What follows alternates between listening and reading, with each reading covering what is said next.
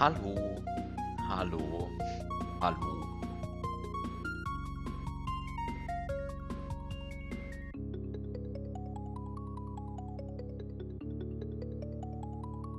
Hi.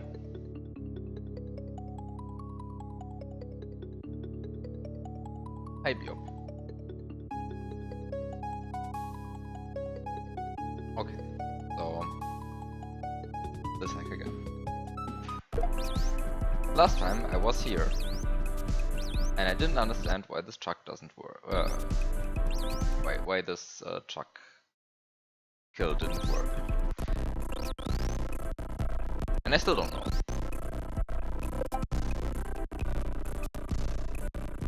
So there's a shell killing a truck. Who is killing truck?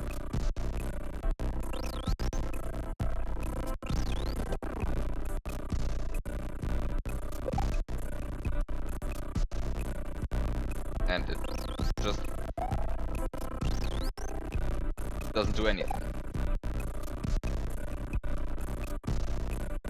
Like, I have 2 shells.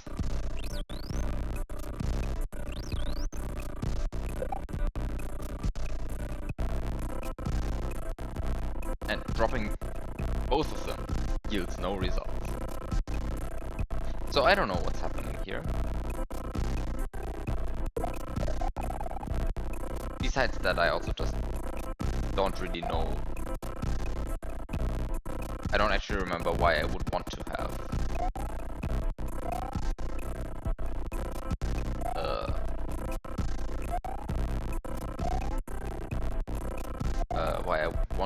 a bunch of Super Koopas flying around. But in any case, I'm confused why they don't show up. Because I thought it was just a sprite slot thing. But apparently there's more to it. Anyway, let me ignore this level for now. Oops, I should maybe not ignore the level in this way. I should maybe kill Mario and ignore the level in that way, because I really don't know if the extra save set is current. Although I can just check, I guess. There are 4 levels missing, right? So 4 levels are done, 4 levels are missing. Okay. So I don't know what to do in the palace. I actually looked up what I did last time in the castle. So in the castle, level number 4. So in the castle, I actually looked up what I did last time, because I was like really confused, because I remembered this being not so much of a problem. Do you know what I did? I clipped this corner. I just did a corner clip on this corner. Which is why this death block is now here.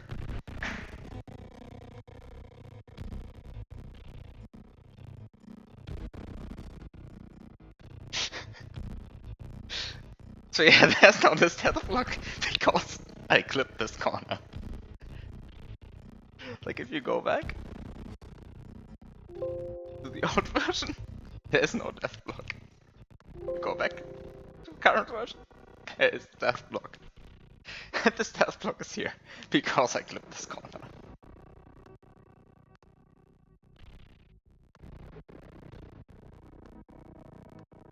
This is a very good change, I love it.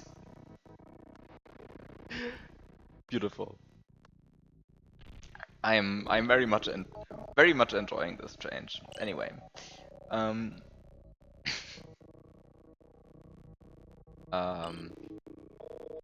just going to play this level for now. This level, which is level 2, just because I want a level which is easy and where I can have some feelings of success. That's it.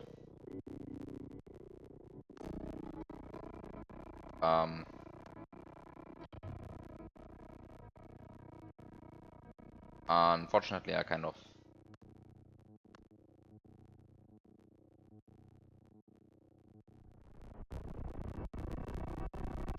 forgot how this works. But let's just try to figure this out. Nuda magic. Yeah, I can. This. So try to figure this out in magic. So the first thing you can do is you can take this mushroom. I mean, you can get this Koopa on screen, then apply 7 blocks to the left, and I guess you can like barely hit it there. I guess this is something I should just check in the level, because that determines a lot. Like I wouldn't know what to do if you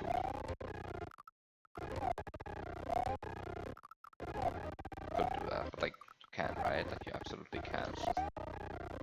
Just need to get lucky with the sub positioning. Like you need to hit the Koopa. Oh. Yeah. Okay, so you can just hit it. And just hit it. It's fine. Okay. So this is not too interesting. So you just get the shell. And then using the shell you can do...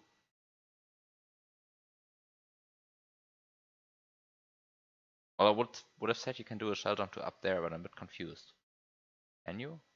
Ah, you can do a mid-air shell jump to up here, then jump up here, then go down, get the throw block, then get the Koopa shell again, and then you can get 2 mushrooms out of this block. Which is probably useful. Having 2 mushrooms.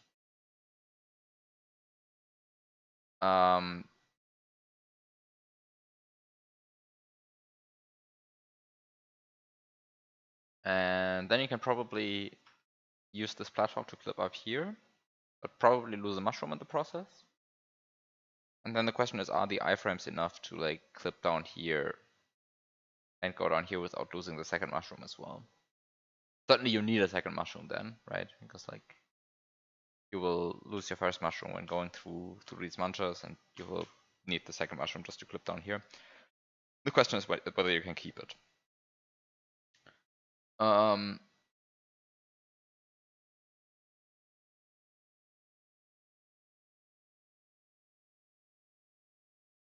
And I guess the thing is then that this is a changing item from a translucent block, and this is a Yoshi, and this is a P-switch. Okay, all of these are kind of obvious. But the point is that you can... Wait, can you activate this Yoshi block in the first place? How do you activate this Yoshi block?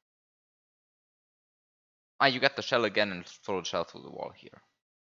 Ah, which means that you definitely have to lose the mushroom because you can't like... Actually, you can. Oof. But I think it doesn't matter if you like keep the mushroom. You probably don't want to keep the mushroom because like there's nothing forcing you to like keep a mushroom because this is a small door. The only point that's important is that that you get this Yoshi, you use this P-switch to like push it up here, and then you Yoshify the Yoshi using you Yoshify this like this block here. This power up here.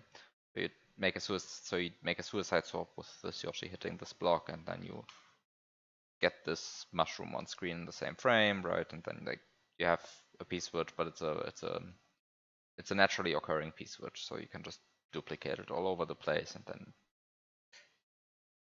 use it infinitely many times. So the Yoshi like, gets pushed up there, and then you can keep a Yoshi through this door, right? And then you have a Yoshi here, and then you can use the Yoshi to I think you can get this Koopa, but actually it doesn't really matter anymore right now. Like I mean, there's like clearly not an opportunity to get anything more than just one Yoshi through this door, so might as well just play this now and get the Yoshi through the door.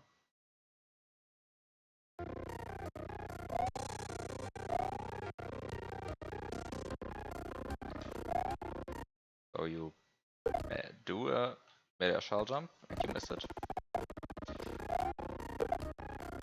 And you do a second mid-air shell jump and you miss it again. And then you miss it again. And at some point you're going to hit it. Well, and then the unfortunate part is that they also have to land here, but this works. Great. Oh wait, this is an actual HDMA effect, right? Yeah, this is an actual HDMA effect. Actual HDMA.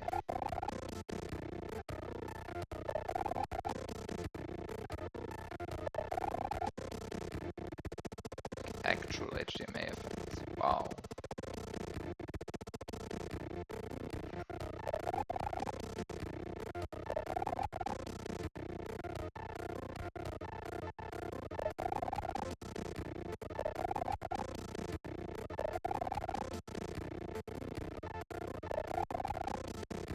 Although with these kinds of like HDMA effects, really feels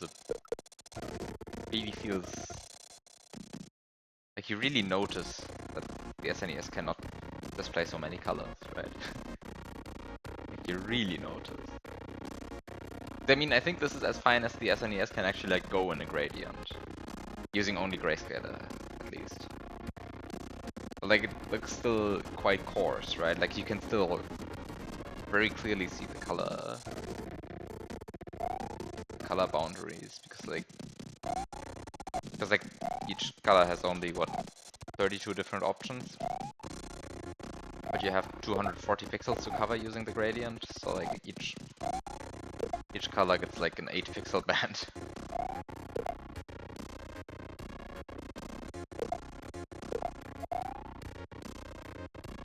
Okay, so the question is, how do I set this up properly? Is this a good thing? Yeah, this activates. Okay, so now I just need to throw the shell in the correct frame. Throw the shell on the correct frame. I'm not sure why I'm moving actually.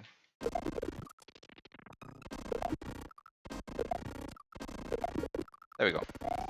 Threw the shell on the correct frame and got 2 power-ups.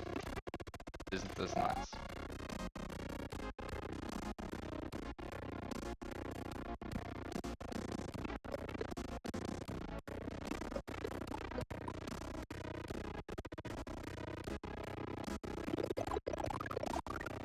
How do you clip through here? How do you clip through here? Ah, just do it.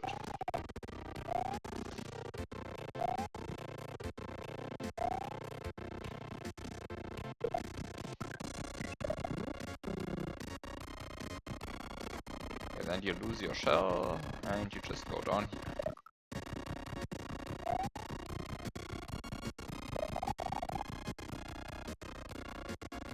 Then you get the P-switch.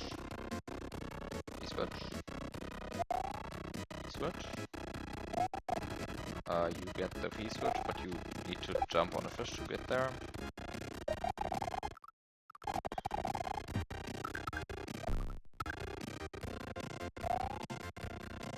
Can you reach the platform like this? You maybe can, but it's probably better to just go for the fish. The fish are quite fast.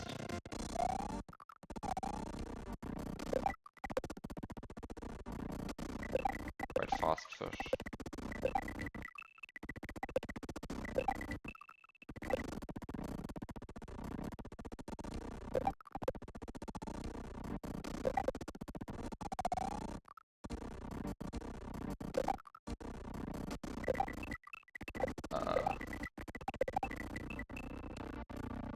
Well, anyway, this is fast enough. Another question is, how do I press the P-switch optimally? Like, is it good enough to just... Like, is it good enough to just do this? Where by this, I mean this, but better.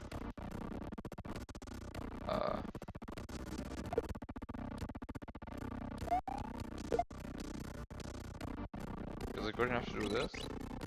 Yes, this respawns the P-switch already, okay.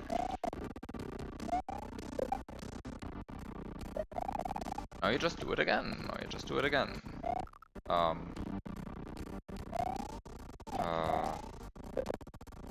Except that now you can land on these blocks here. Hi, noise!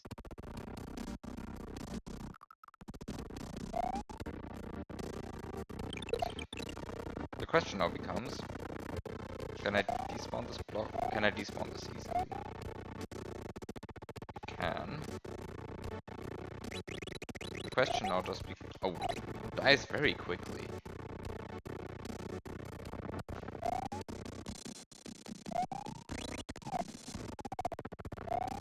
So it really is a matter of like setting this up with lots of care. Like it dies extremely quickly. What is happening with that poor Yoshi? Like, I mean, it's hopping here, right? Like, it's hopping here and just, okay, it just gets pushed out immediately. Like, you press the switch and, like, within a few frames, the poor Yoshi is just dead.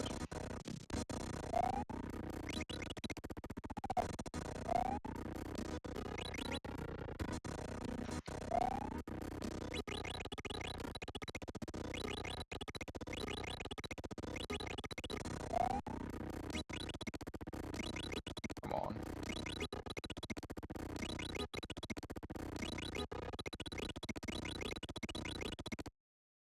I don't believe that this doesn't work. There's a 1 frame gap between these. You gave up on the credit swap. Ah, okay. Just needed to pause for 1 frame because the sprite spawn frame rule wasn't working out for me. You give up on the credit swap. That's sad. I kind of feel like a credit swap should be able to be faster than Datsun's run because, like, I mean, he does spend up quite a he does spend quite a lot of time like setting everything already up in the cape room, and then the Resno also takes some time, right?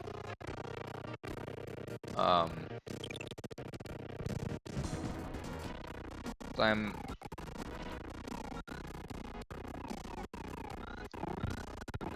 really wondering what you have to do for the credit swap. I mean, I don't know, but like there should be some fast setup, right? I mean, I guess item abuse 3 is like fairly restrictive.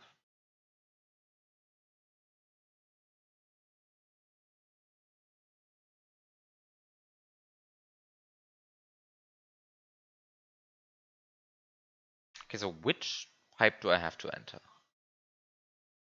I don't think this one. I think midway. Oh yeah, this pipe just leads to itself. Right, this is kind of the troll pipe. The question is, how do I enter? Oh, right. I remember this now. Wait, how did this work again?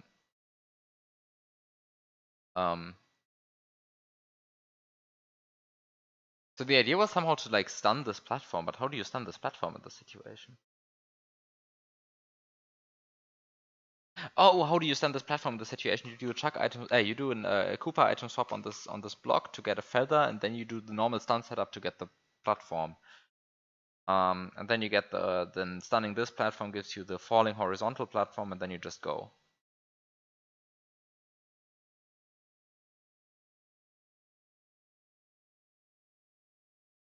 Right, this is how you do it.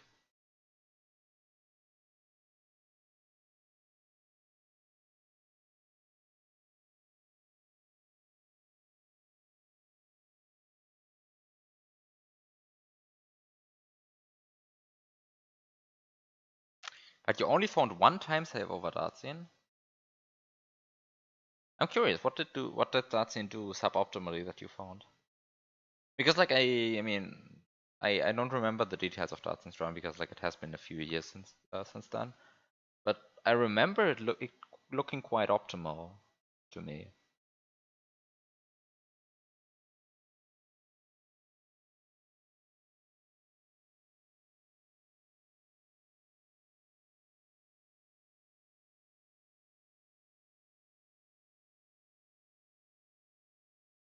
Like I don't remember there being anything that looked like crazy, but okay, this one, what is this? This is a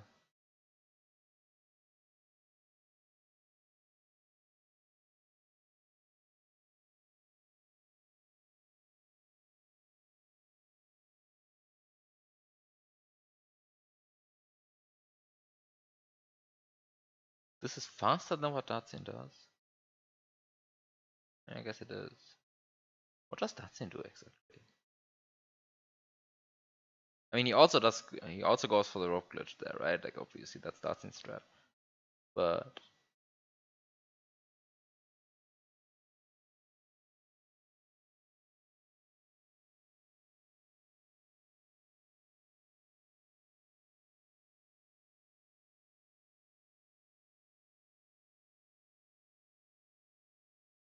I mean, the spot where you do the rope glitch is the same one, right? This is the same wall that Dartsin also does the rope glitch on.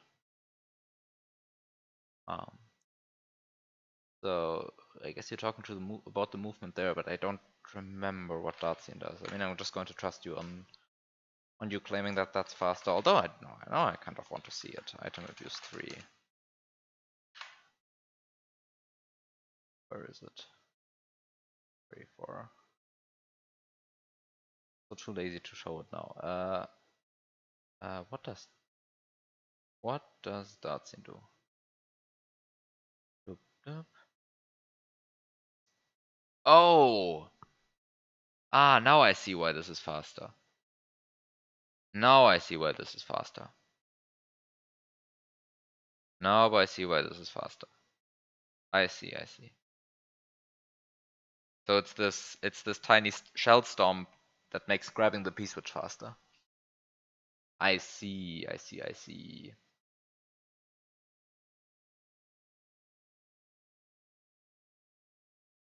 Understand. Makes sense. That's a cool one. I like that. And then there might be some like some micro optimization which save like individual frames, sure, but like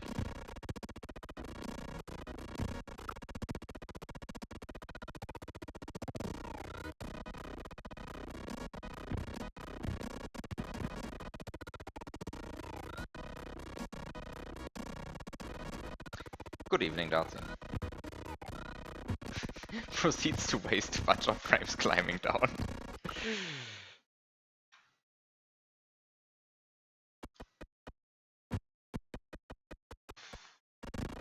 Yeah, I mean, the rest, no, it probably can be done faster, but like, I mean, every time I like watch the rest now in Item Abuse 3, I go like, I don't want to do this. And I wouldn't want to do this.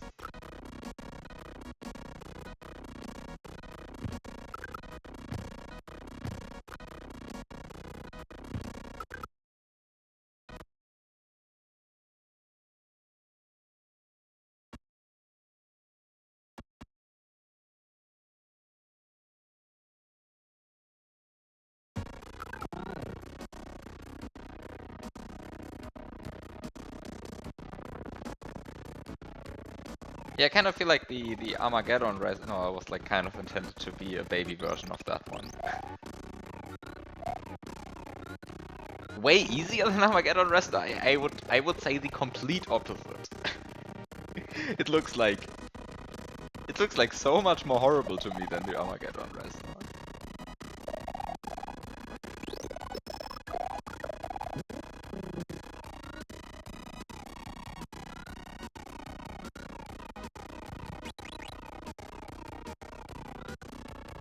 You almost made me cry if I don't Armageddon Rest. I definitely didn't spend 15 hours on it. I definitely didn't spend 15 hours on the Armageddon Rest. Wait, did I track? For some hacks I played, I tracked time. And for some other hacks I only tracked the record. So now I kind of want to see if I track time for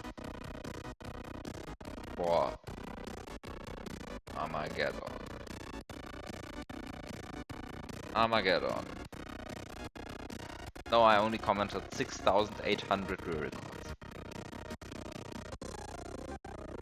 6,800 re-records. Yeah, I don't know, probably like 6 to 7 hours then.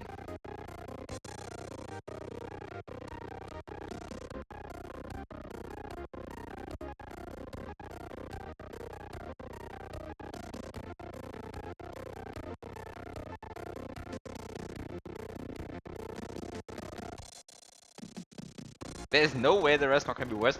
I mean, I'm sure that there's no way that the Resnor can be worse than a certain key surf input in Item Abuse 3.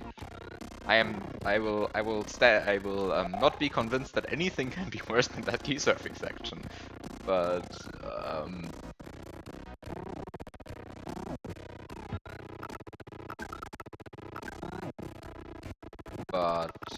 yeah.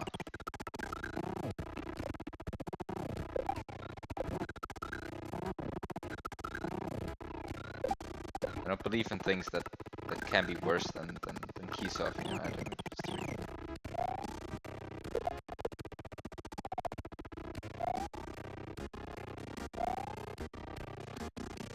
but yeah, the result still looks horrible.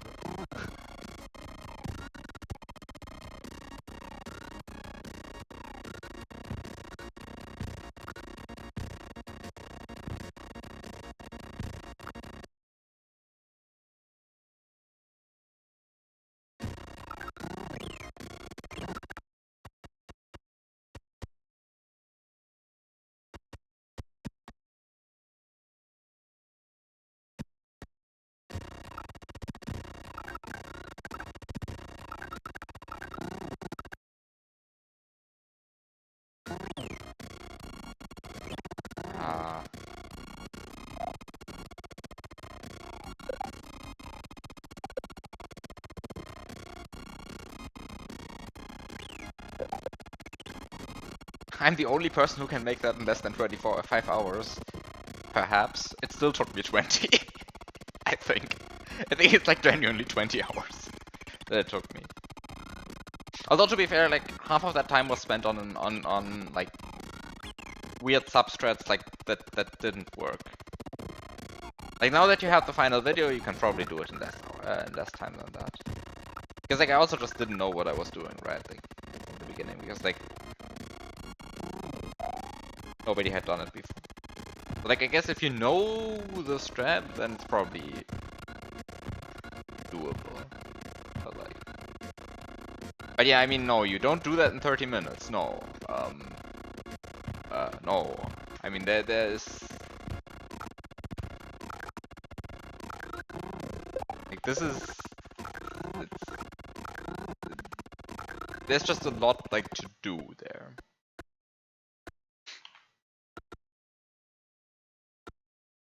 And maybe put out the okay, perfect. Then I want to dismount the Yoshi. Oh no, oh no.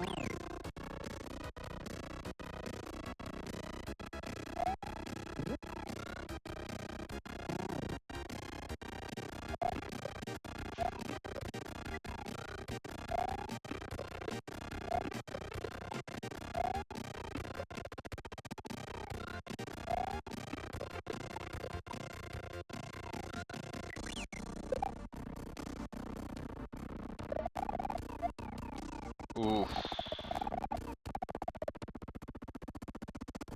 Oof.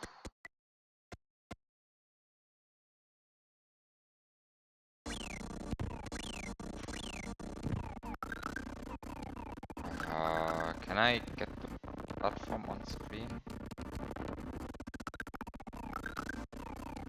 Can I get the platform? Can I get the platform on screen? No, that's impossible. Oh no, I think I have problems with spread slots now. That's bad.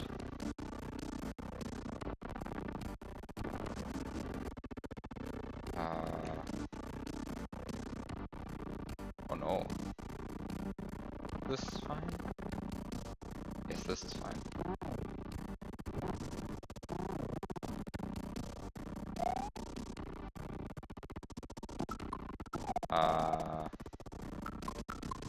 And then I need to...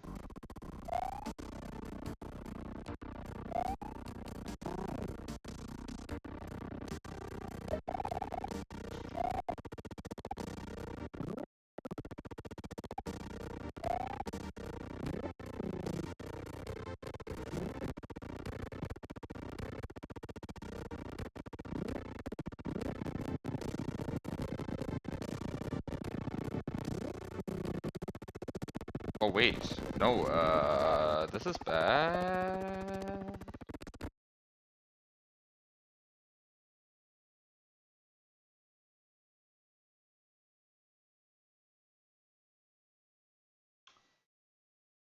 Ah, I think I might have to redo this. This stun.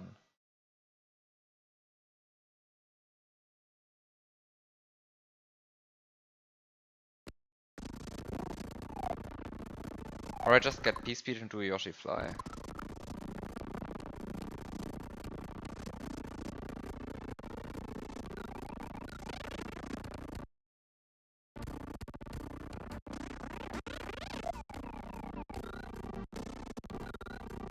Yes, move the wall one tile to the right and see if it's still possible.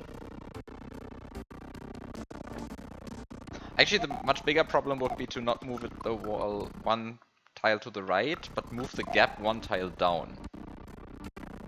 Like the key problem in this entire setup is that the gap is so far down. Like if the gap was like 2 tiles higher up, this would be completely trivial.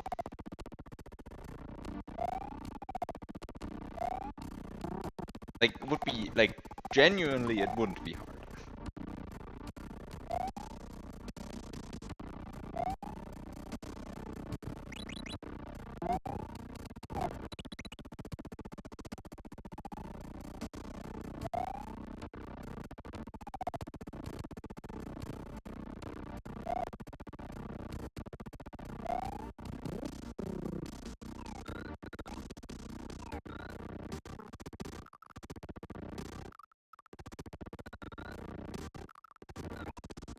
Yes, the issue is that you can't grab the key at 64 Y speed, which means like the entire business that's going on there is making sure that you can grab the key at 63 Y speed instead. So I think I actually do that. I think one of the key serves is done on 63 Y speed of the key.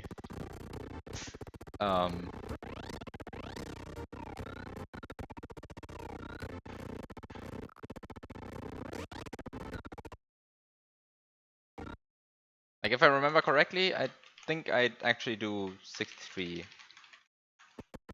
Like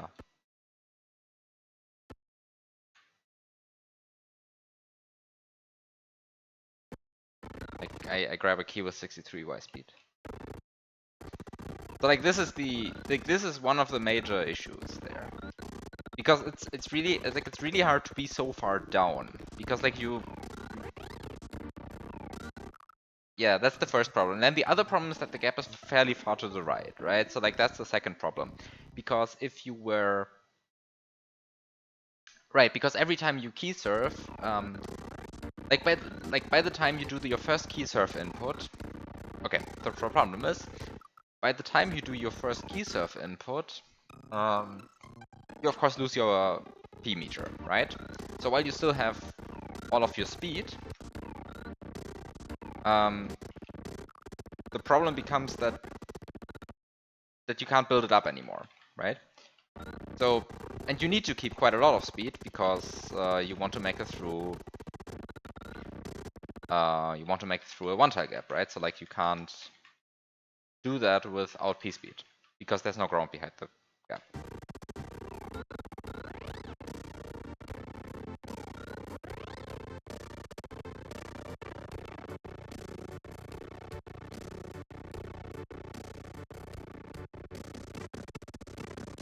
Oh, really? I entered the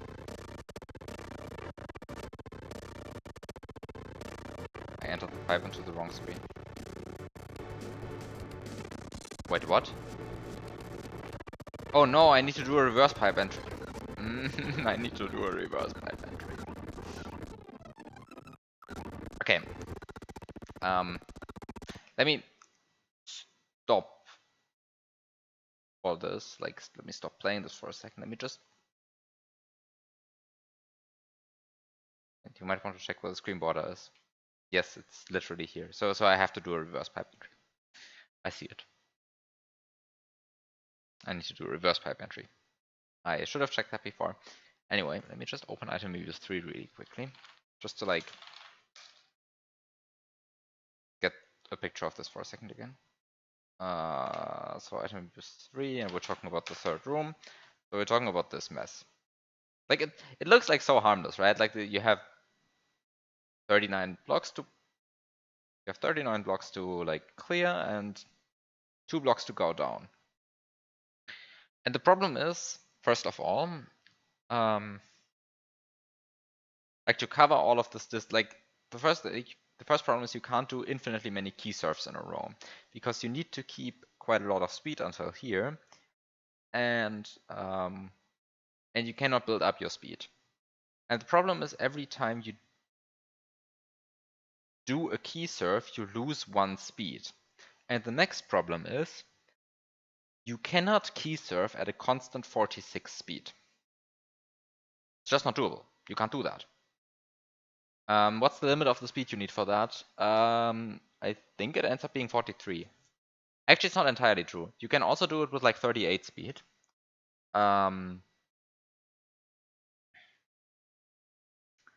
So you can do it, I think, with 43 speed, and you can do it with 38, 39, and 40. No, you can't do it with 40. You can do it only with 38, 39, and 43. The reason is for that is that with speeds less than 40, you get different jump heights, and these jump heights give you an extra frame of like being able to stay in this muncher.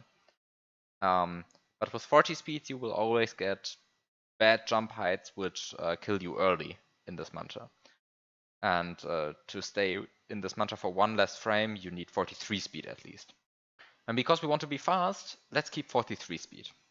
Also, I didn't know at the time that you can do it with 38. I thought 43 was necessary because you can't do it with 42. So I was like, yeah, you can't do it with 42. So, so you're a bit annoyed. Also, yes, 38 is 37 plus 1, which is like really annoying, but you can't do it without P speed. Like you need P speed. Like 38 is the minimum for a gap where there's no ground here. If there's ground here, I think 35 or something turns out to be the minimum, but not like don't yell at me if this number is wrong. But it's certainly like if there's ground here, you can do it without P speed. This is something that's just true. But like if there's no ground here, you need P speed.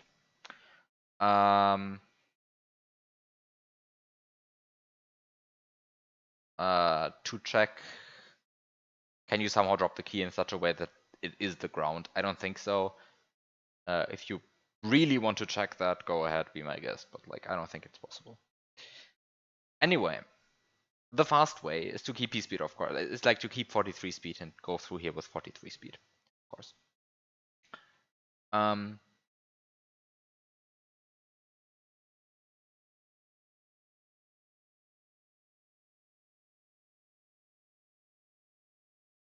So like, the problem is you can't do a key surf with constant 46 speed. Just not possible. Why? Because if you have 46 speed, then you move less than 3 pixels per frame, and the key moves at 50 subpixels a frame, so it moves at more than 3 pixels a frame. And if you move less than 3 pixels a frame, and the key moves more than 3 pixels a frame, no amount of subpixel budging will allow you to like get on the key. However, if you move at 43 speed and the key moves at 47, then there's actually an amount of subpixel budging that works. Like, this is the kind of annoying stuff that you have to deal with here. And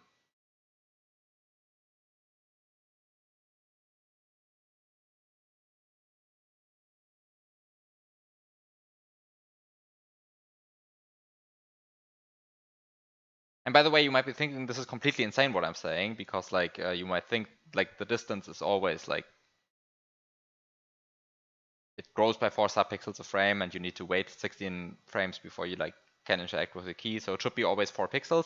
This is not true because there's a delay of 1 frame with the key following Mario, and also actually you need to wait 17 frames because there are 16 frames that you don't interact, so it's like 17th frame. Anyway, I hope that made like rough sense.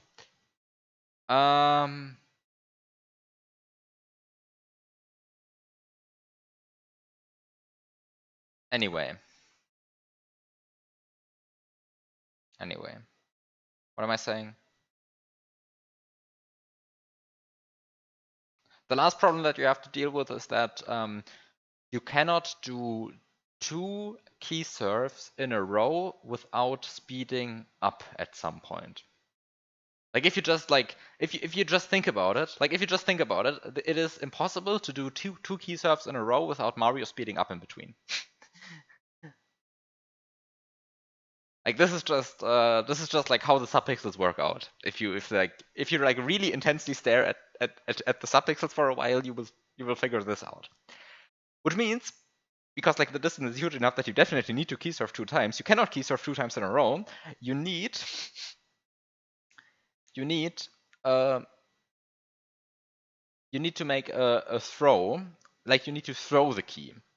And how do you throw the key? Well, you spin jump, and while Mario is facing left for the last frame, you throw the key to the right. And you can do that and then do a key serve after that. That is possible. However, now you have spin jumped, which means that you have done like your shell jumps, like whoop whoop whoop, and now you have spin jumped, so you're like up here, but you want to be like down here because like you need to be moving up to go through this. Like you are here, so now you are doing what? Now you have to key surf again. And then the last key surf can actually like be like the last key surf I think actually works out by like throwing it against this matcha wall, I think. Is that what I'm doing in the video? I forgot what I'm doing in the video. What am I doing in the what am I even doing in the video? Anyway, like this is fucked up. Like this is completely fucked up. But like there's like a lot of things like you have to think about. Like it's not just trialing and erroring. You will like if you try this long enough, you will actually like gain insight about how key surfing works. But I'm not sure if it's like worthwhile to do this anyway. I'm just saying that there's obstacles to be overcome here, and you actually like need to think. Um,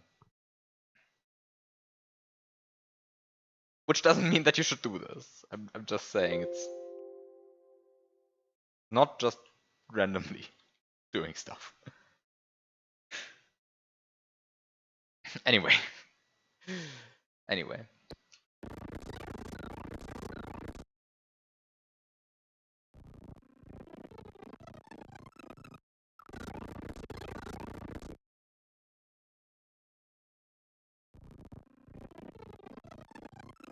Time to do Yoshi Flight again.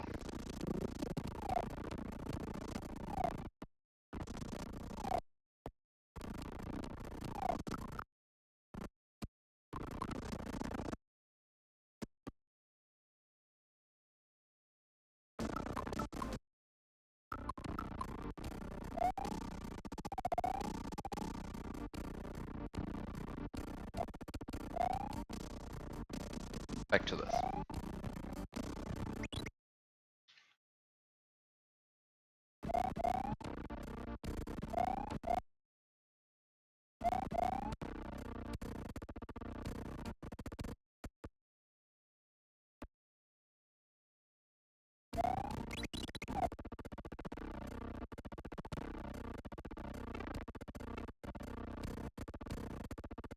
Oh no. I mean, this is fine.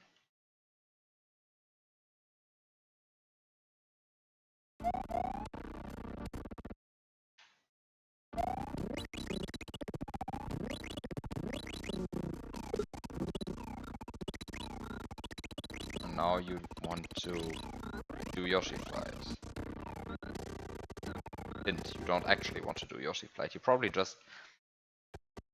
Like, for anyone watching this, this is not what you want to do. You probably want to duplicate the shell.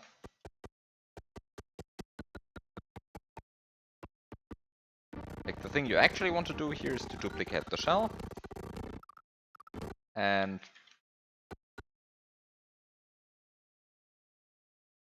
get less of a headache this way. Oh no, this was fine. Fuck. I just saw like Mario hit 68 speed and was like, oh no, I lost my 56 speed. But like I lost my big air, to use this terminology again. But actually this is not what happened. I was actually good to go. Wait, I interrupted my air catch there, which is like exactly what you want to do.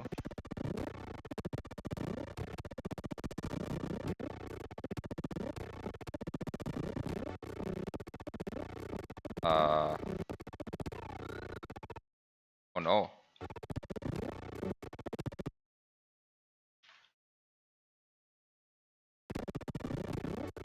Oh no! I think this is something I actually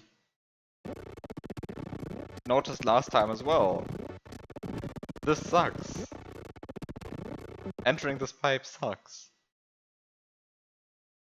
Like from this direction. From the other direction it's easy. But like from this direction it sucks. I think this is...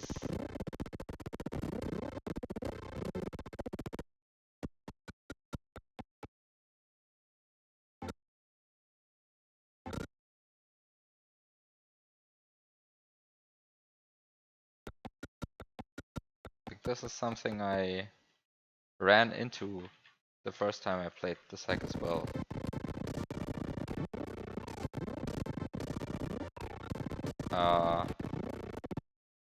Yeah, I think this ended up being a problem in the demo as well. Trying to keep the Yoshi here, like this.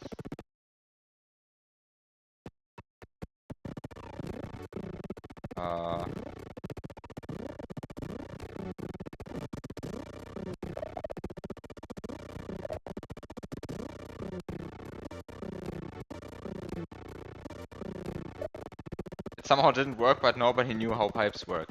So are you telling me this actually, like, do you know if this works? Because like I think I tried this like for so long last time that I'm convinced that this doesn't work, unless I'm like seriously missing something here.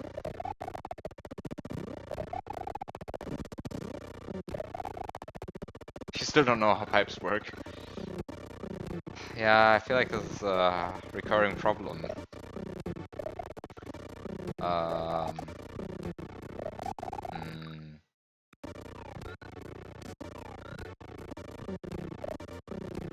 But like, wait, what do I do then? How do I actually enter this pipe?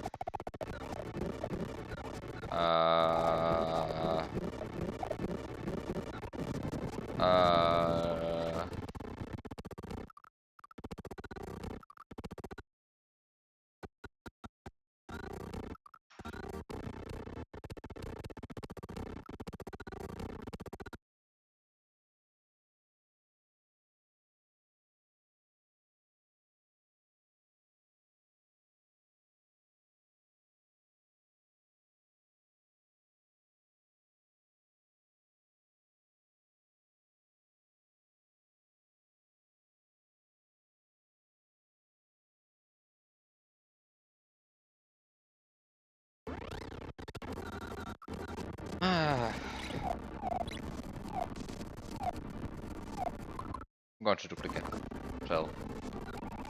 I'm going to duplicate the shell now.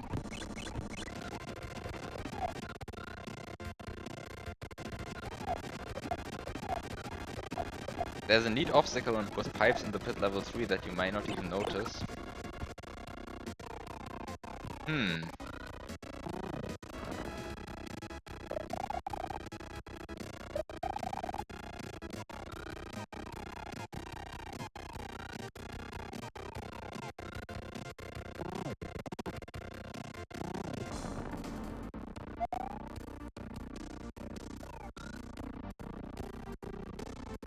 Well, I suppose I didn't notice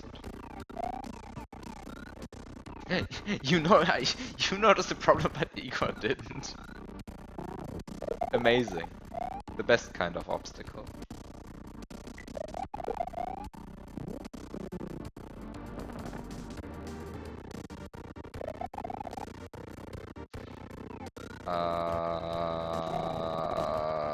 I just want to duplicate the shell. Just let me duplicate the shell. Wait a second. Let me duplicate the shell. Duplicate the shell by putting it here.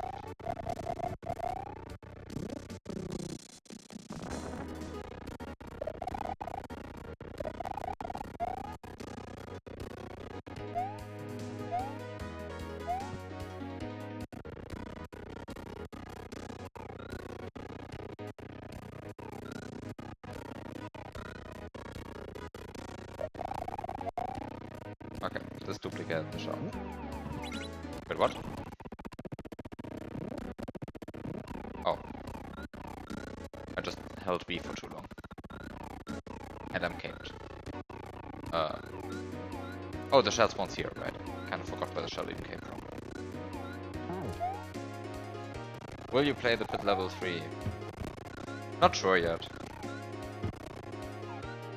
Like, it means a bunch of shell jumping, right? Like...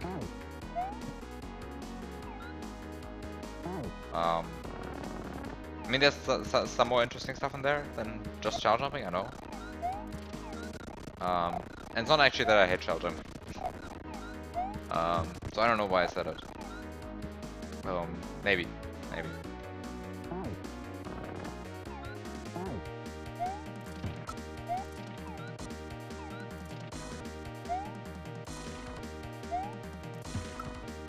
I haven't been like terribly interested in playing any of like the long pit hacks recently. I don't know, it's like just such a time commitment. Like, I mean, this hack is like also a time commitment, but even like this hack is like less than time commitment than the pit level 3, I think. I'm not actually sure. Maybe I'm overestimating the length of the pit level 3. I'm just seeing like a 25-minute task and I'm like, I don't know if I'm going to play that, honestly.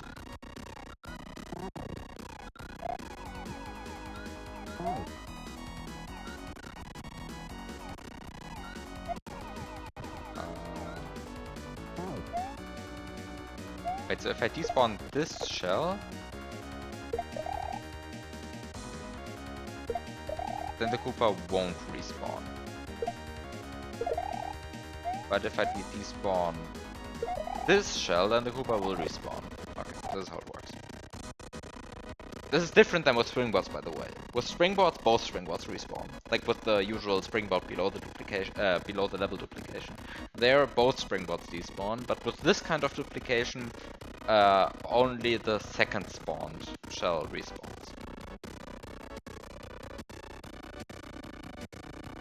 Fun little trivia that you might not have known. This is because duplicating springboards below the level is a well, fundamentally different glitch, one could claim. Like, it really works differently.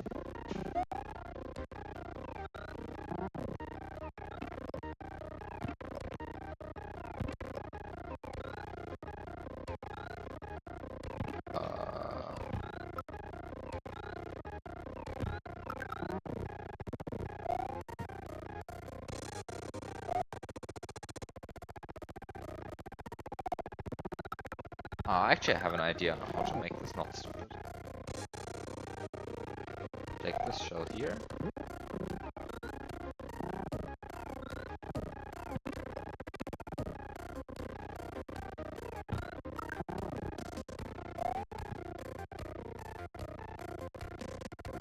Unless you do a frame perfect shell drop.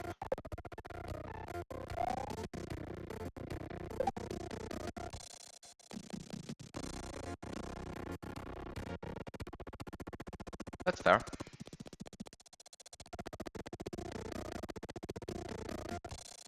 Like, I don't know.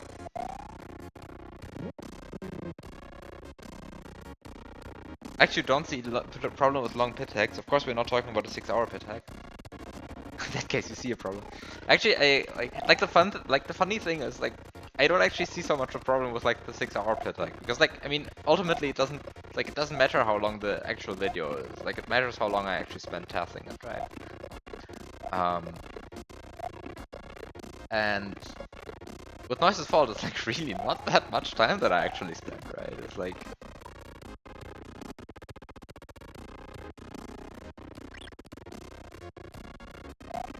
Like, it looks like completely stupid, I completely agree, right? Like, it looks ridiculous to see a video that's 6 hours and 40 minutes. But actually, it really isn't that much actual time spent playing the hack. Like a good chunk of, like, yeah. I mean, it's just not input dense, to say the least.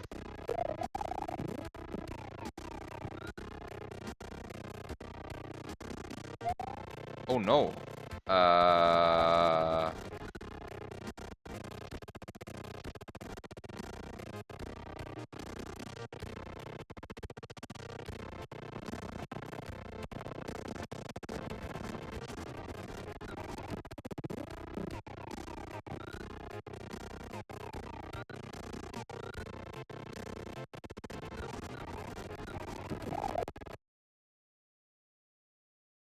you don't have that much free time, and you for sure wouldn't make a script to fly for me. This was one of the easiest parts of all of it. Like the hard part was doing like all of the big calculation tables of like when can I drop a key where? How do I set this up? How do I make sure that a key do I make sure that a key that's dropped at minus 56 speed at this moment in time reconvenes with a key that's dropped with plus 40 speed at that moment in time? Like I have a big table for all possible like camera positions. And originally my plan was like to drop the keys even weirder. So I had like huge tables putting the keys in position, but that actually didn't work out because of level geometry. So.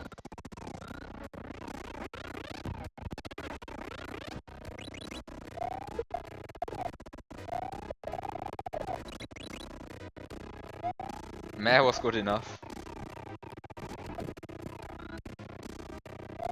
That's fair.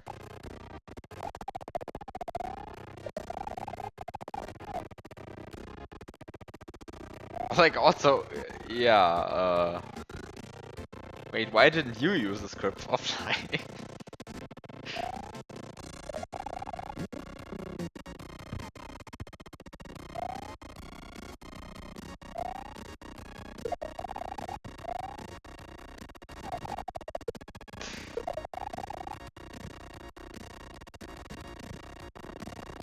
You already wrote 3 other scripts, that was enough. Okay.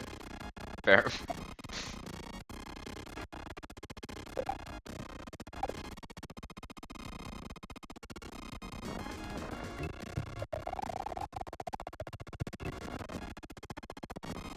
This is horrible. I just stunned the wrong sprite slot.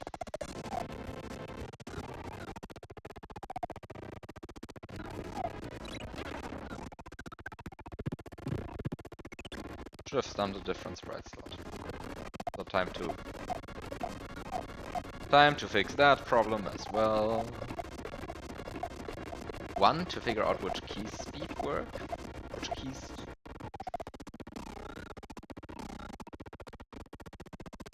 to draw a moving box indicating where the tossed key should go. Oh wow, that's much more effort than I went through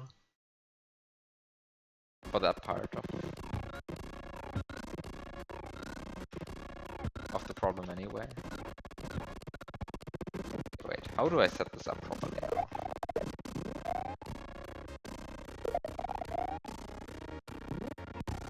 I think what I want to do really is I want to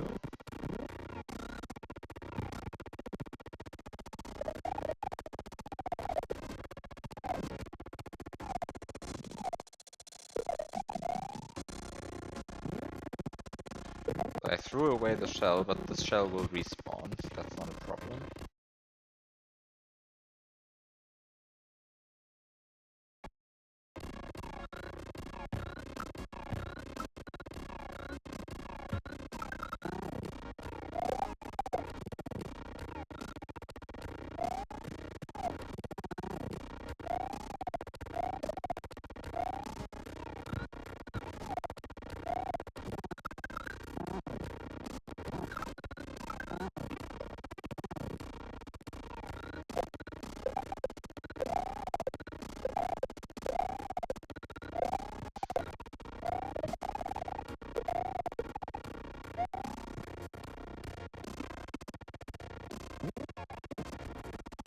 And despite Doom, your key alignment is so much uglier than mine. Well...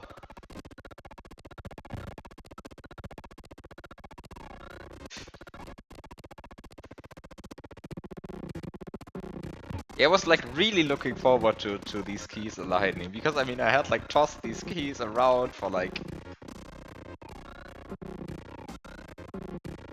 hours on end. And after all of that, I mean I just had to like trust that my calculations worked out, right? And they did. Like all of my calculations worked out to the pixel. I was not missing some stupid reason why nothing would work out.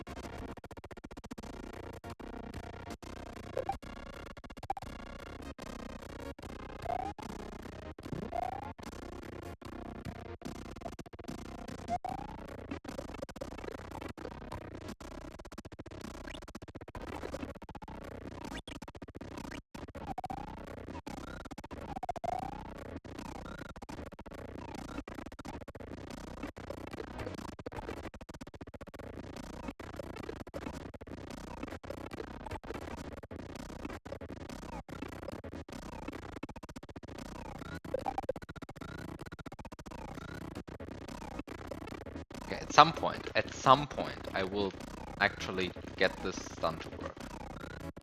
At some point. I swear, at some point. There we go. And now I want to get the Koopa in slot 5, I think. Yes, in slot 5. Because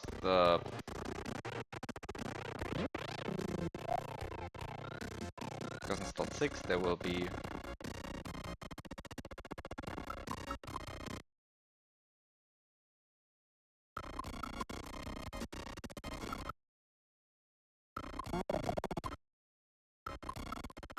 actually, I'm not yet ready for this.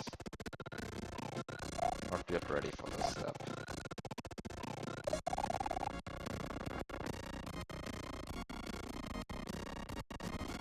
Wait, how did I do this again? How do I do this? Oh no, how do I get the shell now? I despawned the other one, that might have been a mistake.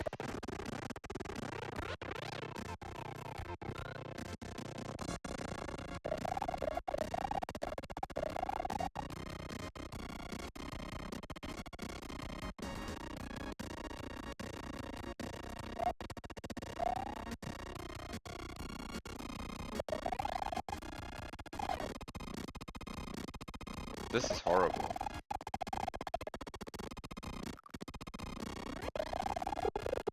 Why am I doing this?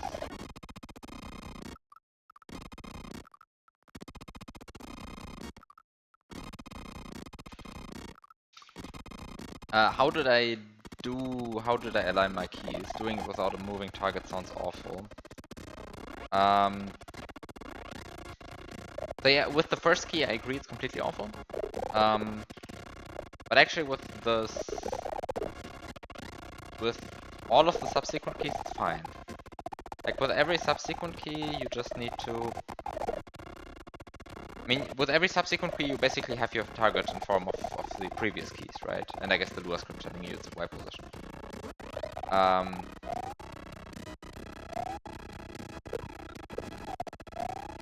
the way, I might run into a horrible problem here, which is the swallow timer.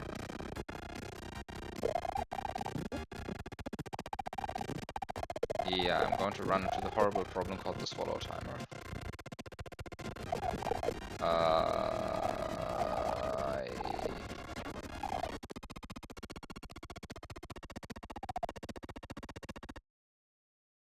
Like the difference in target Y position doesn't change across frames, so this is a constant. So like once you have your first key and you really trust in the position of that key, but like I mean yeah, which is like, I mean it needs to have the correct residue class mod 4 and then you're almost good to go, right? But like I mean I even had like a specific pixel. And so like for all of the, so for the Y position it was really just a matter of making sure that all of the keys fit together, right? Because like as soon as the keys fit together, you're good.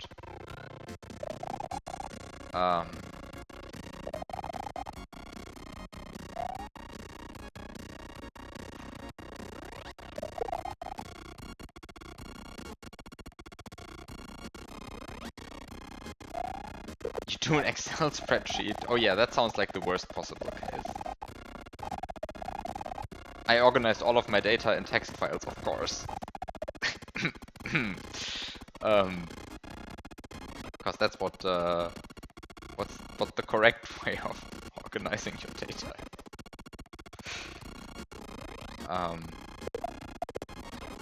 At least you didn't use Paint. No, I used text files.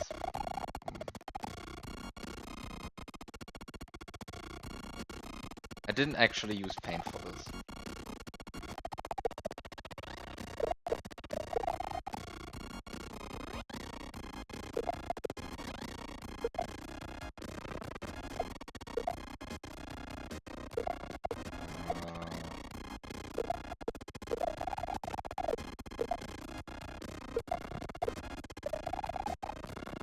Wait.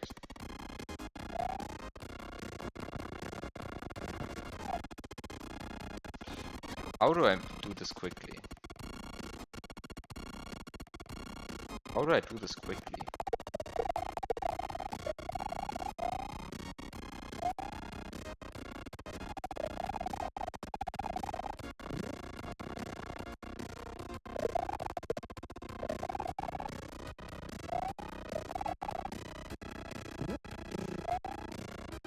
Okay, so this works.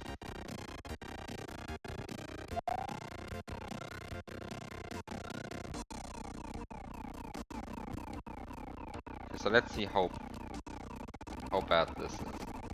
So the key advantage to using a shell instead of cape is that you can duck jump.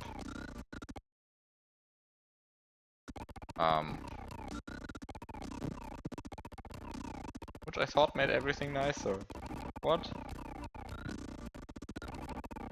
Can I still not do it with Yoshi?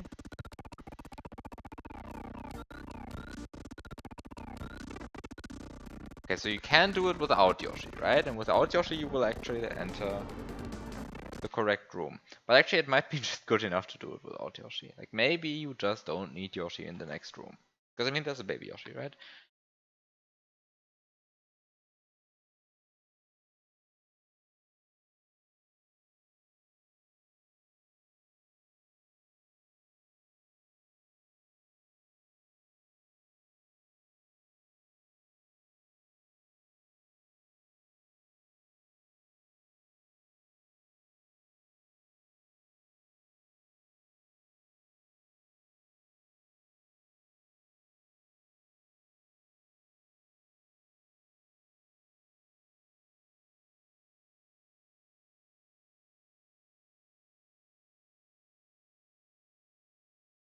Right.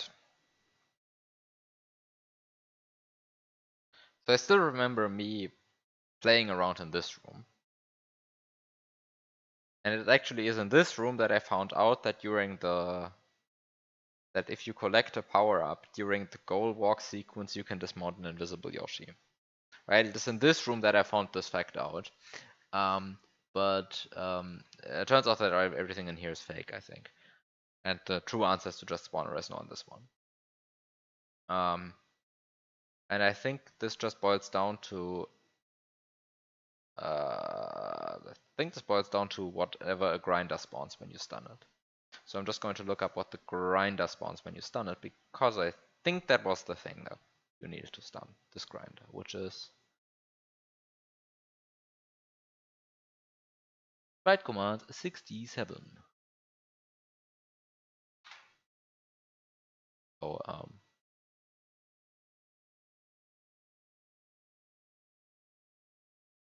I should really just download this table at some point, because like this website is sometimes so slowly loading.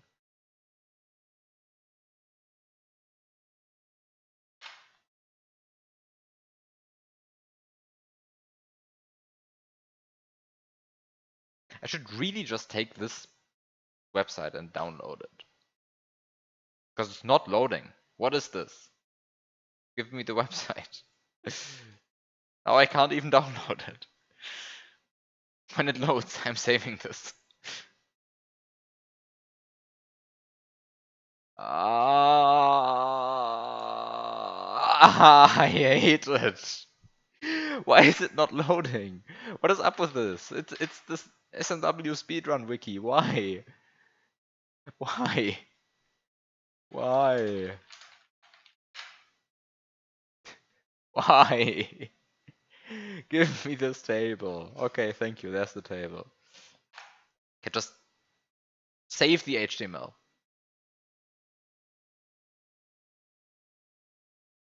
Save the HTML. Screw this.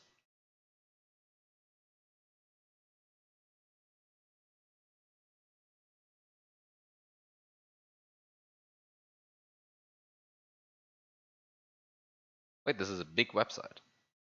What's going on? No, it's not a big website. It's just downloading at no speed. Wait, so the Oh no. What is going on?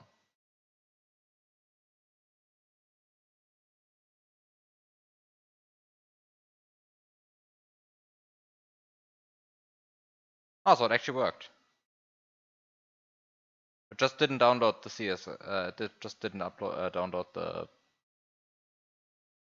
Well, yeah. But it did work. Wait, why did?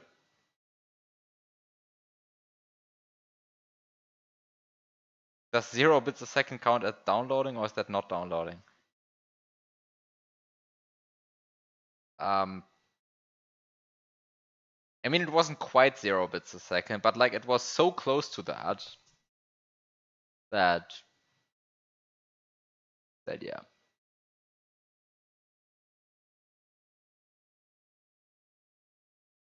The shitty emulator doesn't trace log it properly.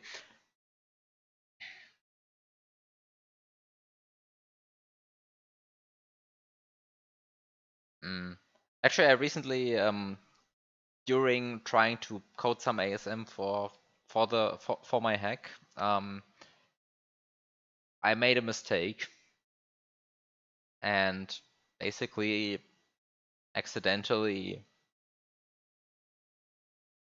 entered 16-bit mode when it should have been 8-bit mode, and this of course crashed the game.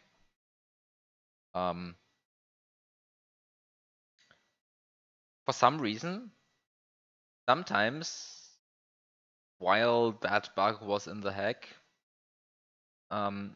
sometimes the emulator would actually like freeze.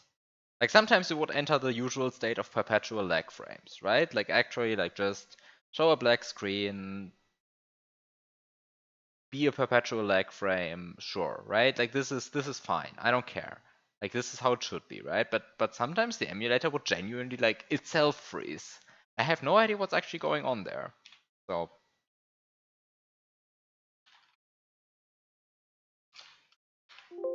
um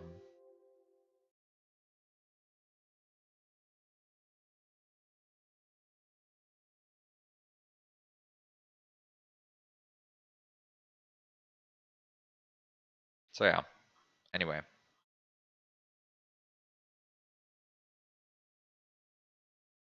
Ancient BizHawk version, I'm guessing.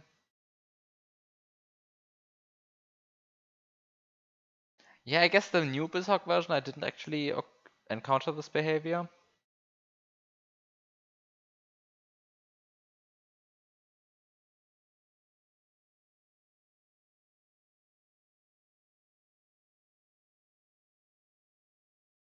Um,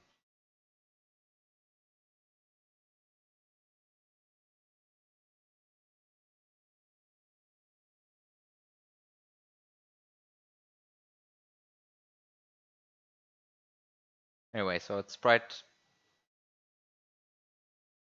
Hello. Thank you, Luna Magic, for also just not working anymore. So it's sprite 67, right? It's sprite 67.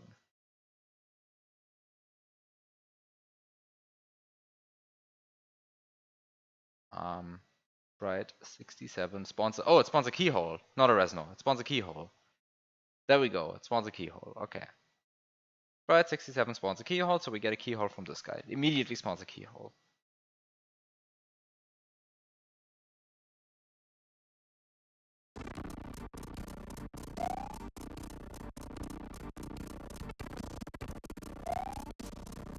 How do you set the stun timer off?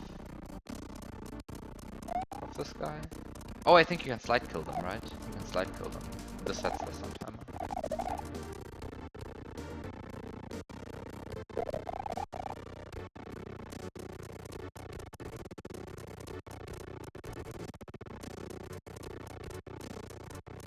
Yes, of course. Everybody knows that like your computer literally breaks when it crashes, right? Like your computer just breaks.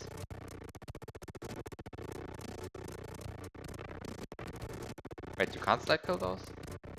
Oh, you can't slide kill those. It's the wrong kind of grinder. You can't slide kill those.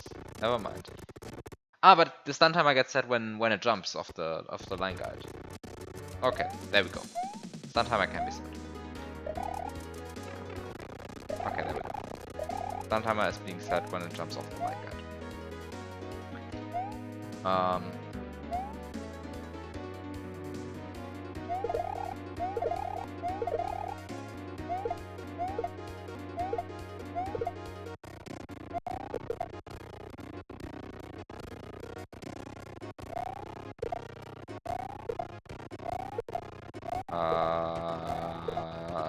How do I...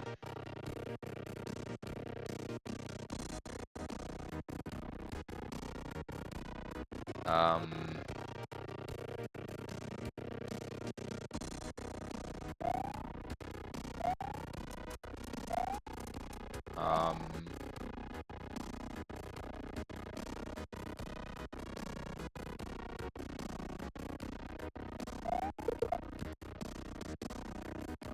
My script not making sprites gray when they die is messing with your brain.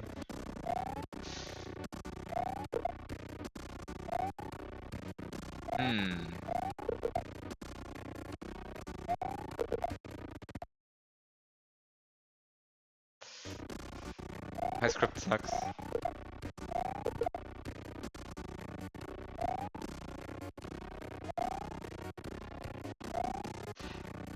Oh, you just spawn in all of these guys.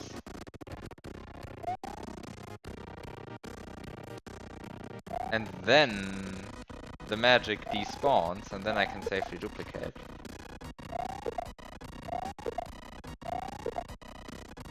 It's a pack of vines. Ah, so it's a pack of vines. Okay, thank you. I am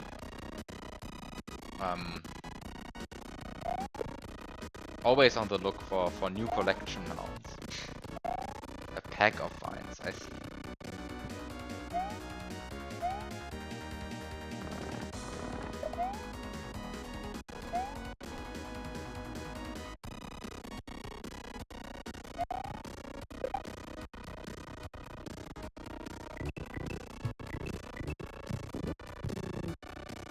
There we go, so we have Yoshi now.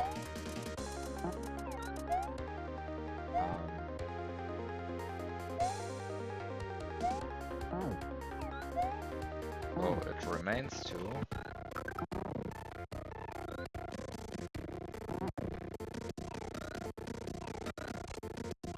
Done. Everybody loves corner clips. I guess you weren't here when I said that. But, so let me just point it out again. Because I find it so ridiculously funny. It's so absurd. Like, so right, like, remember that last stream I was in this level for like an hour and couldn't figure out anything because I was like, what did I do last time? So I looked up what I did last time. I did a corner clip on this corner here. And now there's a death block here.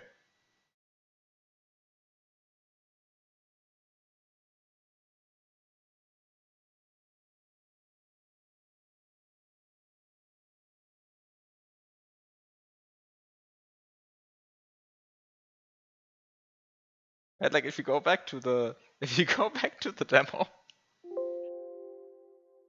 no death block. If you go here, death block. I wonder what caused that.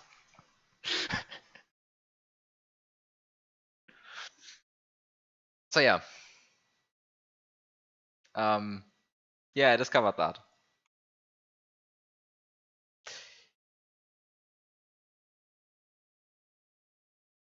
Anyway.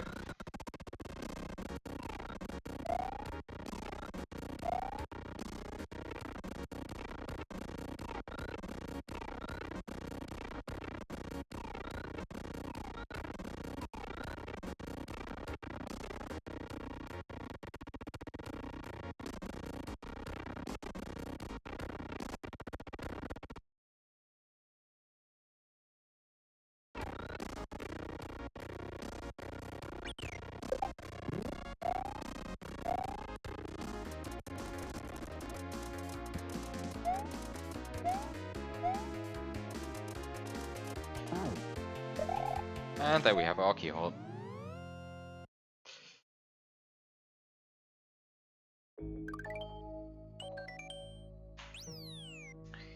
Okay, So this is 5 out of 8.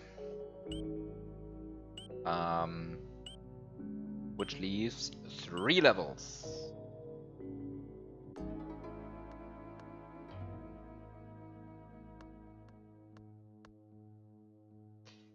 So this level is just an elaborate triple stun setup. Like that's literally everything you do. You mess up sprite slot twice, and then you make it on the 3rd try because it's a triple stun. And I don't trust people who get the sprite slots correct on a triple stun on their 1st attempt. And then there's the Switch Palace. And then there's the castle. The castle in which I can no longer corner clip. And where I guess I have to figure out what's actually intended here now. But the other thing that I can do, of course, is I can go ahead and do a slow clip here. Right, so I thought about a bit about this. And basically what?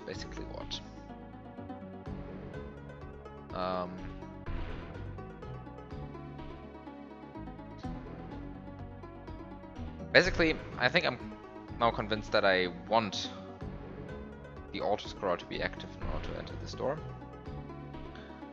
Or in order to like...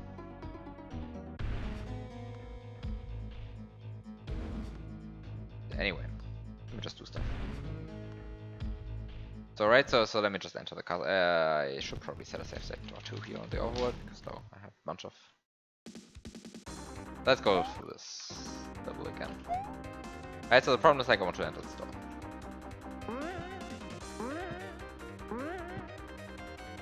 And there's a keyhole here. I don't think the keyhole is useful.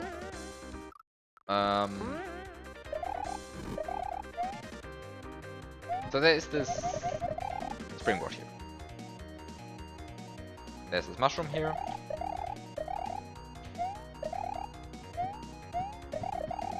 And there's this huge OAM problem here. Right, like the huge OAM problem to the point of like not being able to see a single tile of this entire turnbuck bridge. So this is the first thing, right? And let me just rewind. So like it's like, by the way, changed to last time. These blocks didn't used to be here, right? Like these 4 blocks did not used to be here.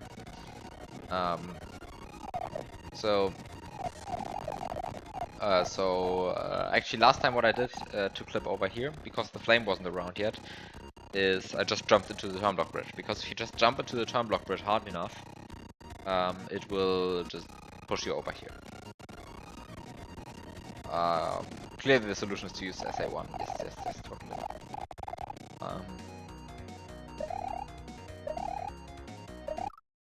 Actually, does SA1 even like increase the amount of OAM slots? It doesn't, right? I mean, the OAM is a thing that's completely handled by the SNES, because even if you have the SA1 chip, the actual graphics rendering is still happening within the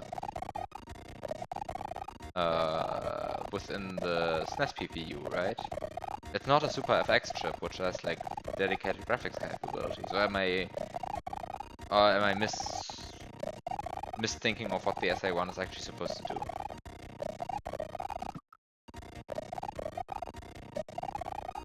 Does an SA1 use?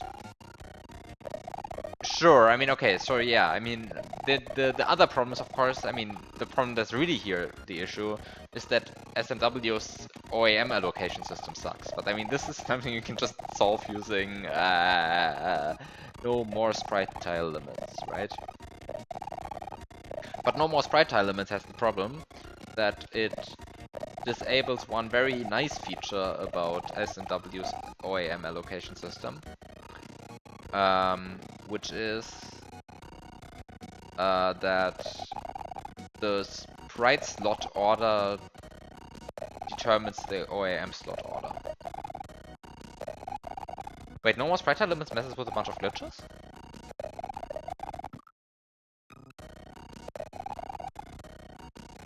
Like the only problem that I knew that No More Sprite Tile Limits had was that it destroys the neat correspondence between OAM slots and sprite slots. Which is like very useful if you're playing without a script, right? Because like without a script you basically go like, oh yeah, this sprite is in front of this sprite, so it means that the sprite slots are like this way, unless sprites are coming from a blocks, and then you have these exceptions, these weird ones, right? But apart from that, you have this very nice, clean correspondence. But what actual like gameplay glitches is NMSTL missing with?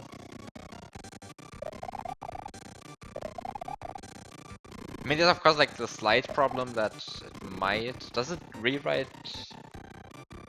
part of the game code which just happens to be the sprite stun data or something, or the chuck eat data, or is it something like actually terrible happening?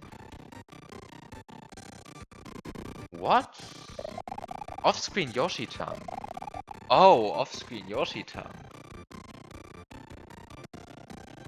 Right, because off-screen Yoshi-tan requires the value of some scratch RAM to have a certain value.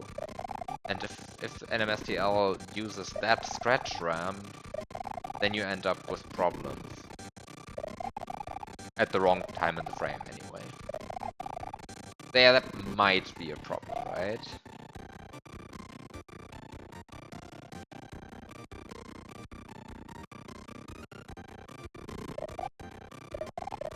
Can I please clip this there?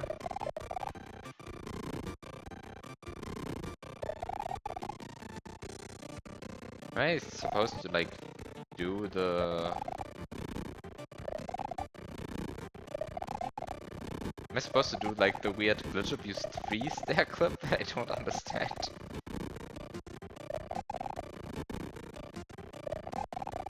Can you actually do that on a conveyor?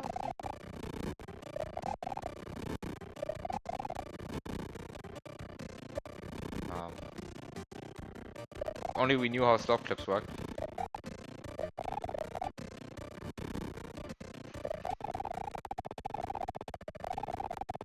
You can clip the slope up here, right? I'm not going crazy. Like, you can clip the slope up here in theory.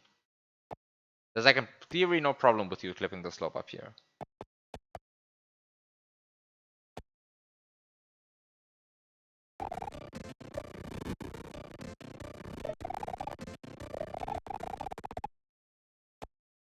Except that I'm landing on the ground while I'm moving upwards.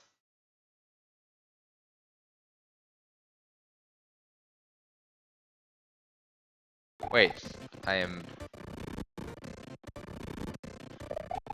half a tile too high.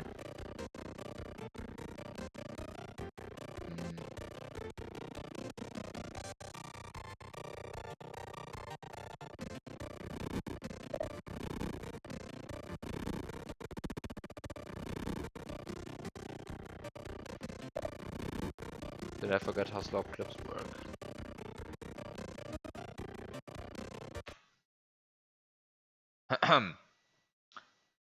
Time to check if I forgot how slope clips work.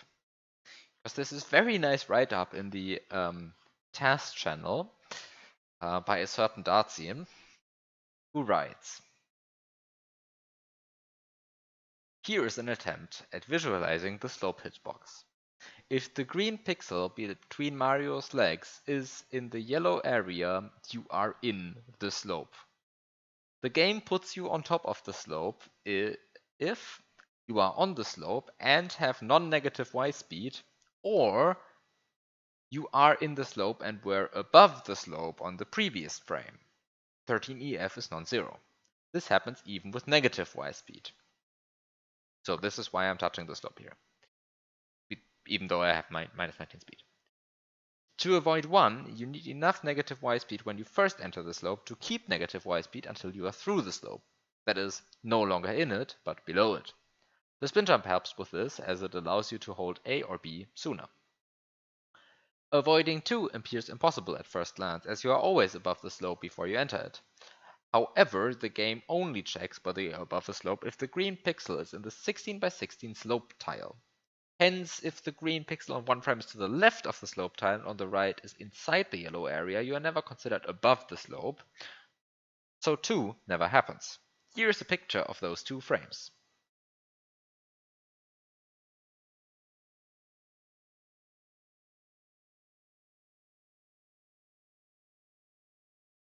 And then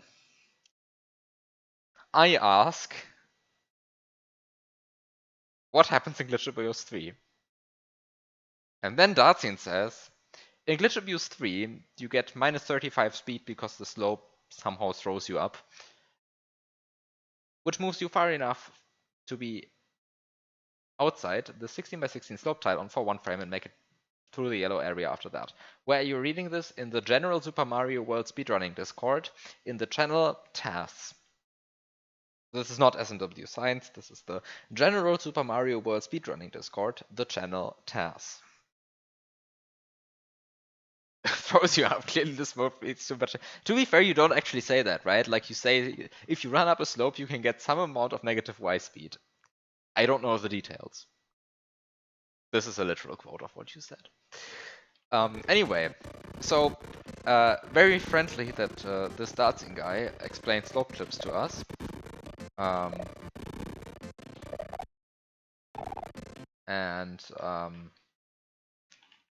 So I guess the question now becomes,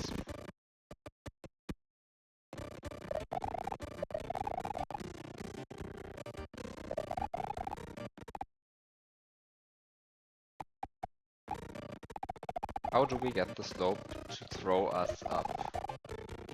But this is possible. Possible. How does this work? This is some stupid thing.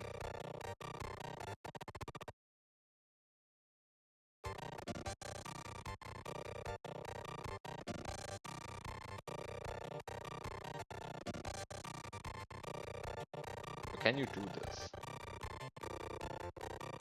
How do you get a slope to throw you randomly into the air?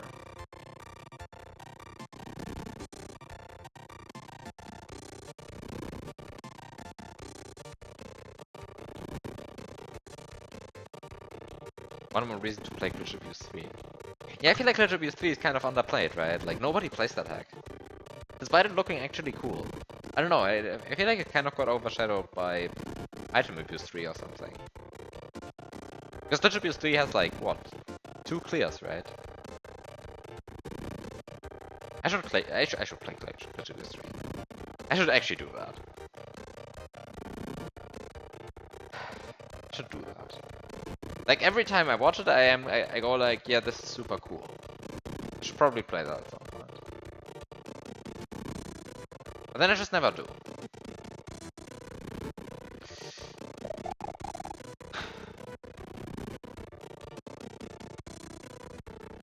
So I should probably do that.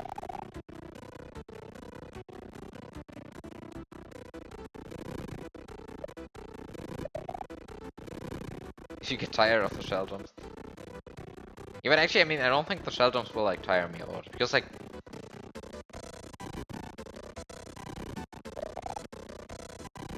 I don't know, the Glitch Abuse 3 style shell jumps, they're actually kind of different from shell jumps in most attacks. Like, there are some subtle differences in there, I think. Like, just recalling that from watching them. I haven't played them, right? Just told you that.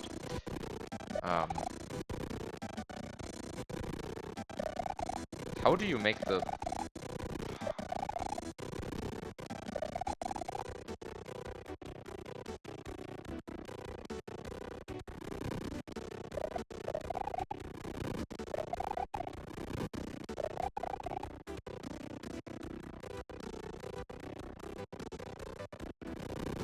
I think I just have more shell jump endurance.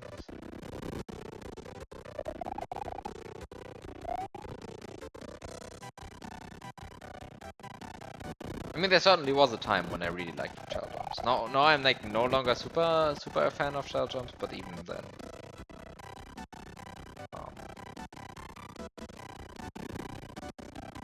But even then.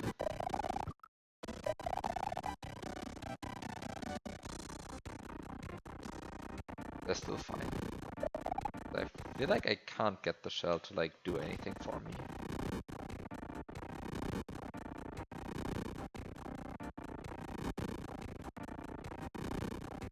I don't think I can get the slope to do anything for me. I don't think the slope works for me today. I think the slope likes me. I don't think the slope likes me. Wait, so what is the intended strategy here then? I mean, if the slope just hates me, probably... I don't know if the slope just hates me or if like the slope just hates everyone. I think it hates everyone, honestly.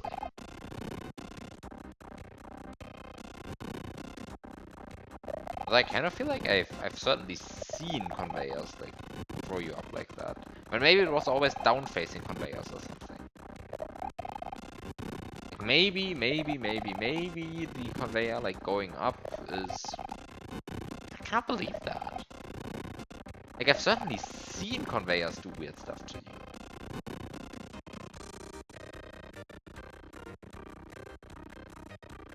Confused.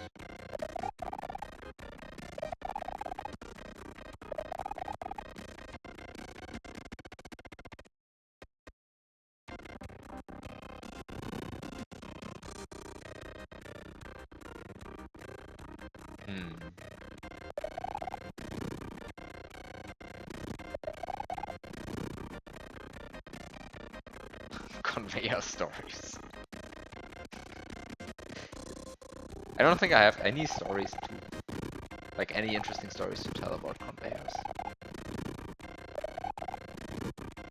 Except of course that one time when I flipped a certain conveyor belt in Proela 2 and it broke the entire level.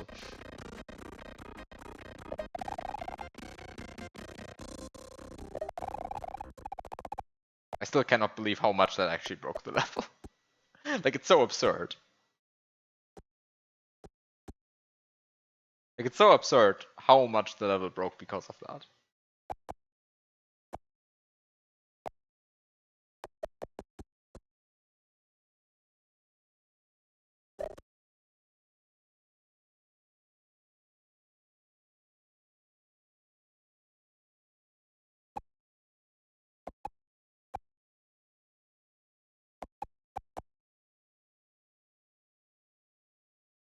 So what's actually happening here?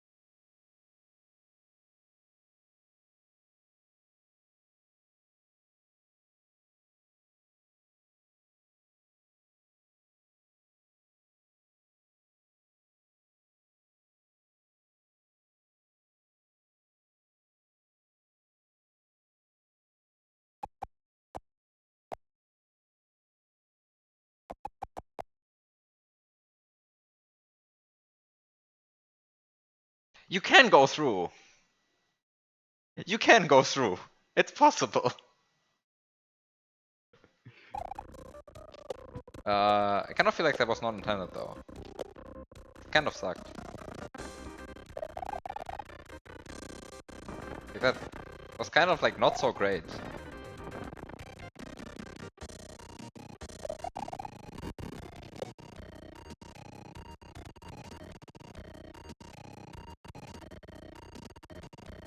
You know, the problem is that I actually have no idea what the level wants from me. Which is like perfect, right? Like I don't know anything what the level wants. Like I don't have the singlest clue what the level could possibly want from me. So I'm just doing this as like my best opportunity. So yeah. Like I cannot even see what the level would want from me. That's very interesting.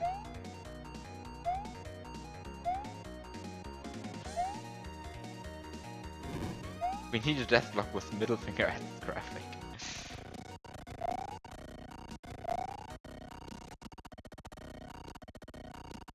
So I think I can like do like the soft corner clip, where you only clip far enough to touch a sprite hidden inside the block. I should be able to just do that, right? Like you don't need P-speed for that. Like you just jump at the block until it works. Except that for some reason it doesn't want to work right now. It's a bit sad. Okay. You just have to complain hard enough. And just press some random buttons and then it works.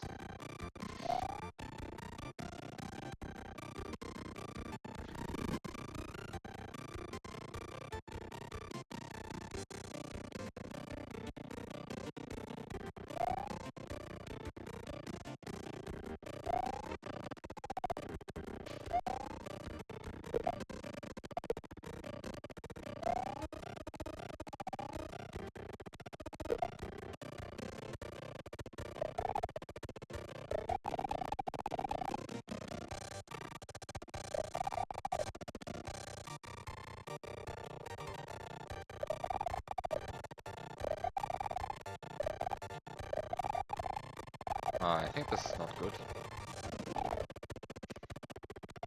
I think this is not good. This is... this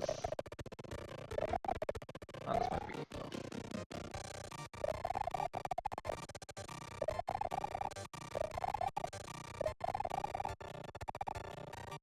Wait, another slow clip? Yeah, but I think this one is actually intended, right? Because I don't actually know how to get over here. Actually, no, I know how to get over here. Well,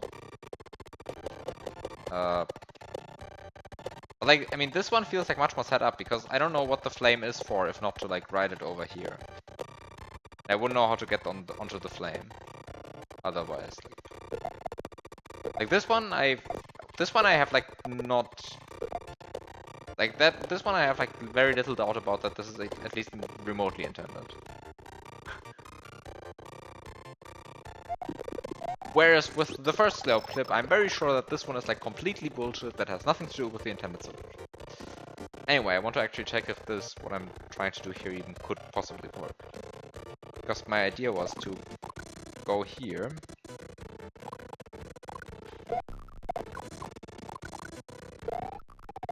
And now to...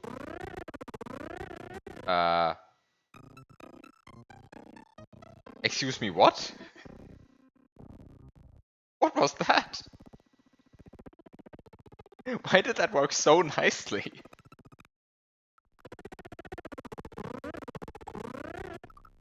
Like, this actually just clipped the ceiling. Wait. This has nothing to do with me being beyond the screen boundary, right? Like, let me... Like, let me see if this... I mean, this is just a thing that you can just do now, right? Like, you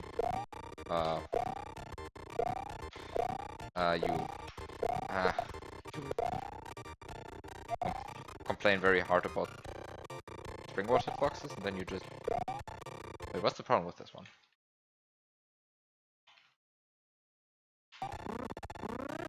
Right, so like, you can just go through ceilings this way.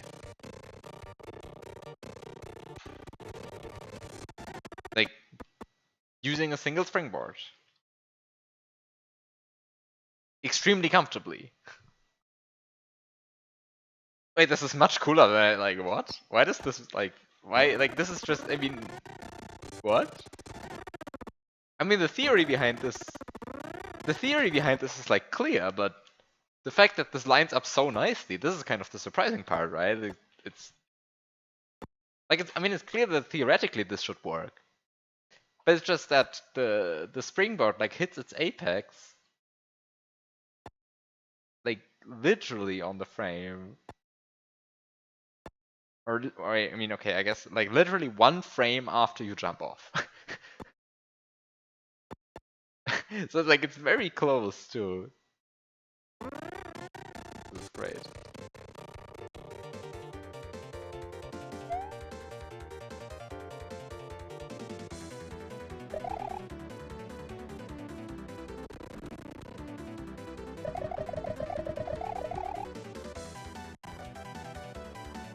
Yes, this must be the intended thread.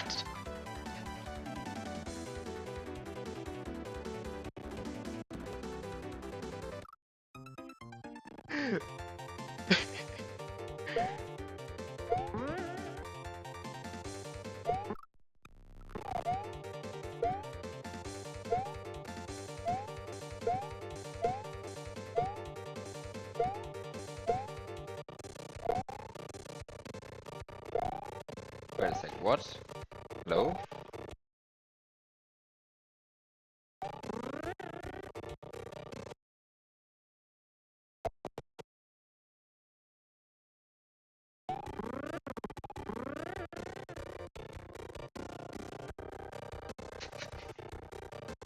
This is so stupid.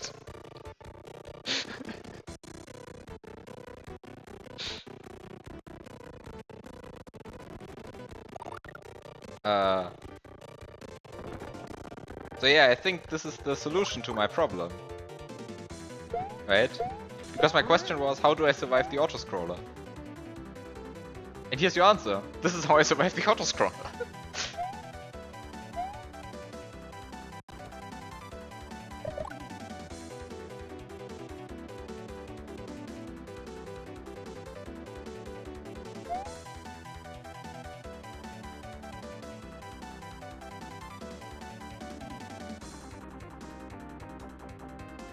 I mean, my actual plan was a different one, right? Let me just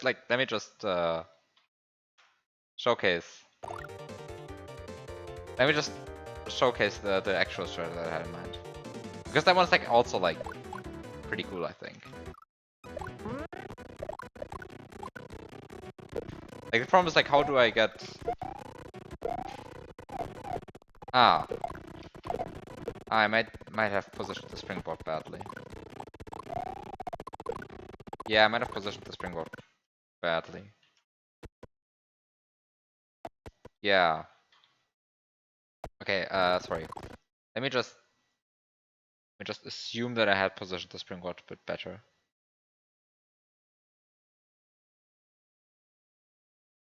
This is just assuming that I had placed the springboard a bit better.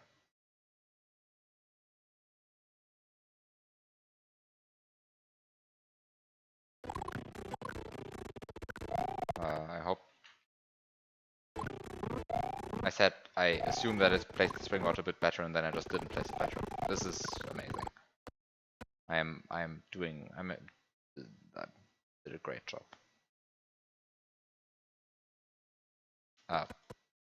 Place it a bit better. By that I mean like here. This is a better position. No, this also sucks. Okay. Clearly I don't know how to place my springboards better. Ah, okay. Now I know how to place my springboard better. This is the position that I want to place my springboard in, roughly. Where exactly is it? Like I want to place my springboard like this.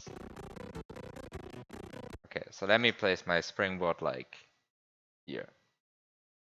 The opposite. No. Like here. No, like where is it? Here? Also not there. God. Where's my springboard? Here? Okay, this is a good springboard position apparently. Okay. No, every time I... Okay. And now the point is that...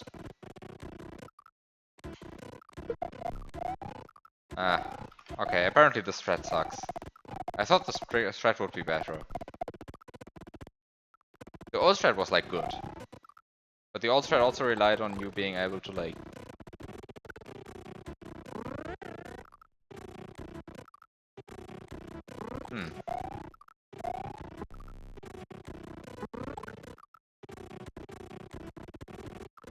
Okay, I guess this strat just sucks.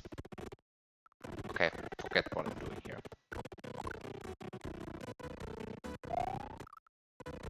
Okay, wait a bit before grabbing the spring, sure.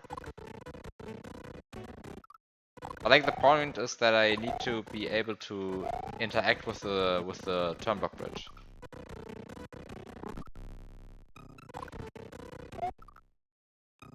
So actually it's not wait longer before grabbing the spring, it's wait shorter before grabbing the spring, I think.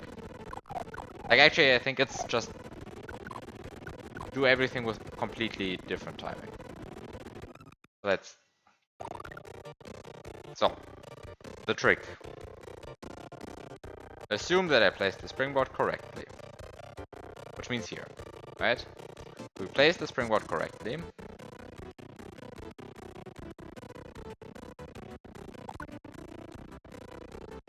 No, you can't manip the bridge timing. You can't manip the bridge timing. But what you can do is you can just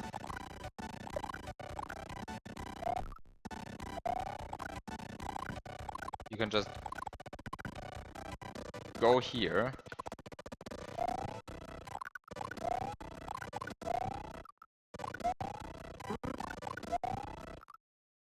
You can just go here.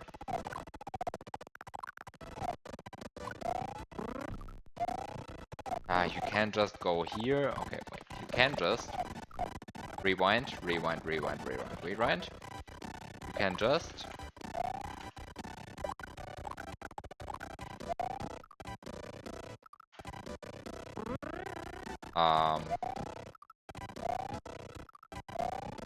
okay, now I think it's actually the point where you were correct about I should have waited longer before grabbing the springboard, so we wait a bit before grabbing the springboard.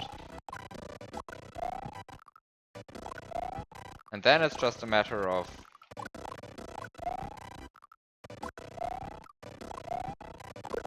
crying. And after you're done crying,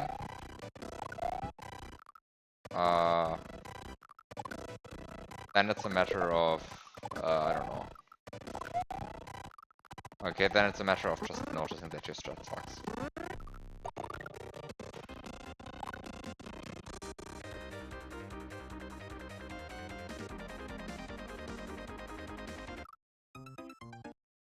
Sorry, I was about to close my RAM watch.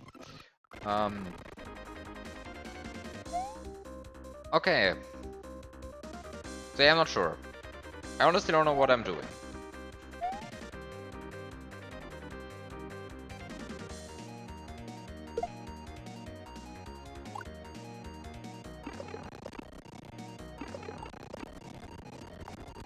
Is the problem that I should have attacked it with the...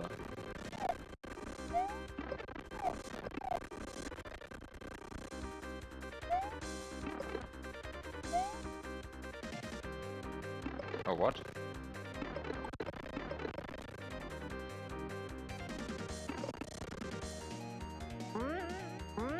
What?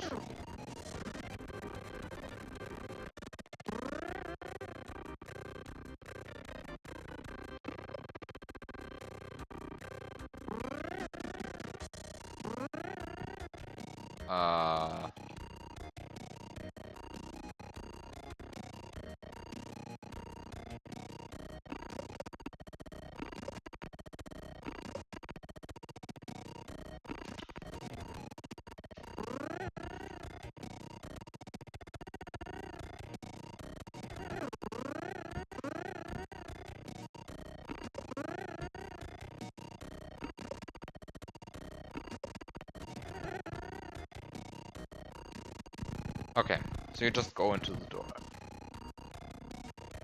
And now you're in this room.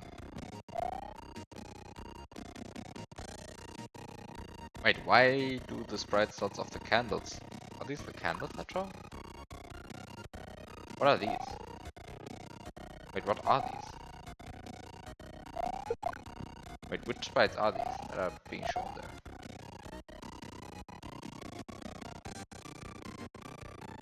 What kind of data is being visualized here?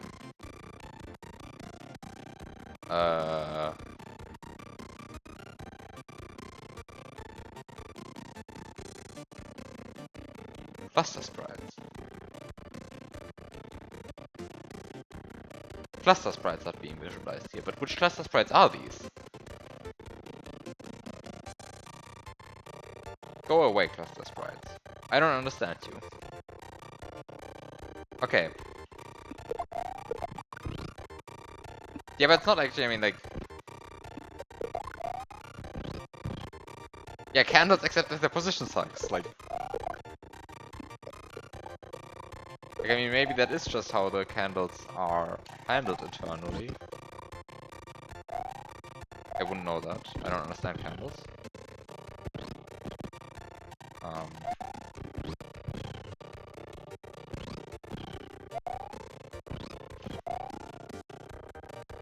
okay, so I just like out of reflex clipped to the ceiling there, but like.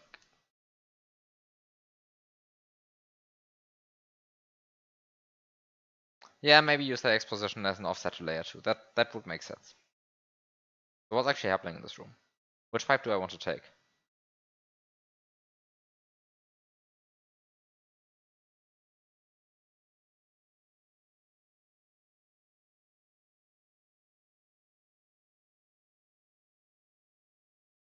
Well, I have the option of either taking the midway entrance or the main entrance. And the midway entrance is a door, so you can't bring your items. And the main entrance is a pipe, but it leads directly into your item kill blocks.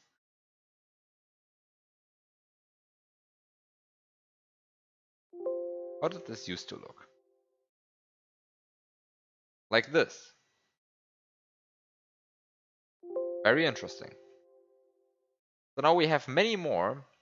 By the way, the reason for these kind of ugly blocks is this. There's a collision difference. I really don't like how these look, but at least I guess they make it clear where there's a solid part and where there's a non-solid part, which is like kind of neat, I think. So that is, I think, actually good design choice, even if I really don't like the graphic for it. But in principle, good design choice. But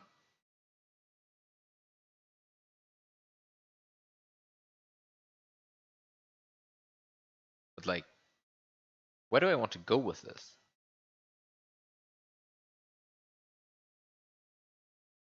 I mean, I can get a P-switch, right?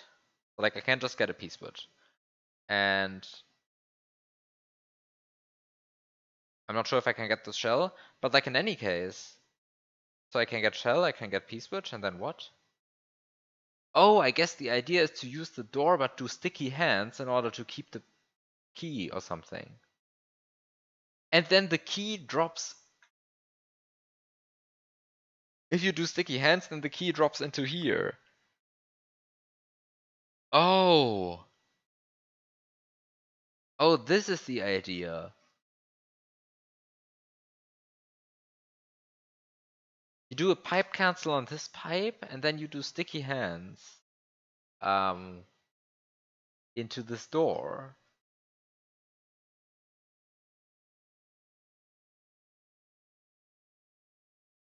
But this means that I kind of have to feed this Yoshi another way, but I think this is not a problem, because I think he just eats fuzzball, like Sparkies, fuzzballs, hot hats. No, these are not hot hats. How are they called? Little Sparkies. They're called little Sparkies. Um, little Sparkies. Um,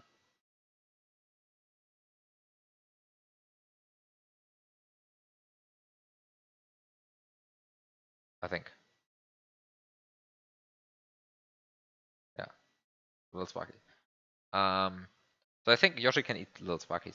So I think this. But then the question is, how do I get the key? Because right now I'm getting the key using, well, the Yoshi growing animation. And I think I can't do that because I need a power up. I need a power up in my item box or something, at least, in order to trigger the pipe cancel, right? And I need an adult Yoshi for that. So I need to trigger the pipe cancel, and I first need to gather all of the power-ups because I really don't want to like set up a lot of stuff with sticky hands active. But okay, so I want sticky hands, and I want a sticky hand into this door, so that I can bring, well, so that I can bring what, right? Like, what do I actually want to bring here into this nice midway exit to level 81? Alternatively, okay, so for example, this level is critically missing a P-switch. Right, like there's kind of a P-switch missing, right? And I clearly need a P-switch for something. So are there like any? Okay, there are no block snake sprites. I keep being nervous with like these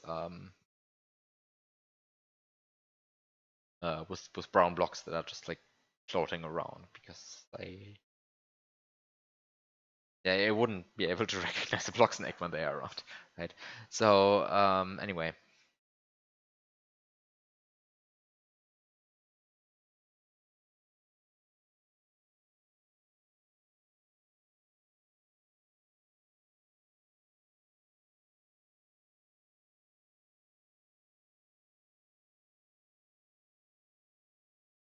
Okay, but I need a P switch. I need at least a P switch, but it would be also kind of funny need to like bring a key, right? Because we even use the creating block. Oh yeah, the creating block's not the problem, but the eating block.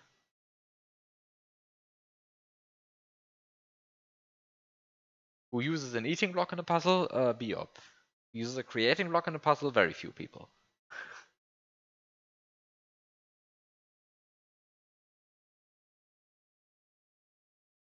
But actually, this makes me think, right? Because like the eating block, if you spawn it at a weird X position, then it becomes a creating block, right? Like if you spawn the eating block at an offset, it becomes a creating block. So I guess you could make a funny puzzle where you need to like spawn a creating block and then the creating block goes off and eats away eats away at some blocks that annoy you.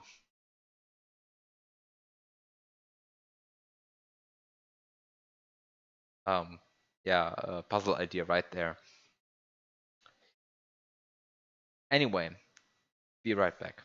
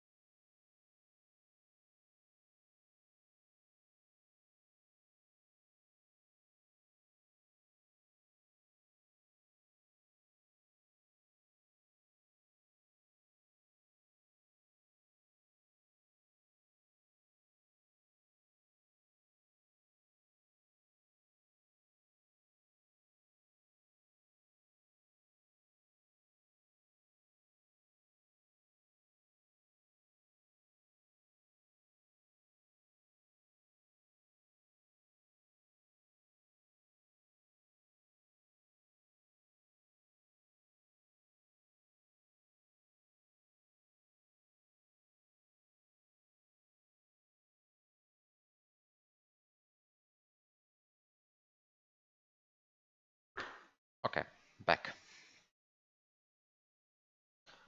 I'm a bit confused. I'm a bit confused now.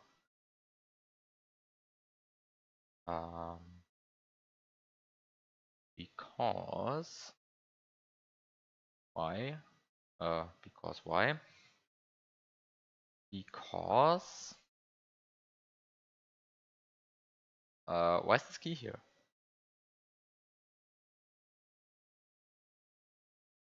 Like, why is anything here?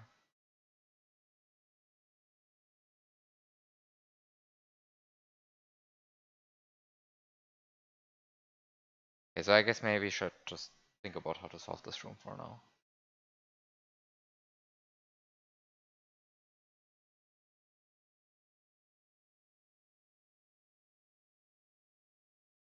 So I bring stuff into this room, right? The stuff in this case is because this is an actual, like this is an actual boss door, right? Because it's an actual boss door, you cannot bring Yoshi through it. So you can only bring one power up, because the other power up is was no, actually no, you can.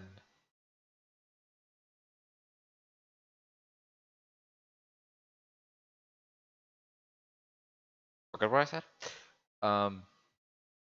You can bring power ups, and you can bring items, but the items will be dropped here. The question then becomes,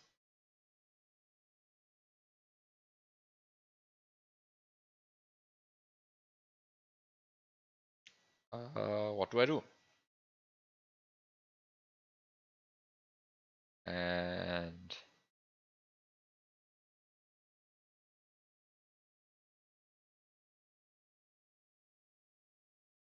the answer is I don't know.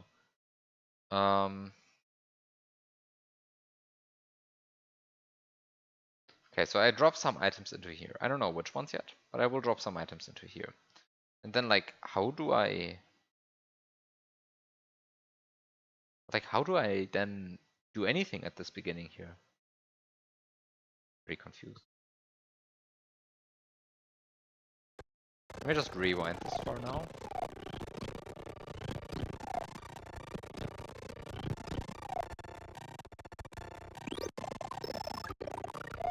Okay. Let me just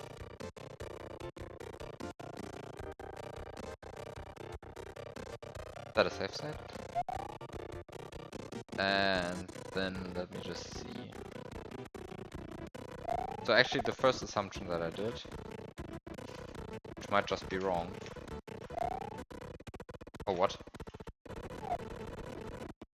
This. Just a very tight jump, or is this a wall jump? Or is it a wait for the sparky jump? I think it's a wait for the spark. Wait for the sparky jump. It's a wait for the sparky jump. Okay. Also, my assumption that Yoshi can eat those was absolutely correct. I still remember how S&W works. Perfect.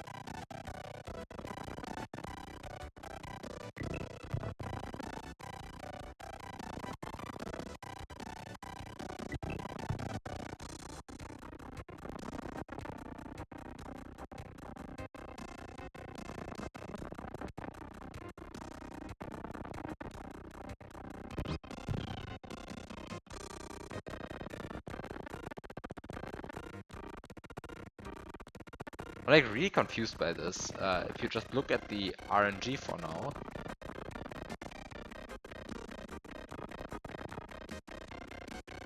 What's actually happening? Oh, it's at some point it's the Sparky calling the RNG, not the candles. I was like, what's calling RNG during the scroll? But the answer is it's the Sparky. The Sparky doesn't care. Sparky will always just call RNG. Too cool to care about 9D.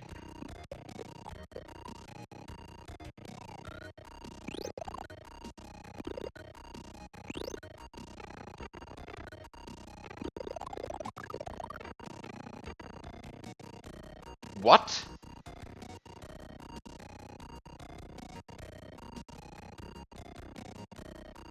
Wait, what? I didn't know this.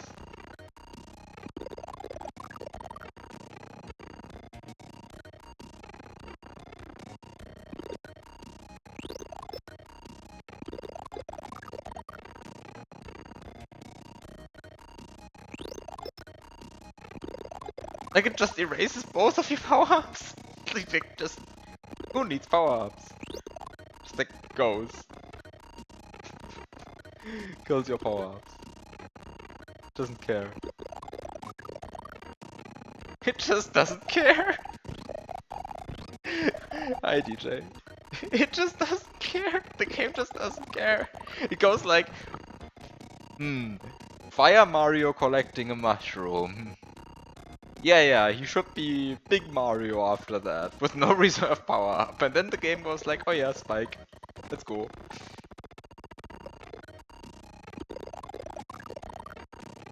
So yeah, time to at least keep one of the two power-ups then, I suppose.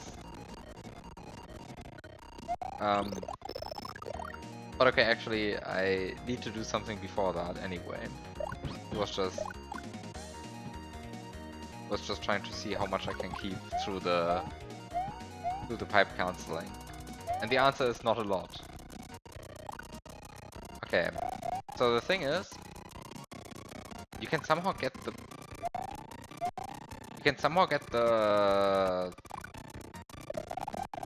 Wow, this is amazing. This is amazing.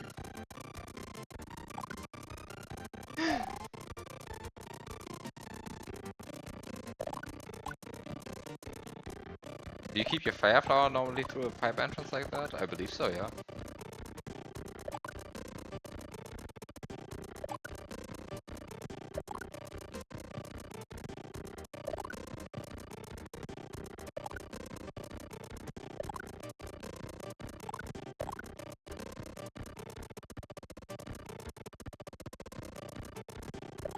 You can make the conveyor bounce you up a bit. Right, like this. No, not like this. This doesn't bounce you up.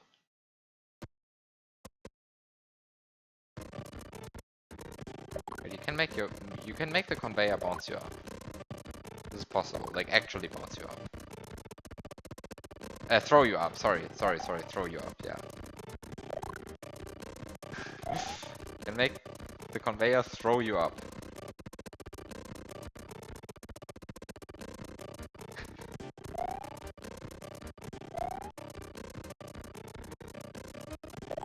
Can the conveyor please throw me up?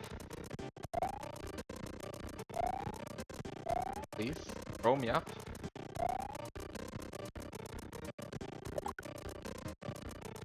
I swear you can get thrown up by the conveyor.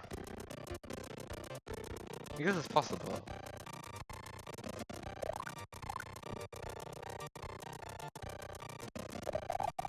Like, does it only work with conveyors in the other direction or something stupid again?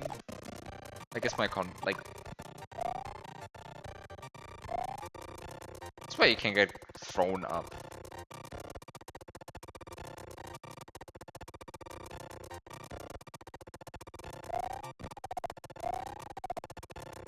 I don't know how this works. But I've definitely been thrown up by a conveyor before. Like you get minus 35? No, you get like minus whatever speed. No, maybe not 35. 35 I just had to remember from Dathin's write-up. From whenever he explains loop clips. But I definitely remember being able to be thrown up by a conveyor. It can just happen. Sometimes Vaya just thinks it's... Now is the correct time to throw you up.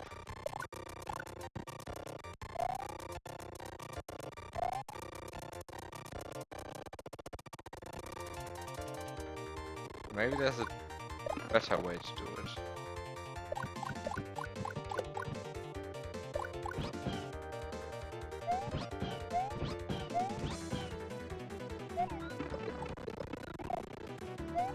But like, I wouldn't know how.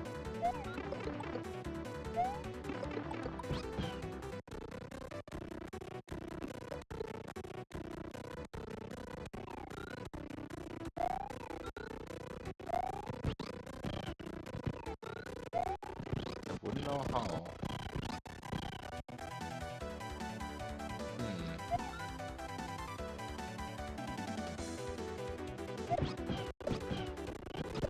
But wait a second.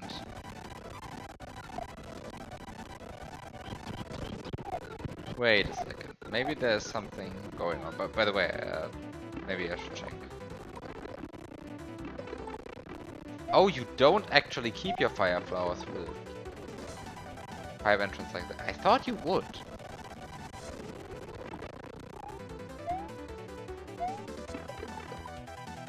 Oh, you don't.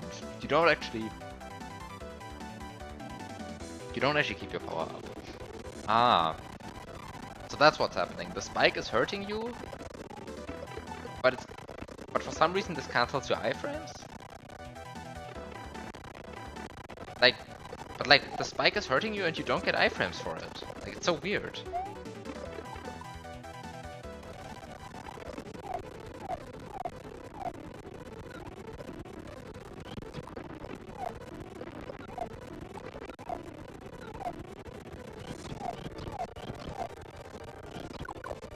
I guess it's like a thing where like getting hurt sets some animation, and then the animation is actually responsible for setting the invincibility.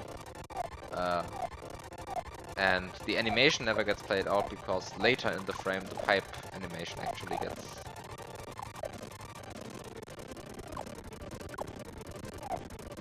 pipe animation. I guess that's what's like happening there. Wow.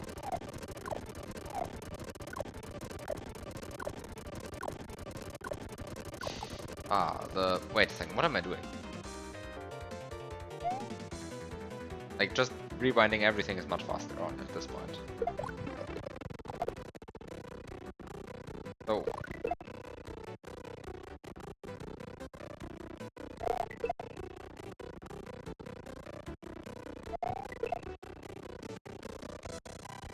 What's happening with this shell? What's going on with this shell? What is up with this shell?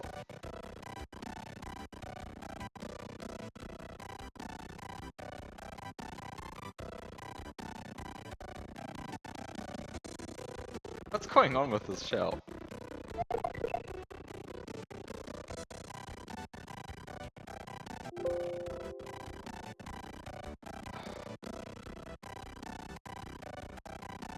I'm really confused. Like, for some reason he didn't think it was necessary to like put kill blocks, like put stone blocks here.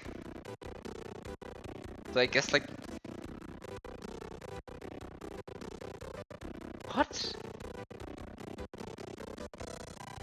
What is up with the shell?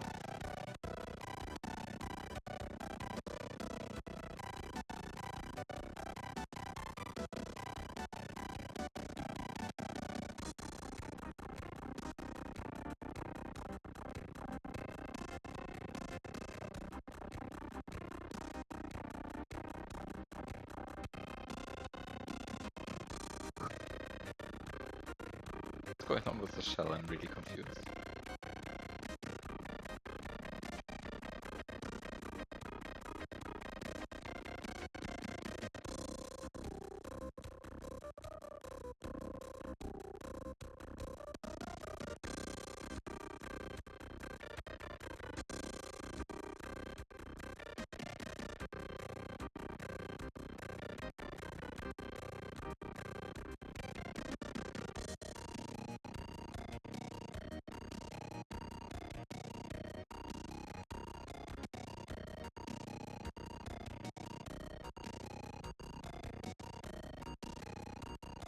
I also don't understand what's going on here, but like, okay, sure. Let's ignore that for a while.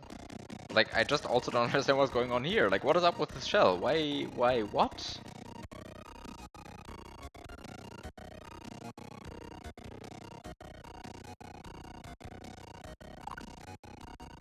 I thought the shell was like somehow I was going crazy and the shell would actually fly this high. But no, it's like really just stuck there.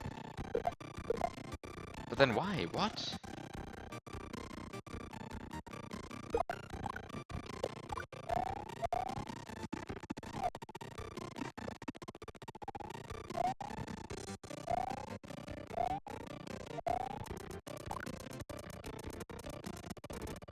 How do I get the staircase to throw me up?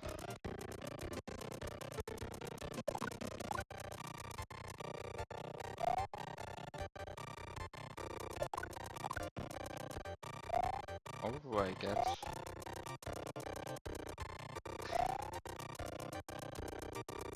do I get the staircase to do that?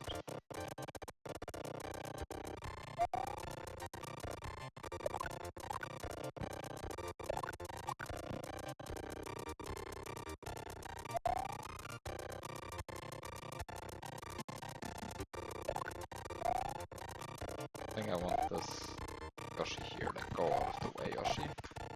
Like, go onto that spike.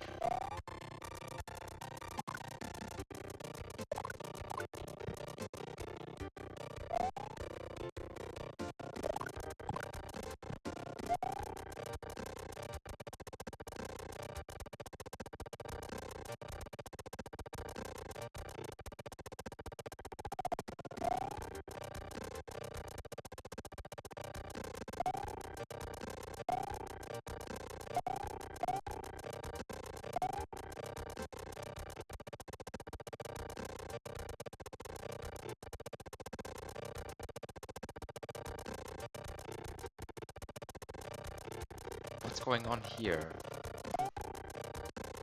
I'm pretty sure you can get these stairs to do something for you.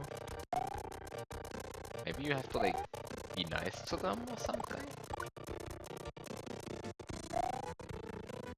But like, how nice do you have to be to them? Like, how friendly is friendly enough? I mean, can you please throw me up? Be a stair?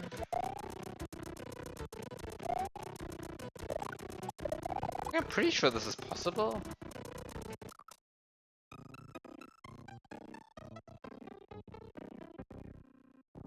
Down facing.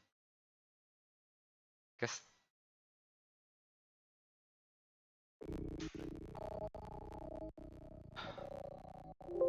I don't understand.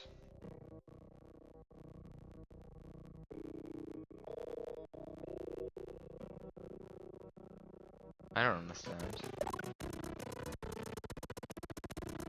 Like, it feels so weird. Like, this kind of feels like...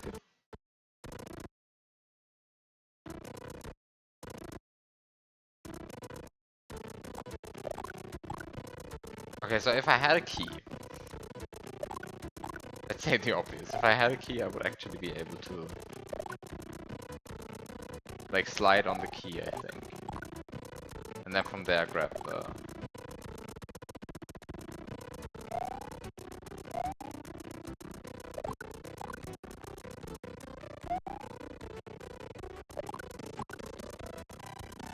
And from there grab the net. Like, I don't have the key.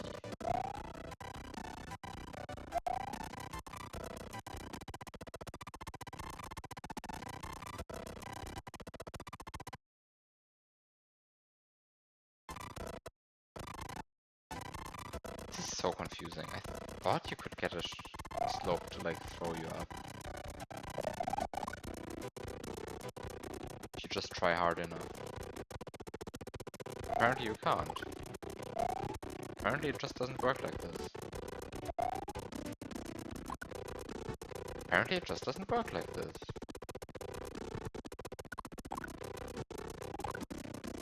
Interesting. Interesting.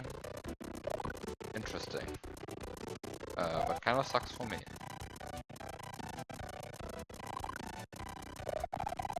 still find this very funny, this effect.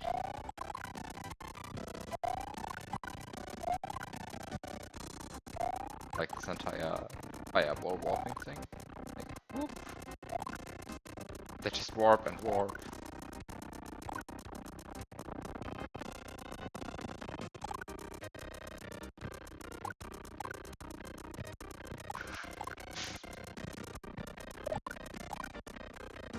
Very funny. Anyway, I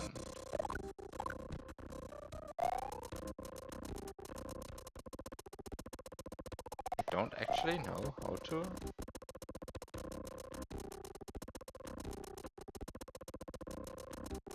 How would I get?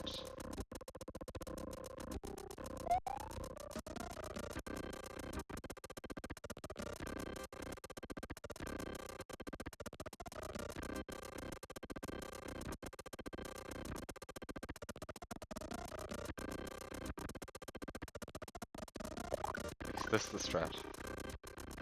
Just alternate between running and sliding, but like this also just doesn't do anything, right? Oh, weird.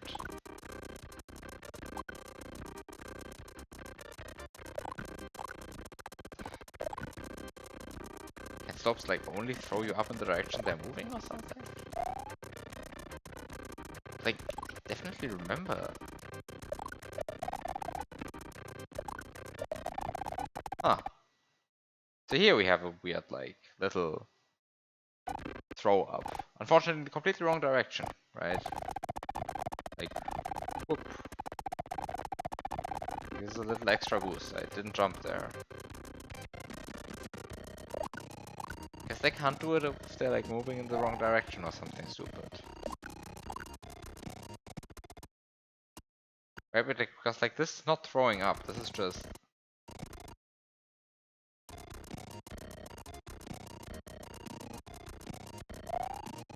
Anyway. So yeah, I don't know what to do then.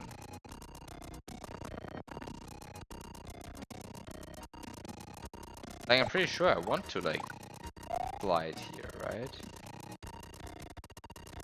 I mean, there's no way I'm supposed to be doing this like without sliding and just lose my power up or something.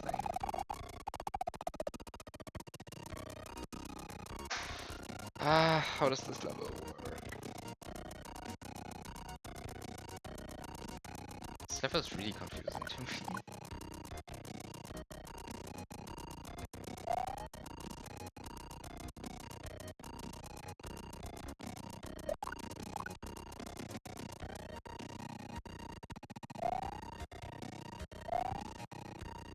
What else could I be doing? Like, is there... The problem is, like, I'm not sure what I'm allowed to, like, lose and what I'm supposed to be taking through. Because, like, for example, I mean, I can do, like, a bunch of stuff, right? Like, there's...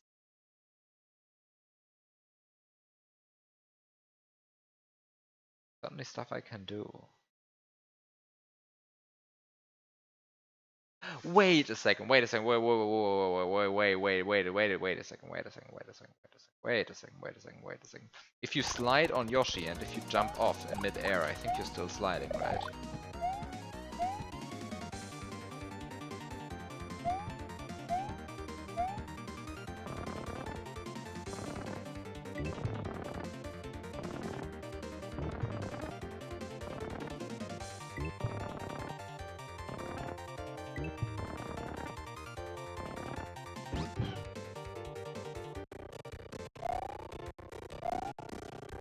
Right, so if I just take this Yoshi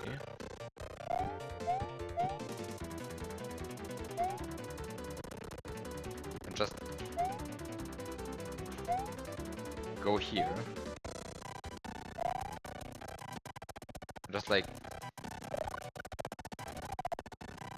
do this trick where you slide and leave, then you're still sliding. Aha! Aha, aha.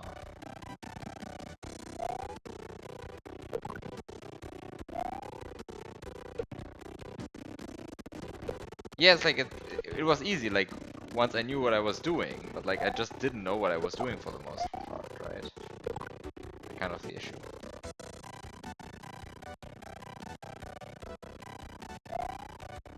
Okay, I need...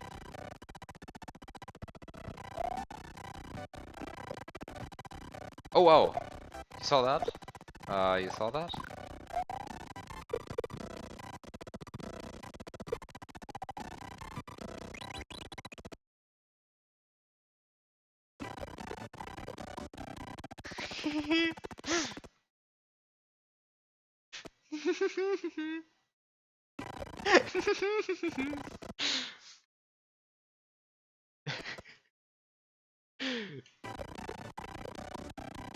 Classic.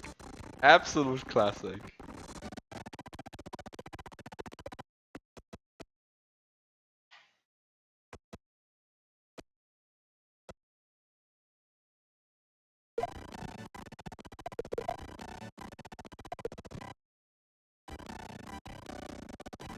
Absolute classic. What damaged me? Left as an exercise to the viewer.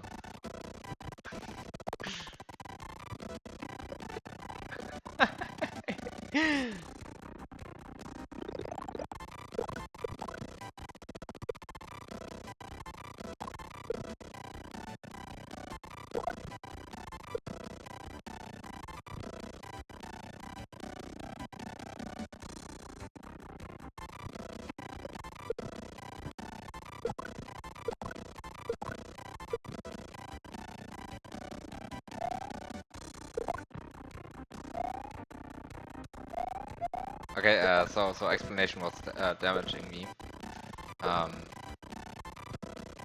It's the same glitch that allows you to jump on a throw block on the frame. It dies. And it's the same glitch that allows you to jump on a not kicked shell. The frame it dies in lava or something. And it's the same same glitch that I think allows you to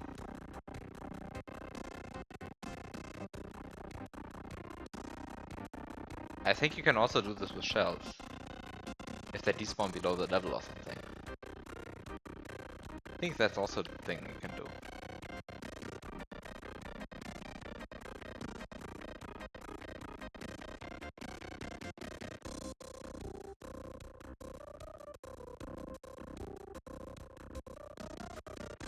Like all of that is basically the same mechanic. It's like it's sprites on the frame. Like it's carryable sprites on the frame. They die. They decide to like be weird for one frame before actually dying.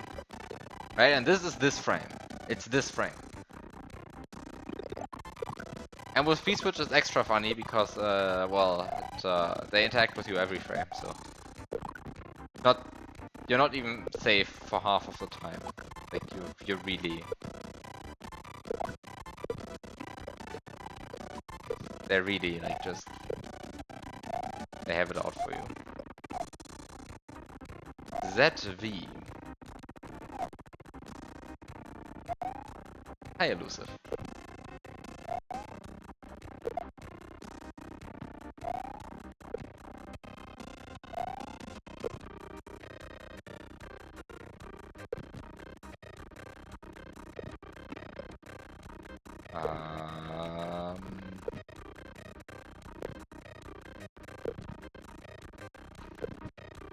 Wait a second. I think I'm overcomplicating this.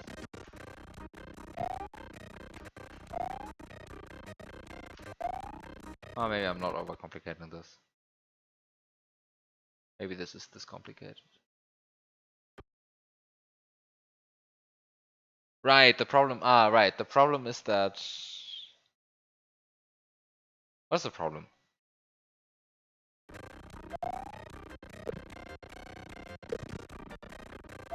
Is it like a thing of like how sprites with 0 speed work?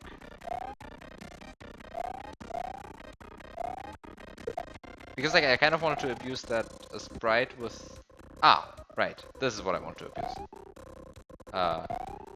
So a sprite that's... Wait, where's the sprite moving? The sprite is moving to the left. So it's left interaction. No, sorry. So it's right interaction point doesn't work. Right, like this is kind of a interesting quirk of this engine. Another interesting quirk of this engine. If a sprite is moving left, its right interaction point doesn't work, and if a sprite is moving right, its left interaction point doesn't work.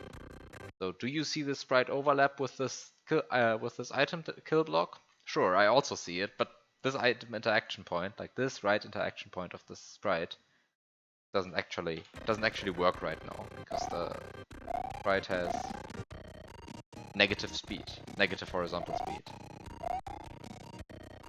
And the negative horizontal speed is conserved because it's currently in Mario's hands. So there we go. But I want to abuse there. Wait, what? Did I accidentally eat the Sparky? Oh no, I think I ate the Sparky. What? Oh no, I ate the Sparky. Wait, when did I eat the Sparky? Ah! Sparky, no! I kind of need the Sparky.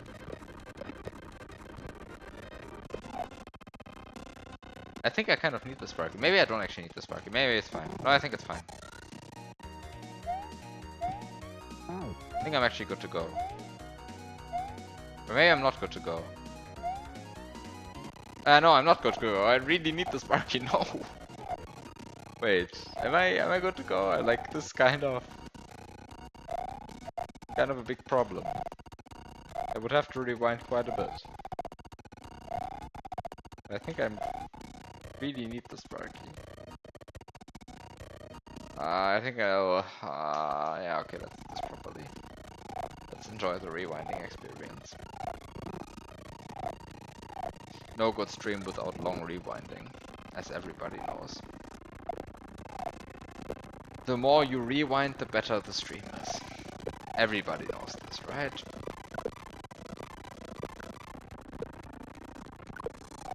Rewinding. Now you see all of the best content of the stream in reverse.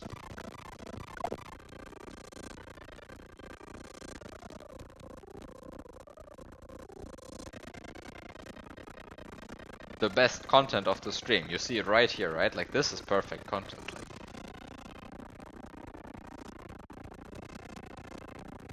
Me climbing a net. Perfect. You have to love it. The best content you've ever seen.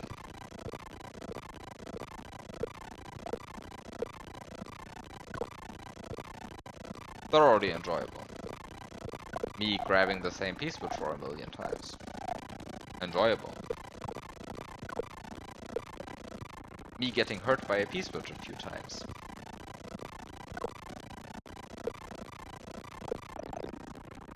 Me getting hurt by a P-switch another time. Me being confused.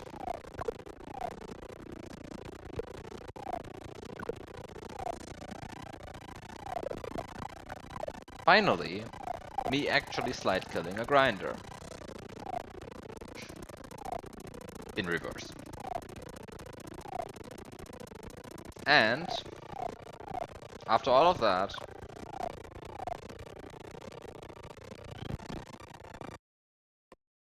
apparently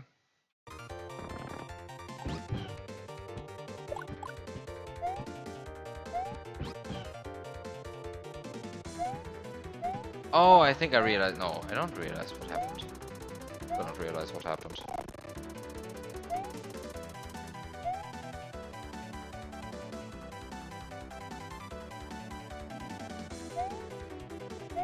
I don't understand. Did we just forget to like... I mean, I scrolled back.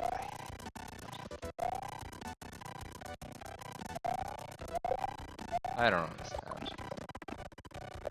Okay. So now that the rewinding segment is over, it is time to do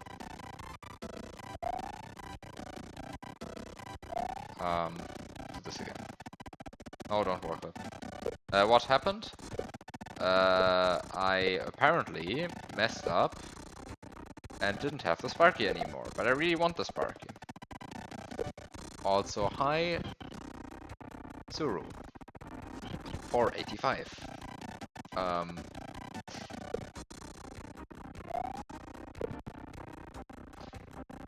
So it is now time to try and, I don't know, why the Sparky was gone. Yeah, this is the thing that I don't understand. Like, I don't understand why the Sparky was gone. And hi, Red777.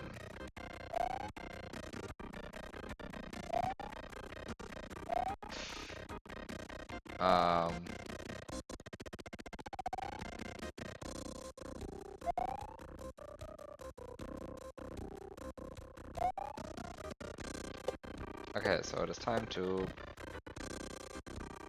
I think it is time to... maybe it's time to not do that yet.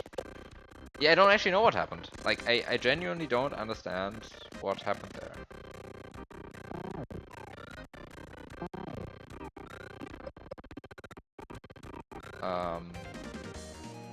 Okay. I also don't understand what's up with this shell.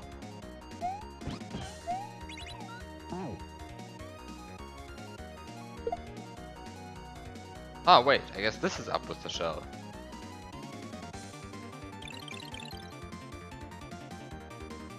You can just get the shell now. And then you have a shell. Isn't that great? I don't know why I would want a shell, to be honest.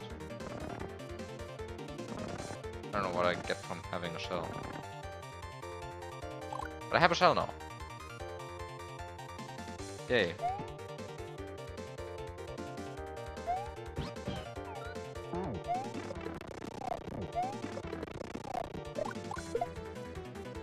Like, what do I get from having a shell? I don't understand.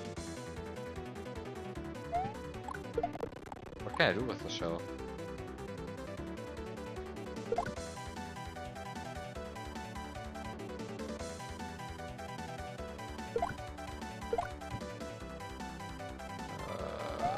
What do I get from having a shell? I don't understand what I get from having a shell. Do I don't understand the shell. Not at all. Breaking SMW was a fun hack. I am glad to hear that, but probably most of the credit should go to, I don't know, either Lazio or Magic Key. I think my level is kind of the the worst one out of it. But still, thank you.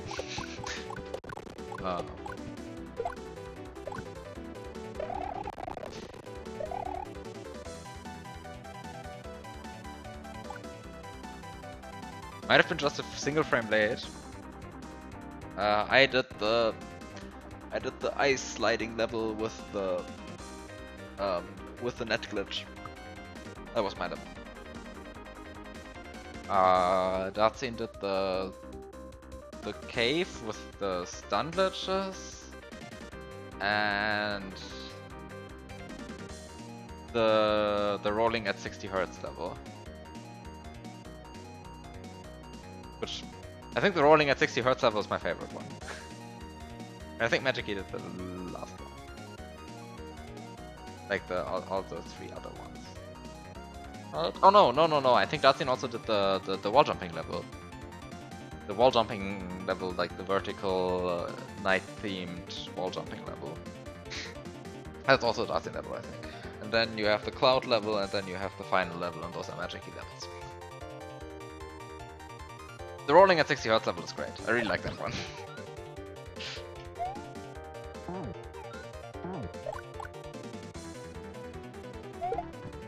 But yeah, I don't know, what can I do? Like, I can, like... Wait, is there an opportunity for... to, like...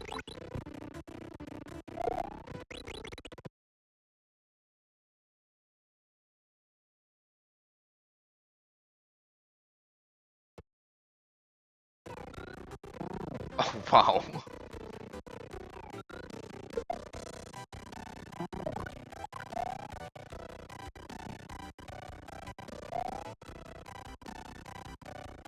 I'm not sure if this is intended.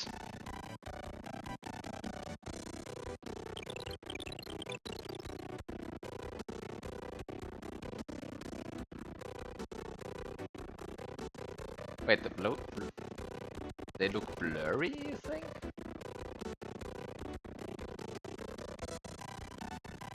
Which brick tiles do you mean?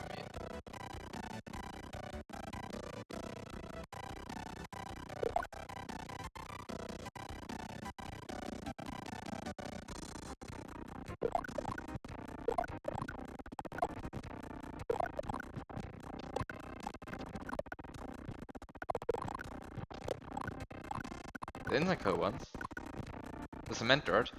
Actually, I don't know if it's cement dirt, or if it's Inzico. I've never interacted with it.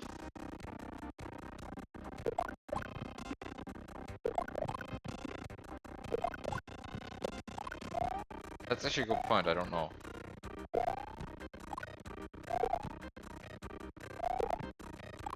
I think you can, like... Oh.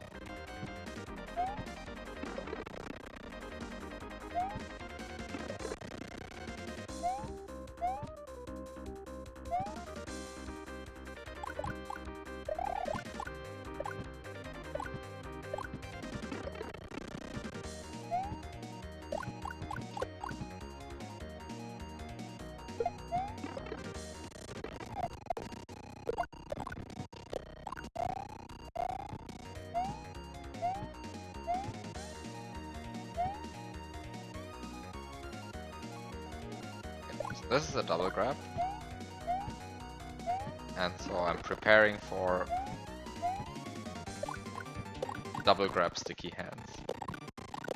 Which is going to be great. Prepare for double grab sticky hands. Also prepare for a horribly annoying duplication. Oh no, I think I just made that extra annoying though. I like poor mushroom placement.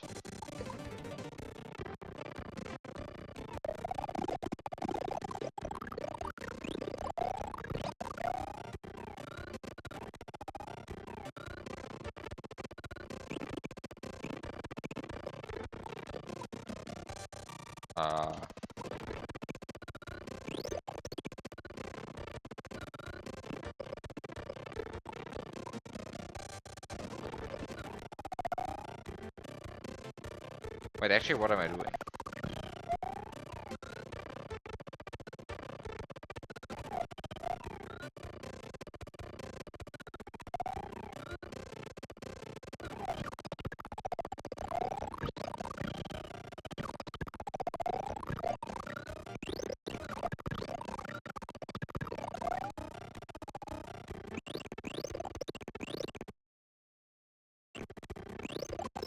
Like, this just doesn't pipe cancel, right?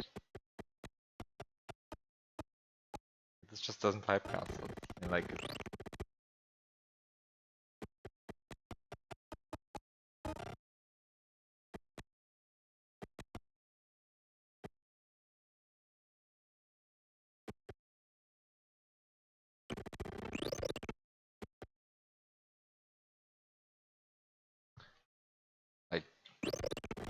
no power up transition is happening.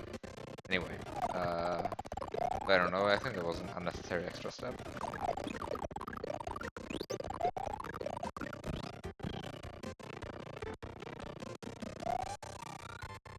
That was an unnecessary extra step duplicating that one. I don't think you can actually... Oh, that didn't pipe cancel.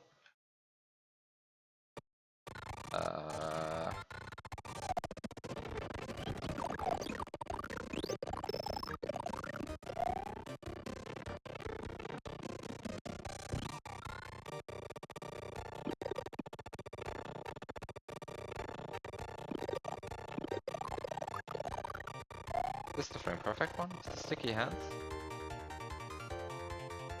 Is this sticky hands? Oh, this is not sticky hands. Right? If I don't interact with Sparky, it's not sticky hands. want to test because I keep forgetting, but I think this is the wrong one. I think this was a 2-frame pipe cancel, not a 1-frame one.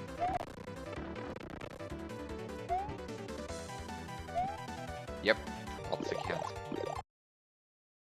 Maybe it wasn't even 2-frame. Like maybe it was just completely off. Who knows? I think this one was also bad. Yeah, this one was also bad. The problem is like the spike is a bit like the spike makes it a bit extra annoying to like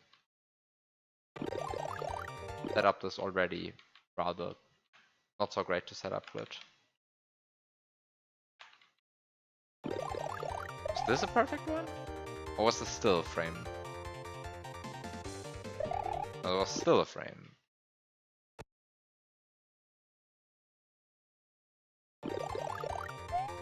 This one is the frame perfect one. If this one isn't the frame perfect one, then I don't even know which one is the frame. Okay, this one is the frame perfect one. So this is a pipe cancel, but it is the frame perfect pipe cancel, aka sticky hands. And now to do the sticky hands double grab.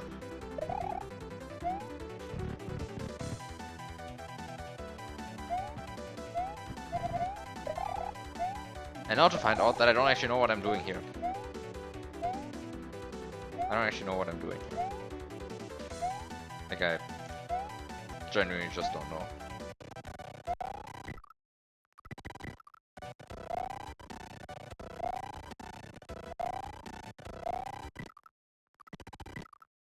Can you survive this? I mean, I guess you have to be able to survive this. Like otherwise I don't really see what I could be doing otherwise. But I have to be doing it ducked because otherwise, I mean, my head hitbox needs to be able to like... Ah, but you can unduck. I see.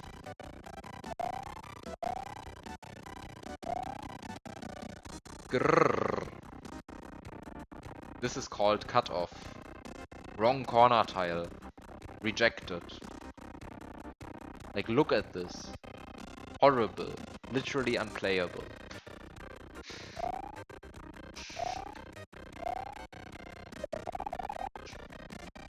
Okay.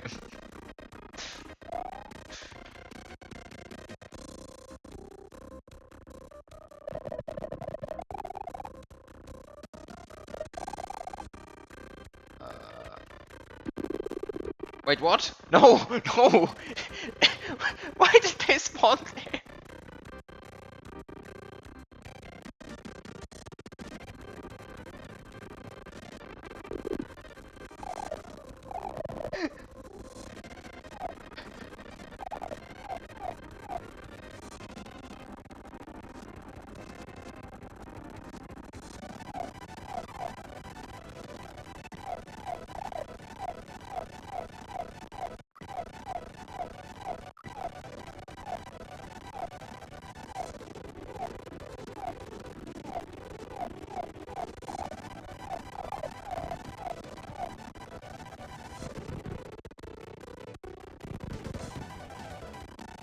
Wait, this is also...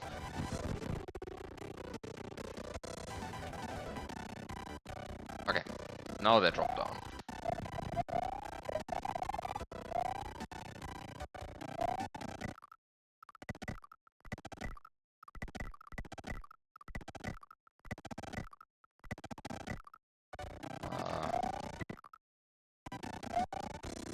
This is an interesting zip, honestly. You can probably like subpixel engineer the zip to like actually consistently work. But as it stands, it's really, it feels really random. And yet it's very cool. Like this is a very cool zip. Like the fact that this works at all, very cool.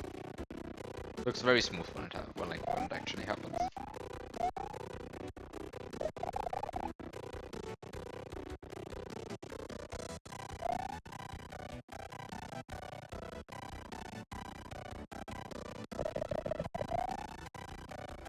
Okay, so you go over here, you spawn the magic Koopa.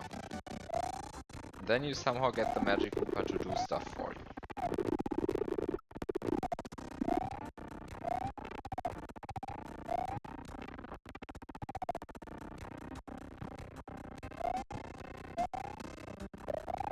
And doing stuff for you in this case means it should somehow destroy some block. But like which block?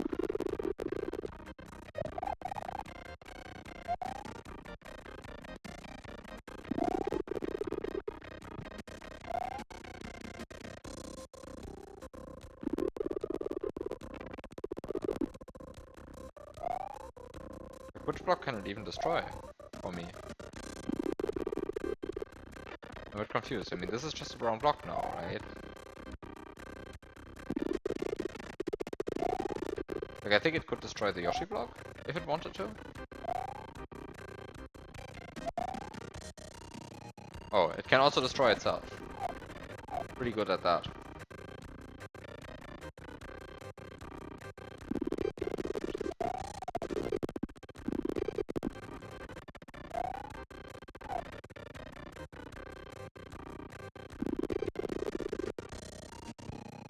Can I somehow like get it to like shoot at a lower angle?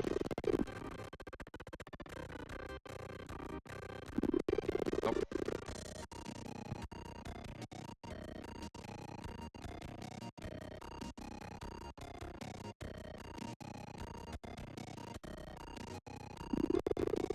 So I mean, it can destroy the Yoshi block, right?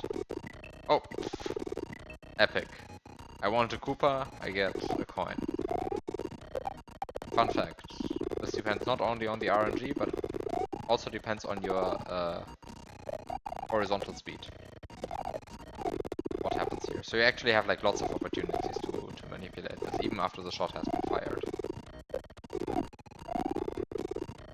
Right? It directly reads your horizontal speed in order to manipulate this. Like in order to like generate extra pseudo randomness. Which makes sense because well, actually it doesn't make all that much sense because I think every level that uses those I mean, first of all, the magic calls like RNG every frame anyway, and the Magic Koopa as well. So it's not like you end up in the situation which you like often end up with in vanilla SMW that things that are supposed to be random are like very deterministic because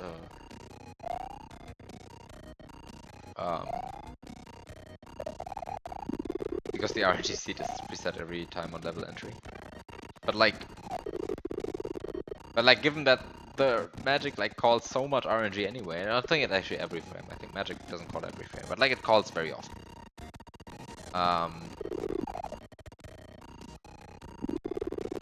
Anyway, so the thing is,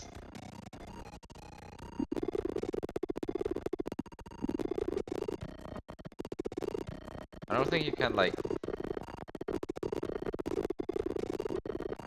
I don't think you can do anything about the magic deciding to destroy blocks. I don't think it's just, I think it's just a process that you can't avoid.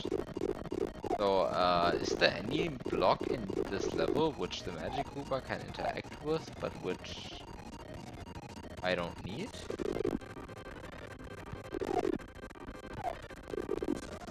Which blocks can the Magic Koopa even interact with?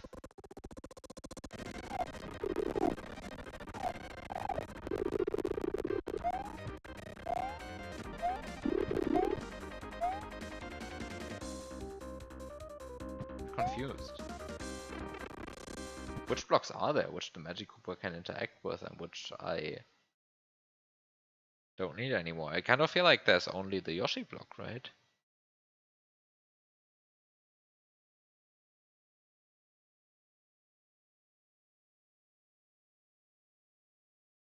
Like, what can I do with the Magic Koopa?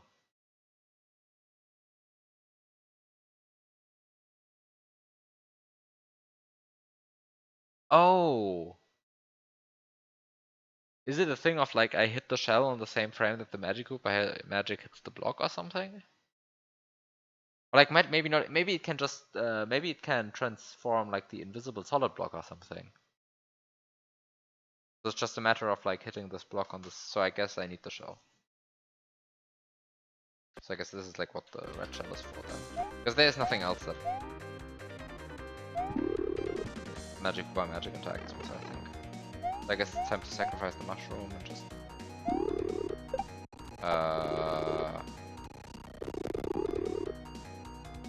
time to like whatever.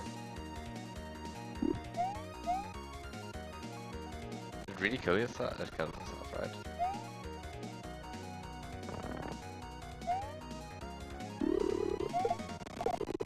Have a good night, Nazi.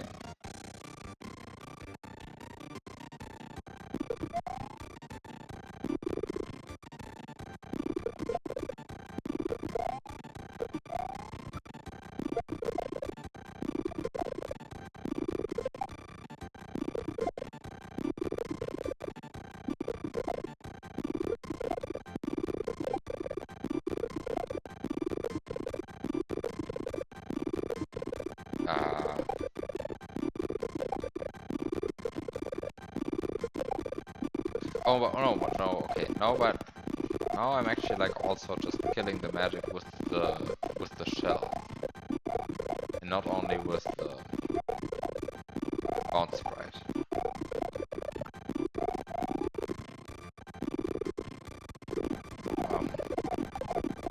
Because the bounce sprite can kill. The bounce sprite can kill.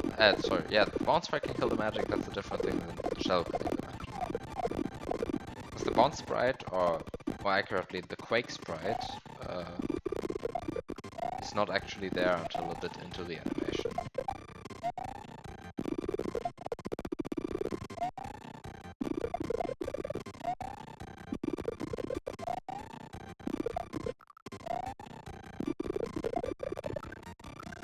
There we go.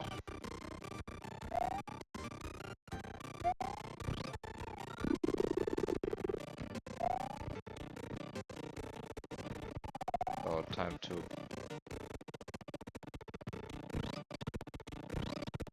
clip through the ground using the usual trick. Using the usual. Come on, the usual trick. Please.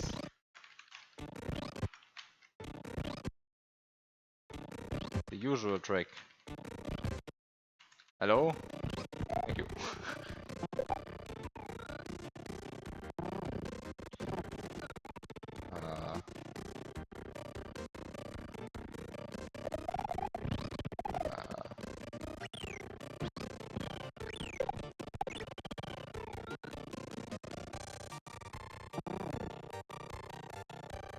Wait, what am I doing? Well, the answer is, I guess, I'm making a portable disco shell. Because why not? That I keep missing the frame. There we go. There's our portable disco shell. Fun fact, if you eat a portable disco shell, it counts as a disco shell. Okay. That's fun fact of the day.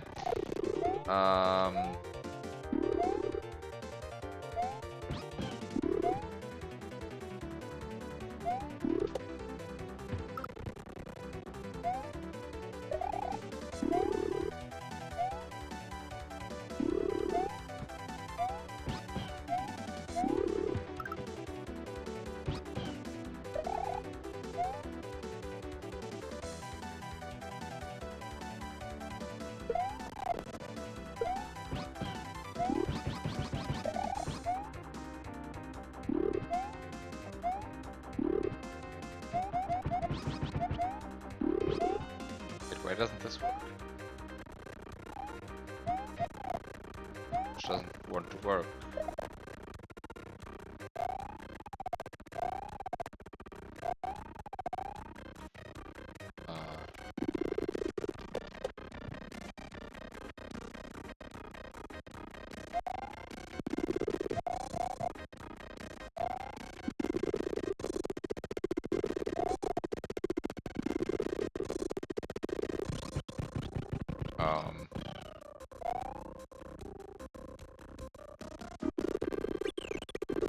And am I supposed to be doing like this version of the clip?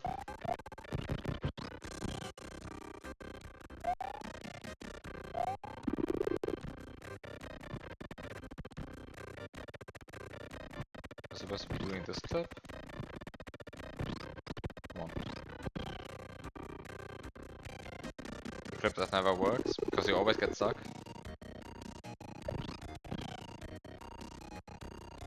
Oh no, I think I regret putting the shell here now.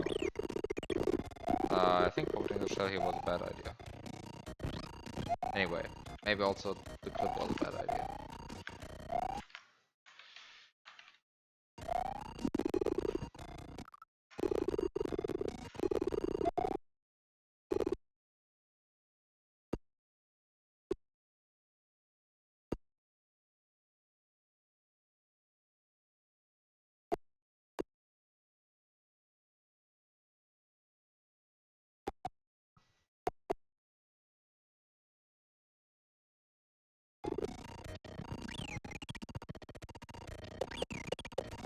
Ah, there's so much garbage flying around here. Wait a second. I could have just killed the Magic Cooper. Then at least that sort of like garbage would be gone.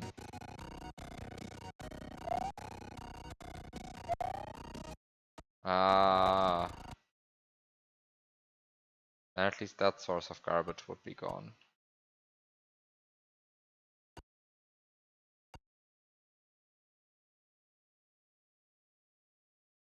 Anyway.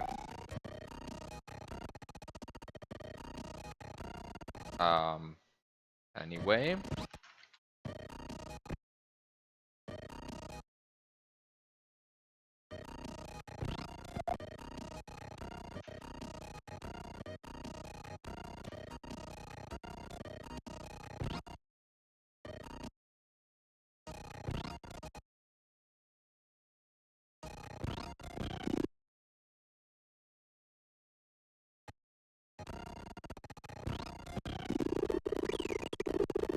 There we go. No, oh no, oh no, no, no, oh no, oh no, oh no, oh no, oh no.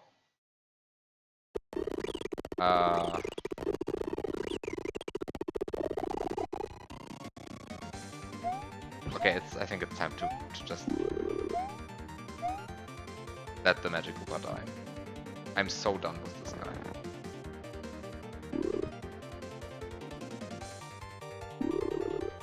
I'm so done with this guy. Goodbye, Magic. Fuck off.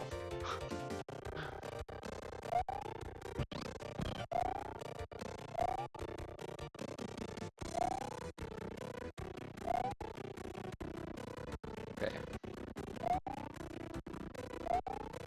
Now I have to set up a...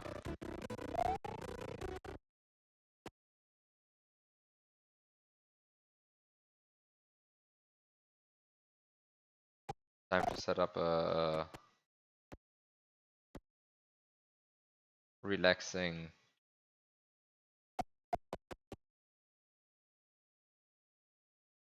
Just... Oops, what? Oh, it only works if you're facing left.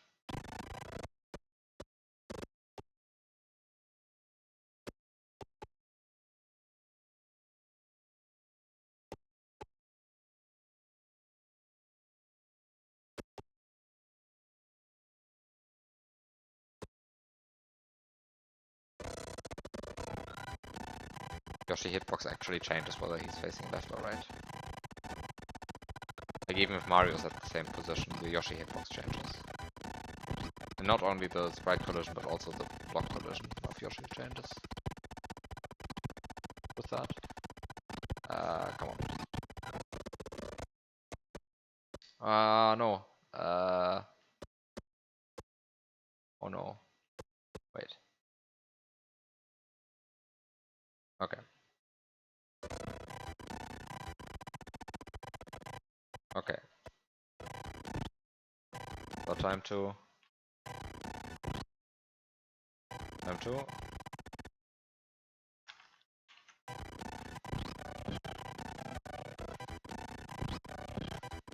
to enjoy.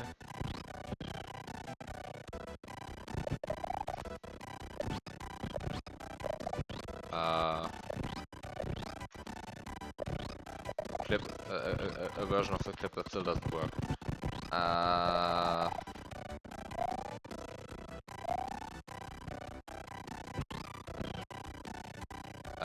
Wait, then how do I clip through here?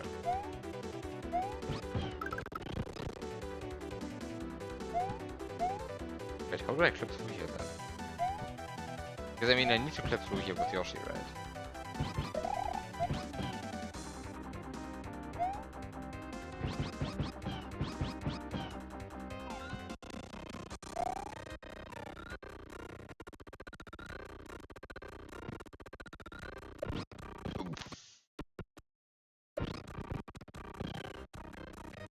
Okay, this is how you clip through. That's interesting.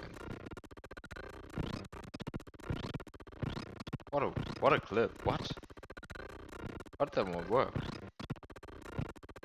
Why can't I replicate it? No! Like you get pushed into this? And then you just go for it. Okay. Now time to also keep my Discord. Which should be fine, right? Like you just need to get pushed into the block, into the wall for like 2 frames or so. And then you get unlucky with subpixels and die. Ah, I love S&W. Okay, so this is the experience here. Okay, so you get pushed to the wall, then you try to clip, and then you get unlucky with your subpixels and just die. I see. Aha. Or maybe I got lucky with subpixels the first time. This clip is not actually supposed to be easy. Who knows? It just worked so nicely. I just kind of had hoped that it would always be nice. Ah, the problem is that I'm not remounting the Yoshi. I think this is what the issue boils down to. I'm not remounting Yoshi.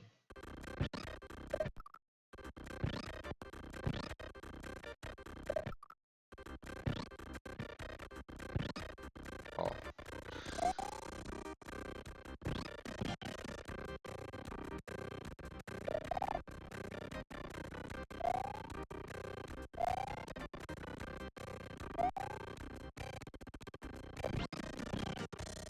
Okay, sometimes it just works very nicely. Sometimes it just doesn't work.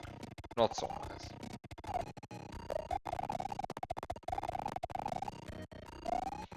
Okay.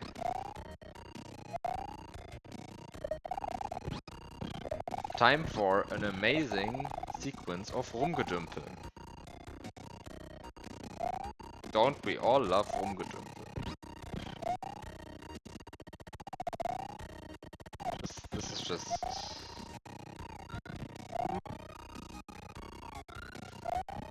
This is just going to be beautiful. So many items to deal with. Only 3. But that's already enough, honestly.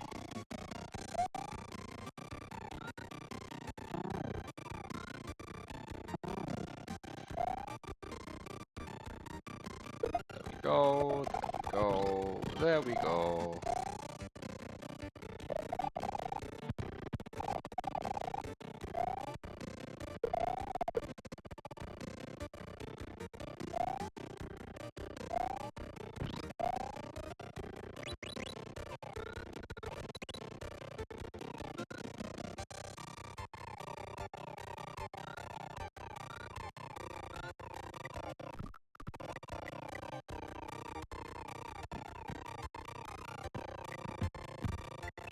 Okay, I hope I kept the correct items now.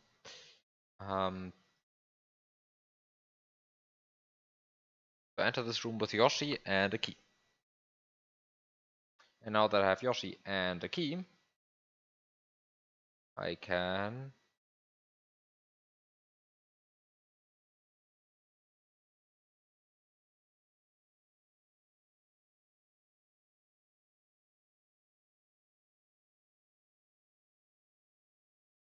yeah, what can I do? What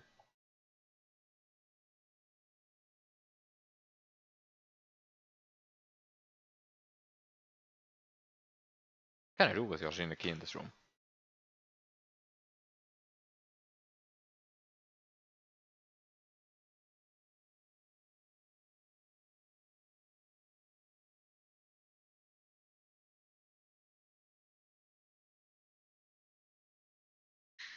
I can clip through the ceiling, get a second key, get the second key.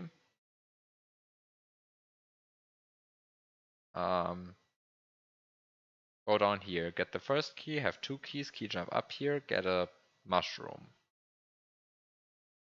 Clip through the ground, jump out. Then I have mushroom, 2 keys, and Yoshi.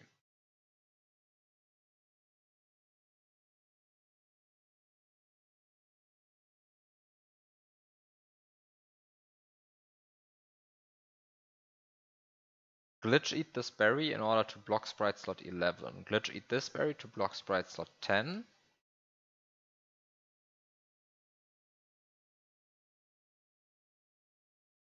Let Yoshi run, kill Yoshi. Throw Yoshi away, like put Yoshi here, throw him away. Go over here. Lose mushroom over these spikes. Get Yoshi.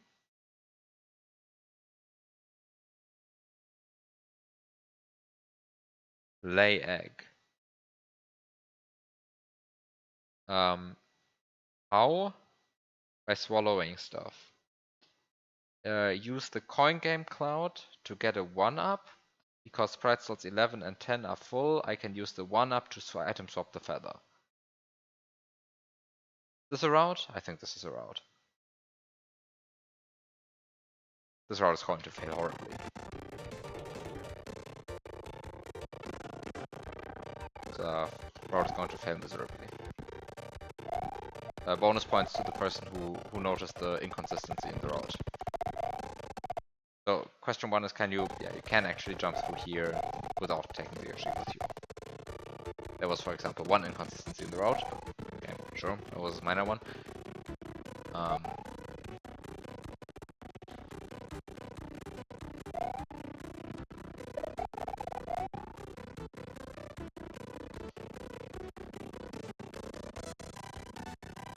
Anyway, throw away key, throw away key.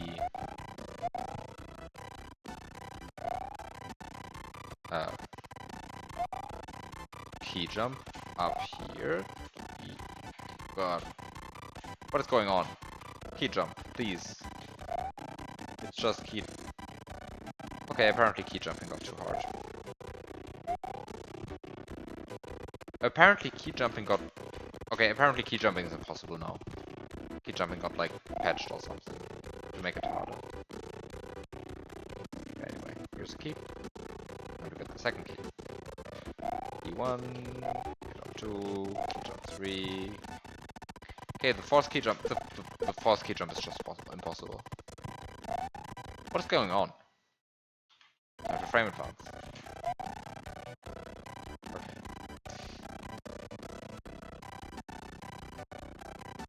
Whoop.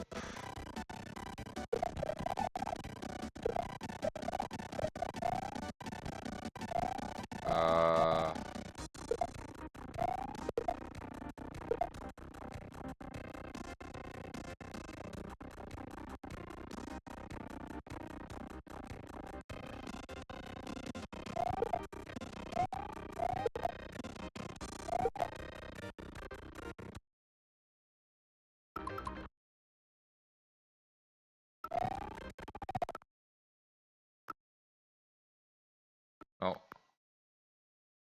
No? Okay.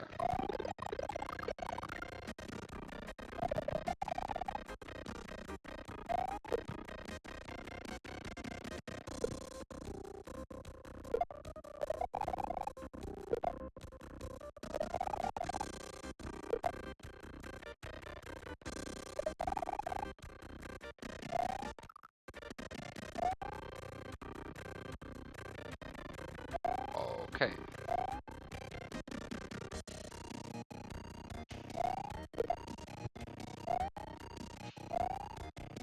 Come on.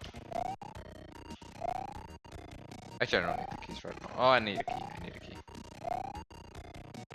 I need a key.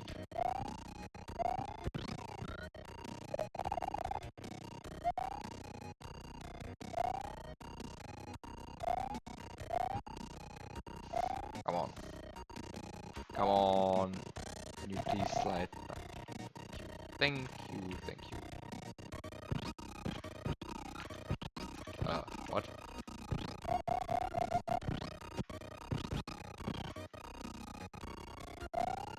This is horrible. Why is this not working?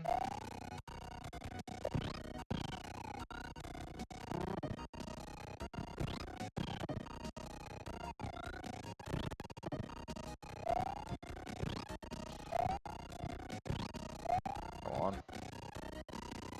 No. Okay, this is a good position for the Yoshi. I like this position for the Yoshi. This position is even so good, I could even do this without the key. Because I mean, I only have the key in order to not mount Yoshi right now.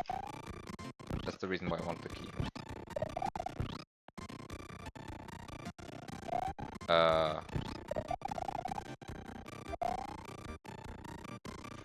Because it's very annoying if you like can't move without mounting Yoshi immediately.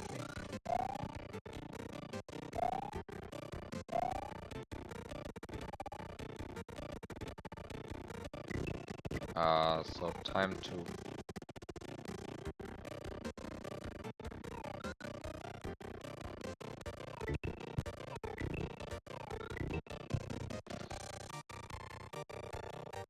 Where's the berry counter in this game? What's the RAM address for the berry counter? What is the RAM address for the berry counter? What is the RAM address for the pink berry counter?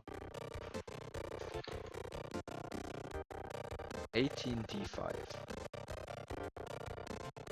It is time to actually watch RAM watch 7E18D5. For once. 1. The counter is clearly at 1. That's perfect. Exactly the number that I wanted.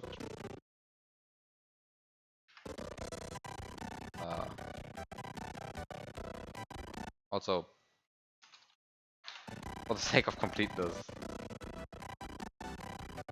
I hope I enter the correct address, yes.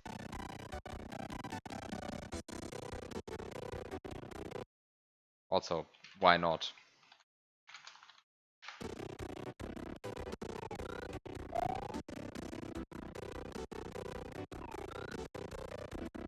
Oh no, I think I... Oh, this is going to be fine.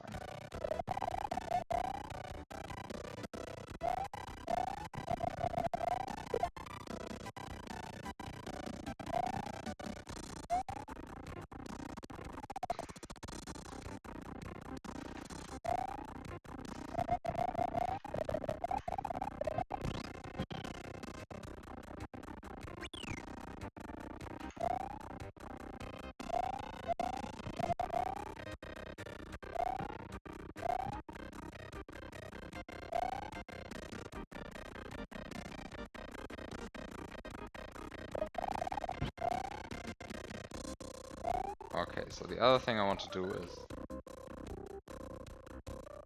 glitch eat the berry, put current berry to pink. I have one pink berry eaten. And this is what I want to do. This is just what I want to do.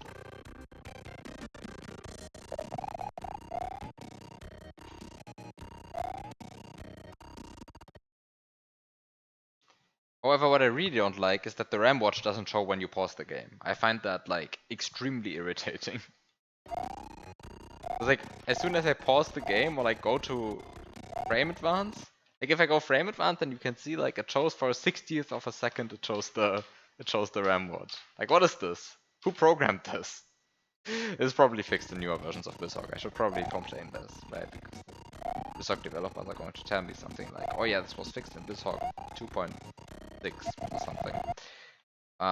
But like,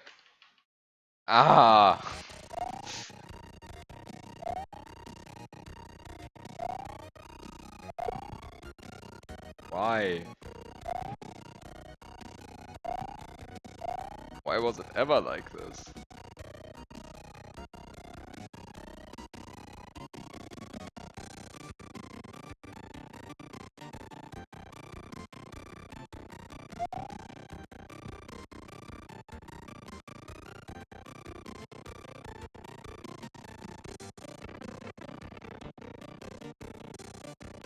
This is an amazing situation to be in. Did you just see that?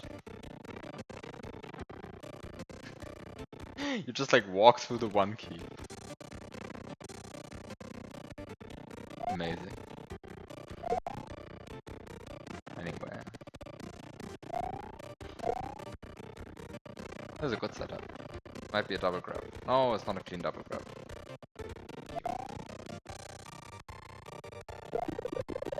Actually, what am I doing? Suffices to have one key. Suffices to have one Yoshi. Actually, wait a second. This entire setup is like completely overkill. Complicated.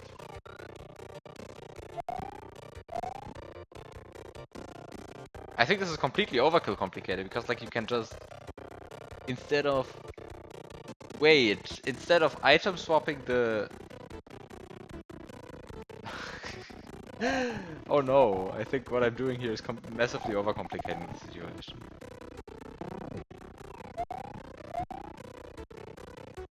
Oh no. I think you can just suicide swap the feather. Like you can just get 2 Yoshis. Should probably make an extra save state here. You can just like get 2 Yoshis and suicide swap the feather instead of doing what I'm doing now. Like dealing with the berries is like completely unnecessary. Actually, why are the berries even there? Wait, why are the berries even there then?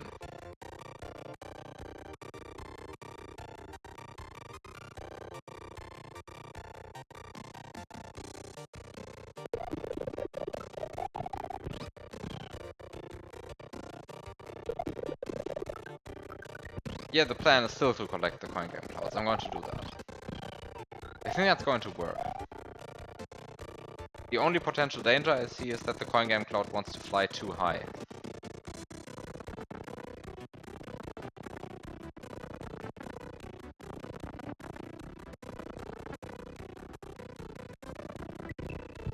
This is how you quickly swallow, by the way.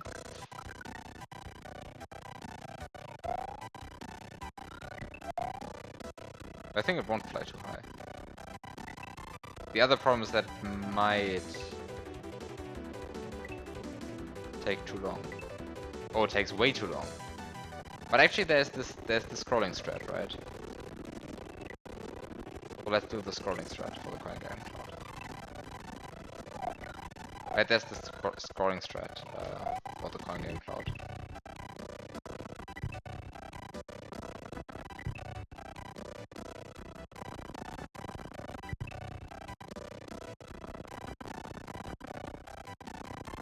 What do you mean, does the 1-up not come back?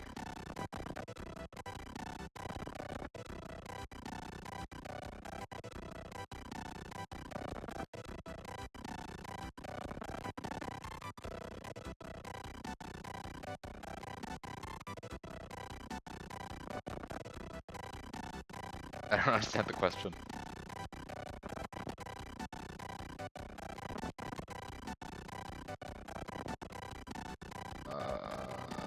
How's this?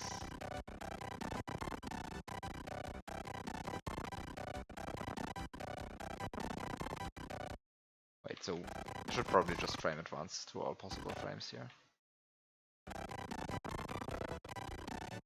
Wait, why is this not working?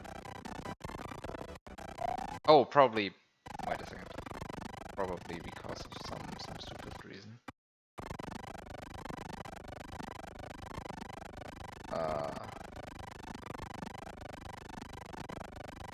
Wouldn't the 1-up just turn around at the wall? Sure, it would, but it's a feather.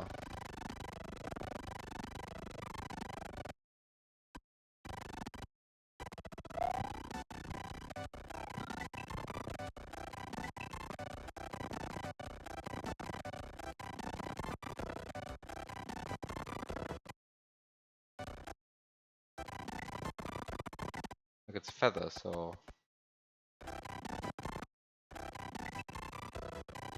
Wait, what decides if the coin game cloud? I mean, there's this glitch where if you scroll a certain way, coin game cloud decides to throw more than one coin, right? How does that glitch work?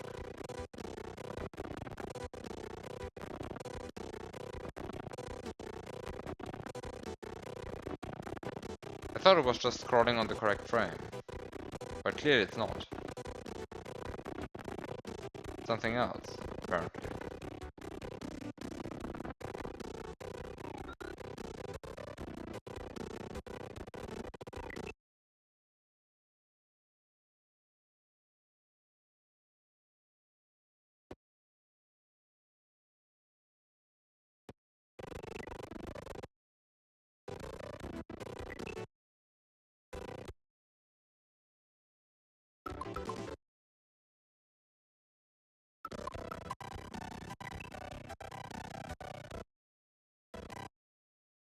Like so it throws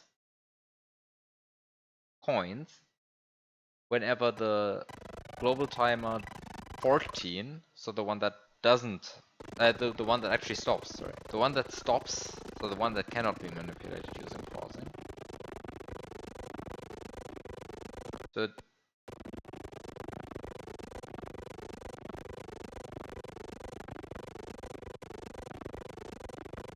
throws when it hits that. They scroll on the wrong frame.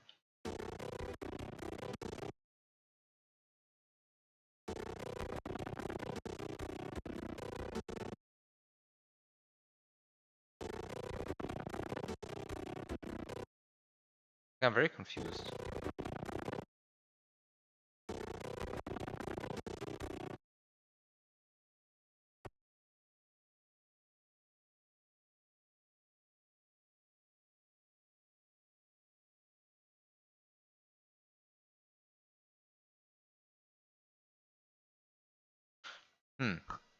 But you can make it throw the coins earlier.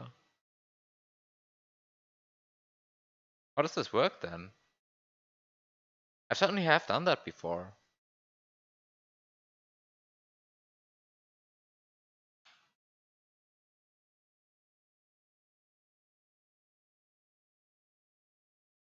Oh, you can only do this by eating a berry, apparently, and not by... What? So apparently scrolling the game doesn't work, so it's only eating a berry and some other stuff. Okay.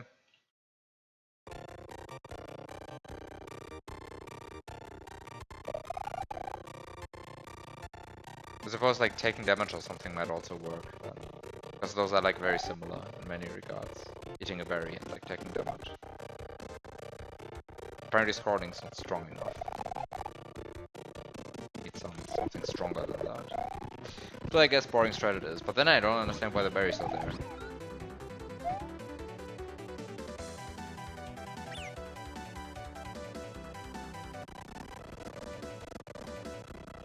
Actually, it's even better. You don't even need to Yoshify the feather. You don't even need to Yoshify the feather because you can just do this.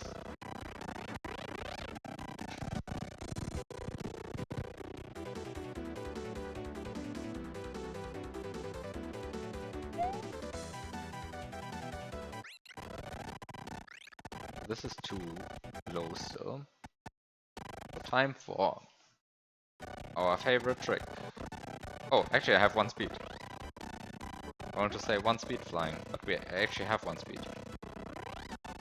The point is that then you can just fly over the wall.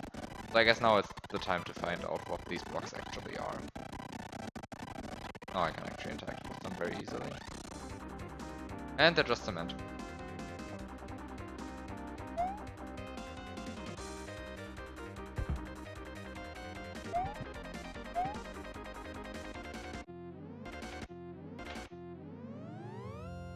I really like how the keyhole effect just messes with the priority and just makes the...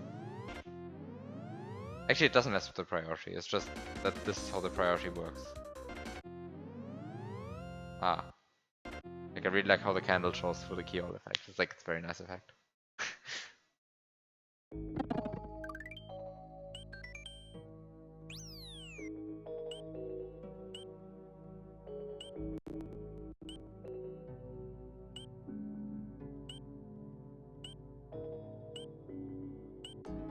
Actually, how does the keyhole effect work? Ah, wait, it's an HDMA window that changes the back area color, and it's a color math HDMA effect. It's actually like the keyhole effect is like actually technically fairly complicated. For how simple it looks.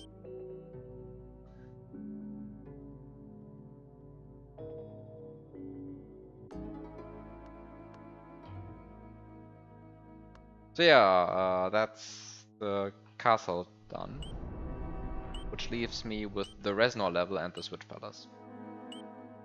So the Reznor level and the Switch Palace. The question is, which one do I do first? So the question is, which one do I do first? So is it the Reznor level or the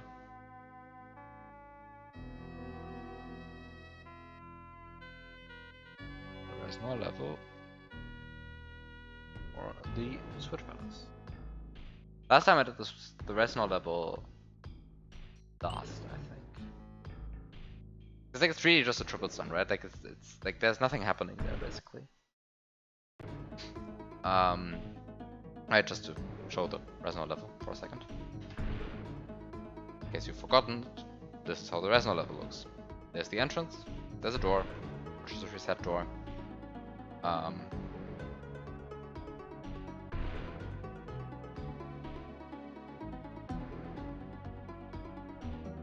The trick is to first beat the Yoshi using Thumb Sprite. The next trick is to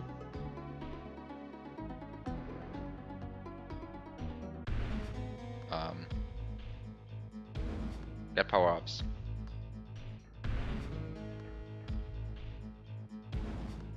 And then you do a triple stun on this turn block bridge.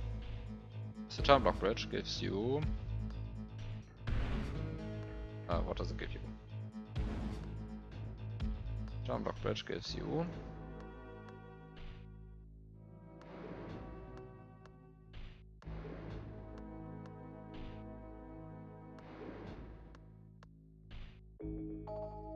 it's the horizontal and vertical one, so it gives you a green vertical net Cooper.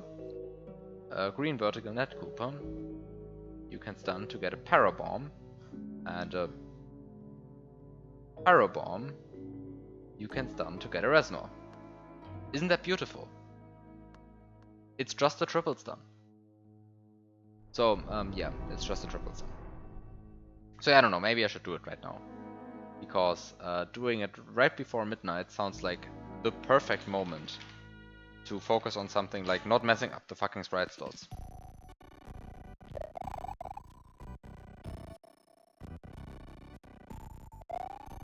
It's going to be great.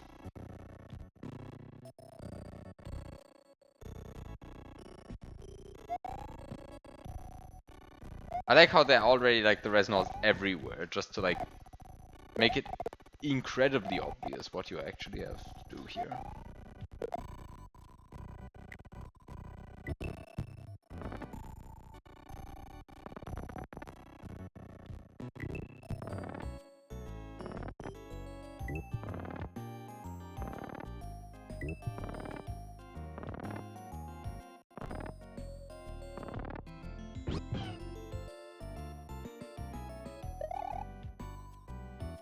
So you might be thinking like, what is this idiot doing?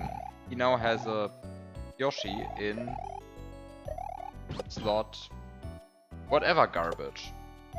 And you are right, I now have a Yoshi in slot whatever garbage, and that's usually not good.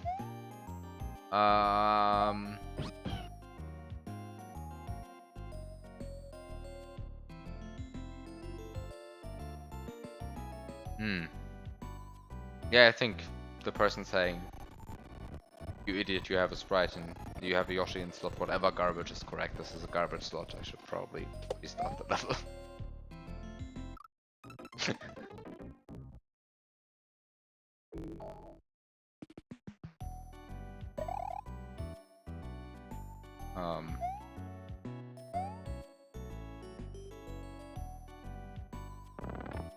Wait, this is slot 7, this is even worse.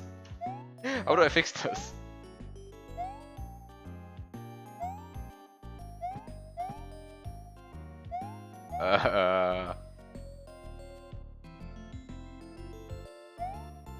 I think I actually might have been justified in having the Yoshi in that slot.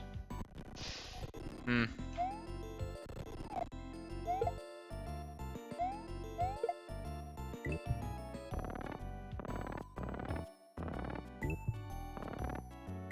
Oh.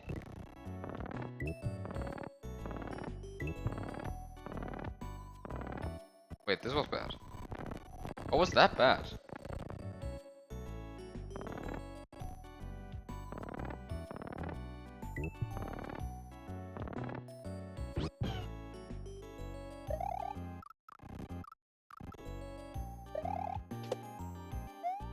Okay, so the question is, how do I eat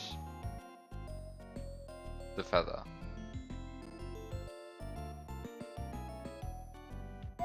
Ah. Right. So right now I have a Yoshi in slot 7. I am going to have to fix that. I am aware. I am aware. Yoshi in slot 7 is terrible. I know. You don't have to tell me that. Wait, this is bad. What am I doing? Just scroll the Koopa down. Just don't try anything fancy. Use the old, tried and true methods.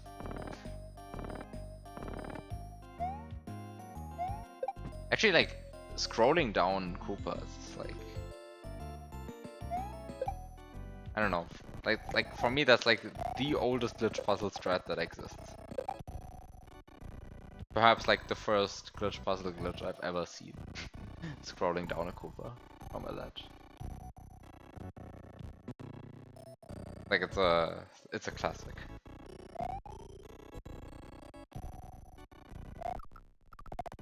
It's like so simple, but like I don't know. Kind of like the embodiment of the glitch puzzle to me. That glitch.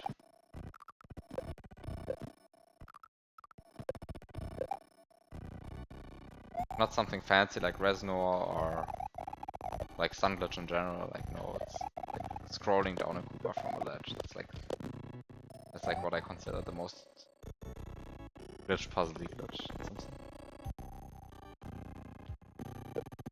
Oh, I don't want the...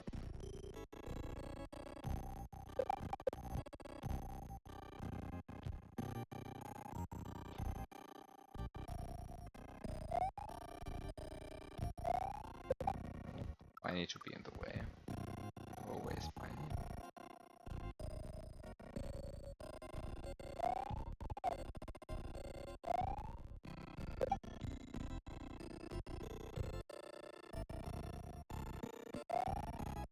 It's time to...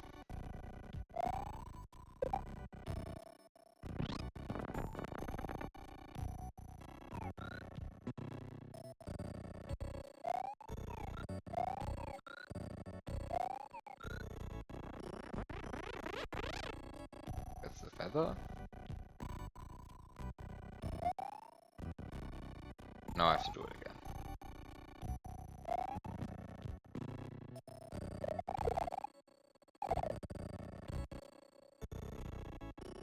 But at least then I have flower and feather, and using flower and feather I can then finally set up everything I want to set up. And then cry because my Yoshi's probably like irrecoverably in the wrong slot. I can just kill it and get a new one. Fine.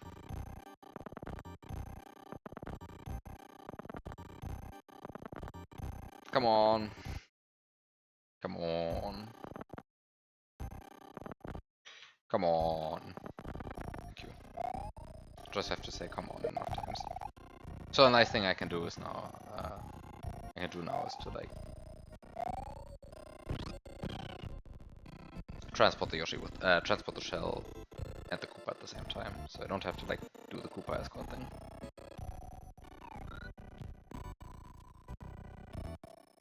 I would have laughed a lot had the Koopa just decided to kill itself then. Anyway.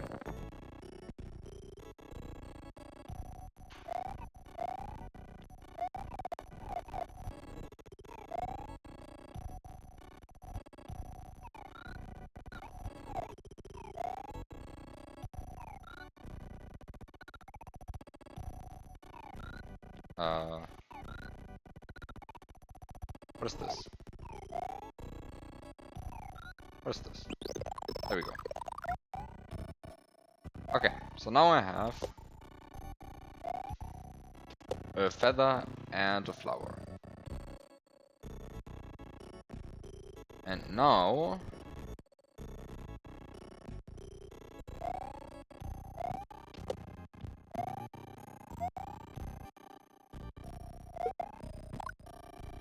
I want to spawn in sprites.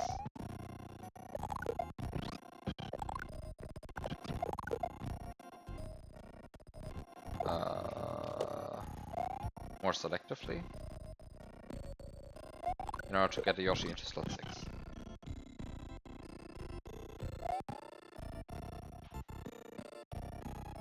Also, I'm already going to prepare by putting a RAM watch on screen. Namely a 4-byte hex RAM watch at 7E1520, which is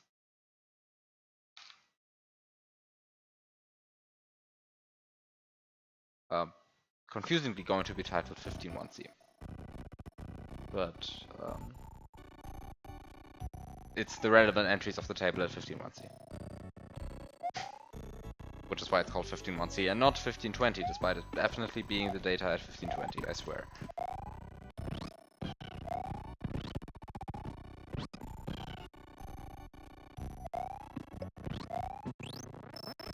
What you see is the relevant data of the address of the table at 151C. And I hope you know what 151C is. I hope I know what 151C is, anyway.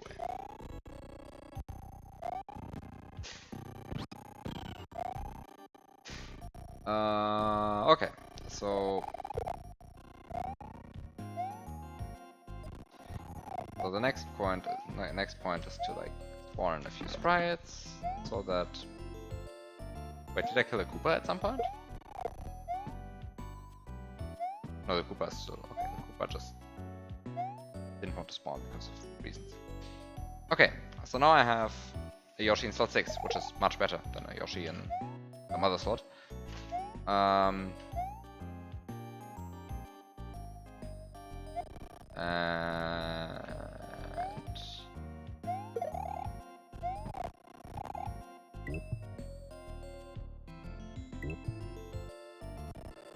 I should probably not do it this way, although it can be done this way, right? So it's extremely annoying to do it this way. It can be done this way in theory. Yeah. Now I'm kind of like intrigued. Well, it's like super annoying.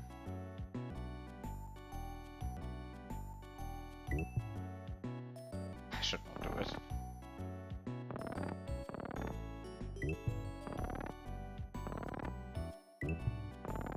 Okay.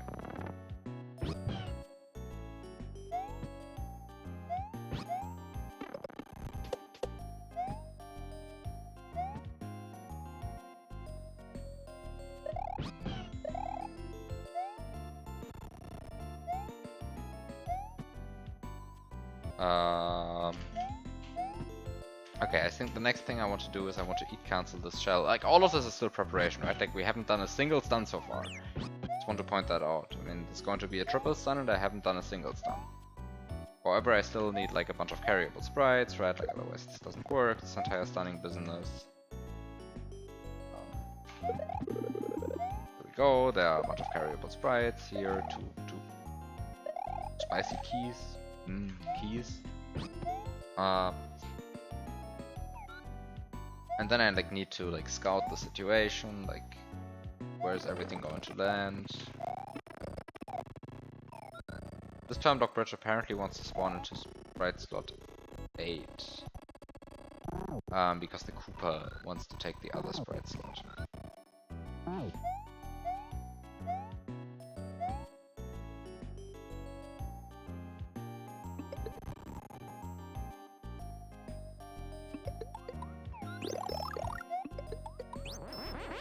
But I might be able to like, can I force the...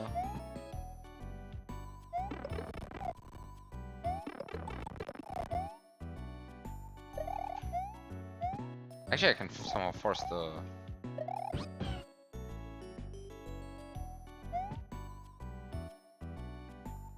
Okay, so I can force the turn block bridge to be in slot 9. I think that's good.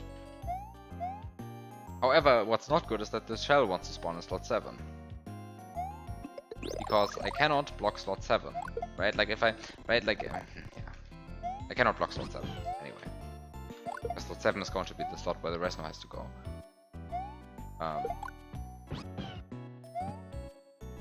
So time to get the shell into slot 8. And then the Spiny into whatever slot I care about. Spiny, can you... Spiny? Nice Spiny. Okay, so Spiny in slot 8. Spiny in slot 9, shell in slot 8. Look good? Looks good to me. Time to set up the stun, the stun, the stun, the stun. I think I want to like do it with the feather. Wait, no, this sucks. Spiny in 9 is terrible. I don't want Spiny in 9. I want... okay. So you're probably wondering what he's going to stun with. So the point is I want to get hit by the Spiny and I want to get... and I want to like... I want to store the sprite on Yoshi's tongue, which will be... I want to store the sprite of the reserve power up on Yoshi's tongue. This is kind of my plan. Right? And for that, I want the reserve power up to spawn in slot 9. Which is easy. Now spawning in slot 9. Just need to make sure that this is actually...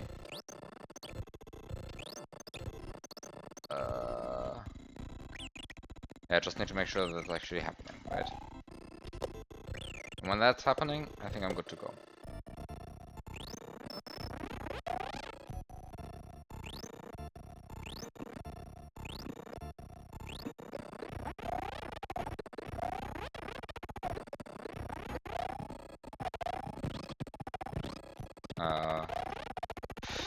This is a bit annoying. I mean, I think the shell position is a bit bad.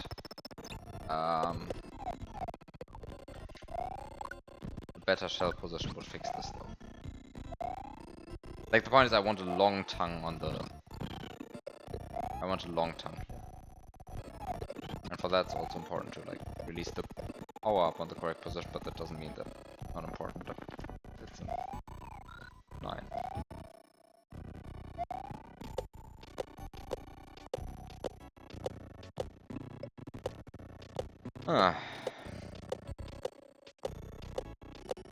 What an amazing experience. I love stunning.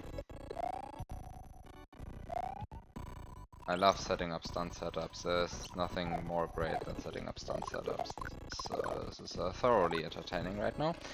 Okay, no. I mean, it's fine. There's some stuff you have to like think about. It's like the problem is like it's so much planning. And then still like after all of that planning something goes wrong. And then you do it again.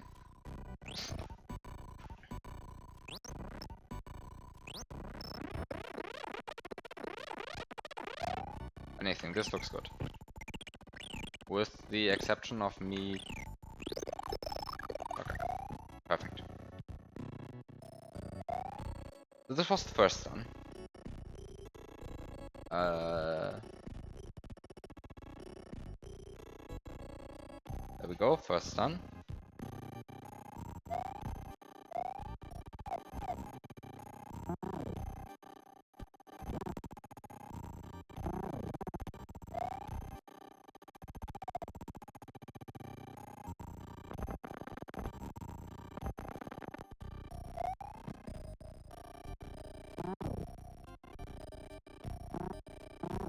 So let's put the net Koopa actually on the net.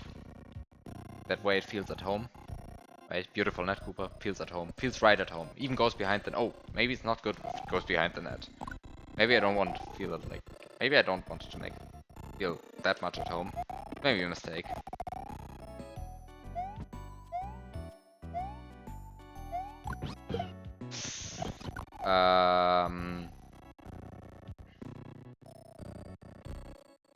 Wait, I need something to hit me.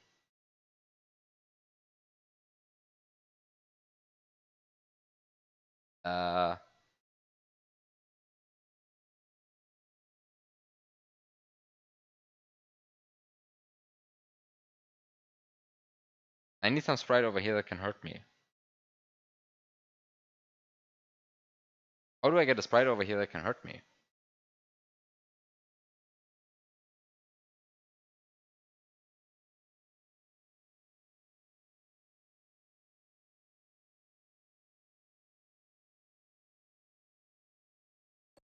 I think there might be a plan B coming up.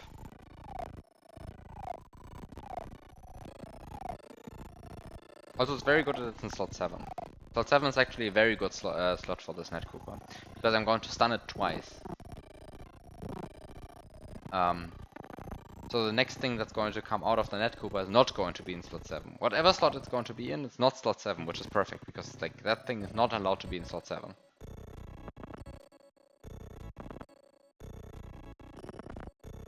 So I think what I want to do is I want to kill this Cooper.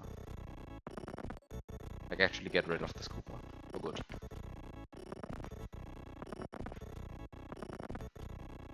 Go away, Cooper, please. Please stop walking there.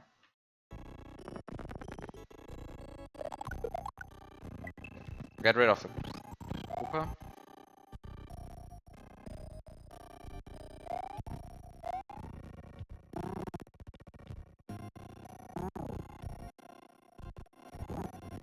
And the other thing is I want to like despawn this net bridge when the stun timer is very low.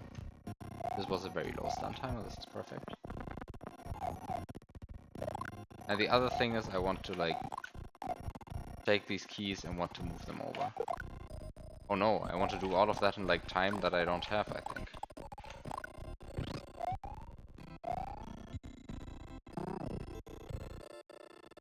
Oh no, and then I already spawned.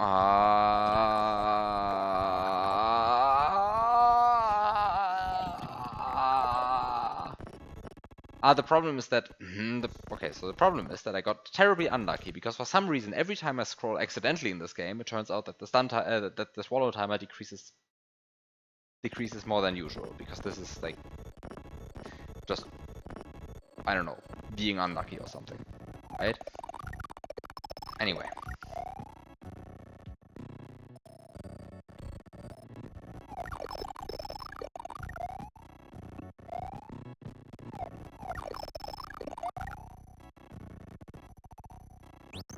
Yeah, of course, right? Like I collect a feather and like of course the swallow timer decreases. Okay, time to do it like this, solve your problem some other way.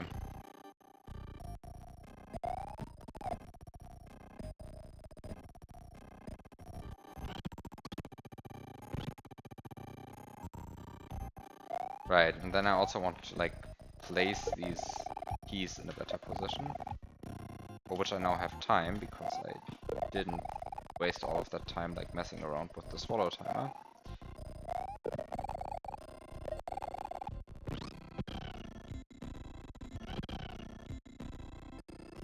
And now I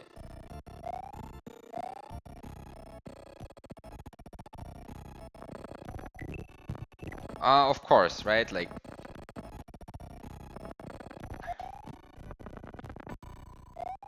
what is it with me and like messing up the swallow timer? Who knows? Oh wait, did I?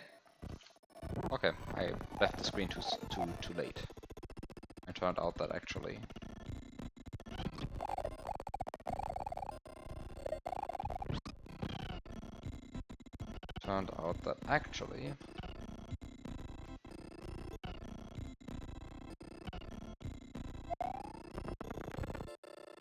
should probably not do that.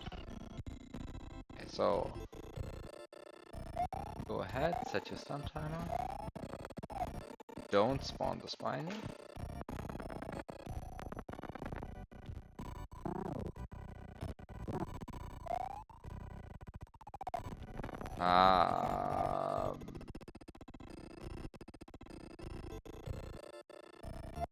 Not sure if what I'm doing here is a good idea, by the way.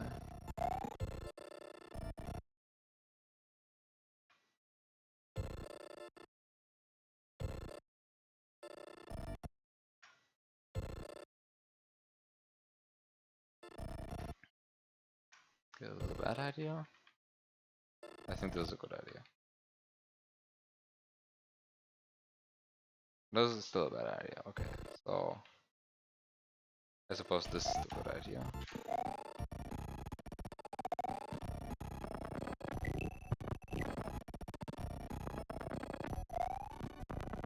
Of course, like I keep scrolling and activating the swallow timer accidentally. Okay, there we go. There's our Net Cooper. A perfectly normal Net Cooper. Right? Perfectly normal. Very good. Does its job. Good. Now I just need to double stun this perfectly normal Net Cooper.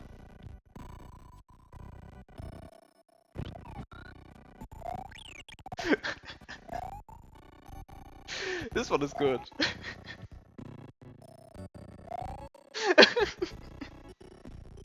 God damn, it's so annoying to deal with though. Like it keeps just cruising off screen.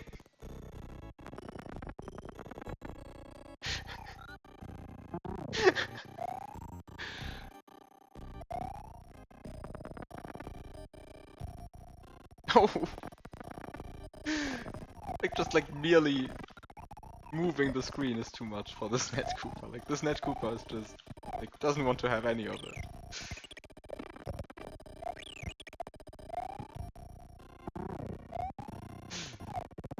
Like this Net Cooper decides itself where it wants to go. Like this is a good Net Cooper. Perfect. Love it.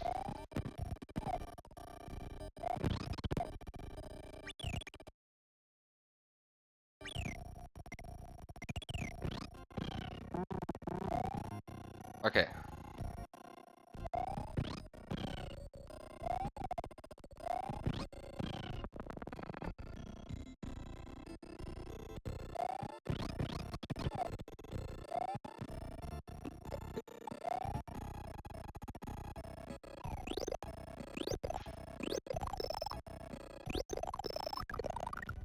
Oh no. Okay, the Net Cooper decided to nume off screen. That's a bit unlucky. That's a bit unlucky. Okay.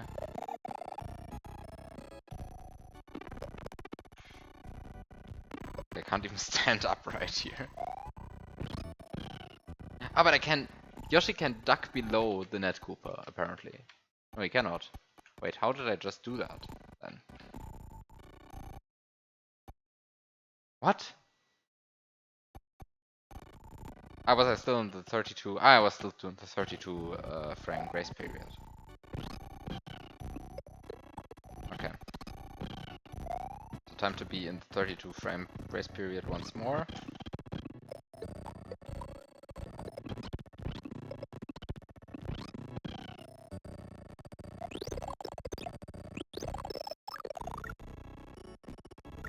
Okay, and then time to...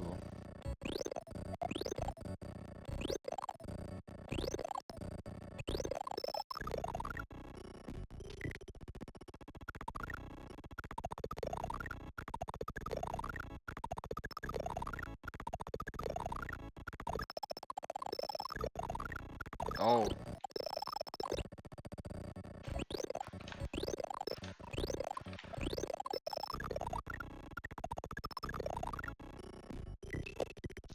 Oh, this is a bit annoying.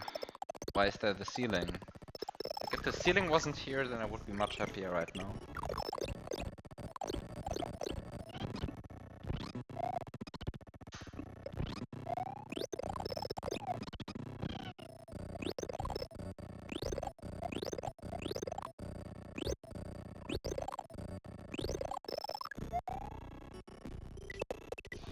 It is a bit annoying.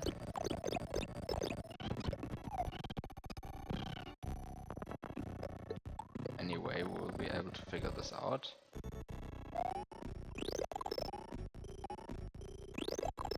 This is still solvable, the situation, I'm sure.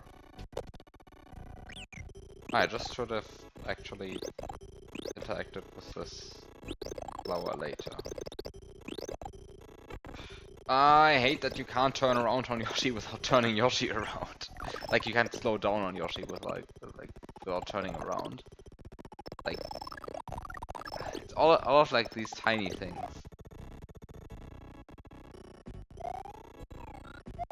It'd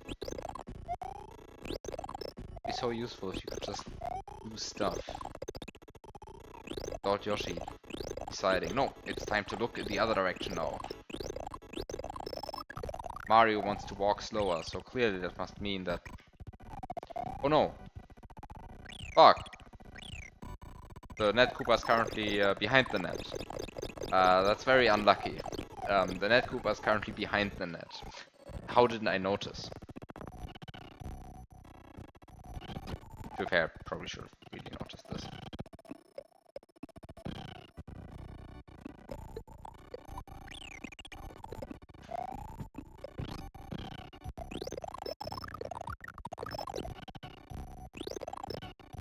Really should have noticed that. Bit annoying.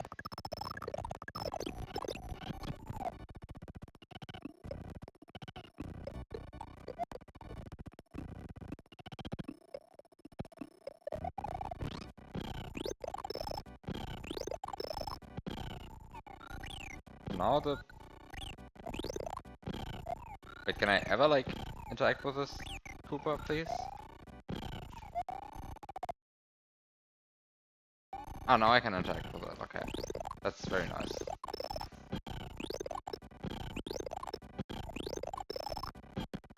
I hate this interaction right now. Okay, wait a second. I can probably fix this. So first of all, really do this with the flower. Like, flower is much better than feather for this. Next thing is, stay here, but scroll over to the left. That way I can, like...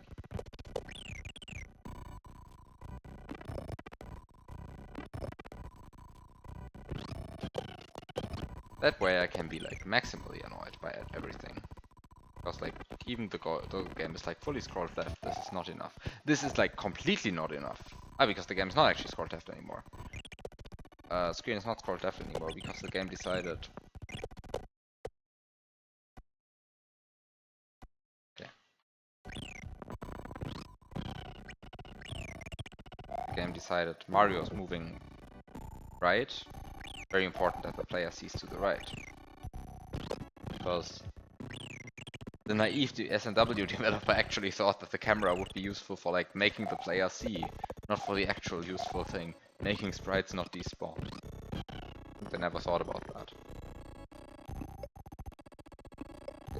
That was not their intended use case when they programmed the scrolling function.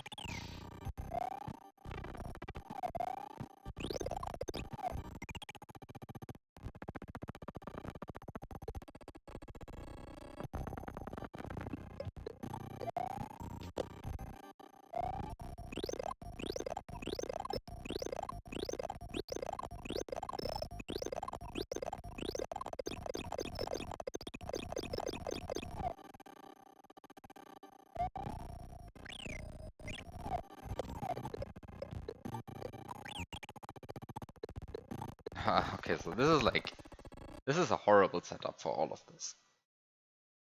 Just want to point this out. This setup sucks. Okay? Don't use this setup. Like, under no circumstances you should use this setup for the stun glitch. This setup sucks. Okay, nice that we talked about this.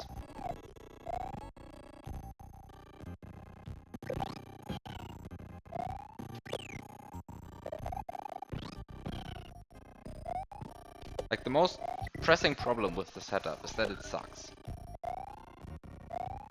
It's terrible in all of the wrong ways, right? Like, it's on the one hand it's super stretched out, on the other hand it's like it's super cramped. Right, so like I need to control the camera and I need to control Mario's position both super precisely, just so that like everything even fits on screen. It's like when I move too much.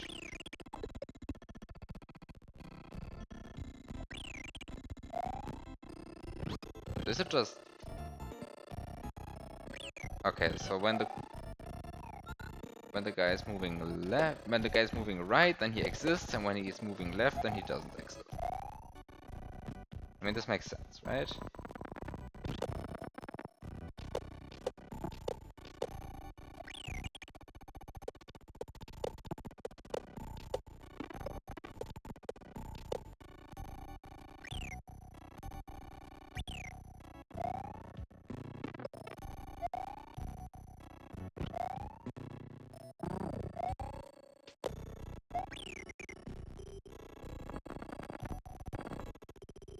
Actually, maybe it's actually better to have it.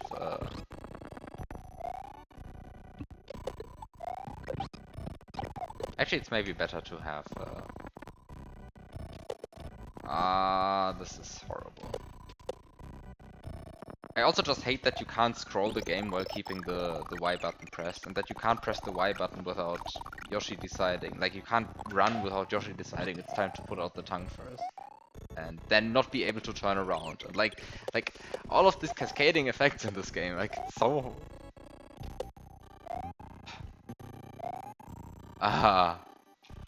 Maybe it's just slightly less worse. Yes, nothing is good anymore.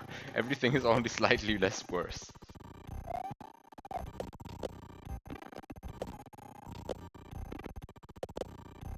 Also, you cannot scroll the game left. Like, you cannot scroll the screen to the left while you are moving left. It's just not possible. Because the game is like, oh yeah, the screen's already moving left. Surely this must be a mistake. The player trying to scroll left while the screen's already moving left. This cannot possibly be the case. This must be a mistake. Stupid player, we must protect them from themselves.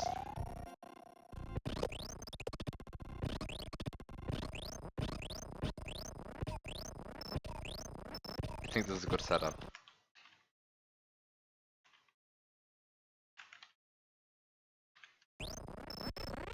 Yes. Yes. There we go.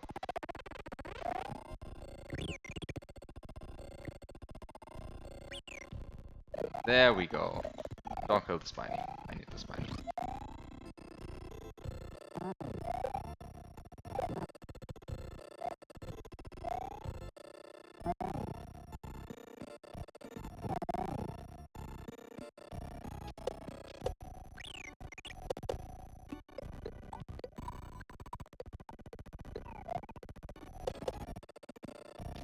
Are you stretch hunting?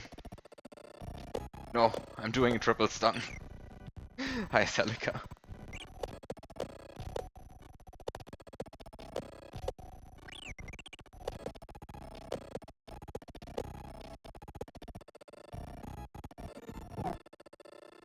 So yeah, I'm playing this amazing hack, which is like, okay, honestly, this hack is actually amazing, right? Like, don't think that I don't like this. Please, don't think that. Would be sad if you thought that I don't like this hack because of me getting a headache because of this triple stun. However, I'm really getting a headache because of this triple stun. That much I do have to admit.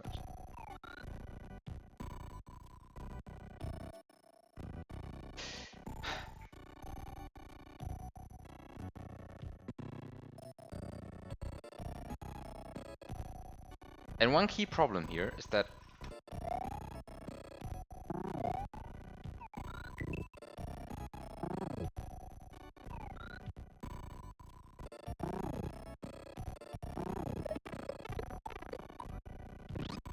yeah, like,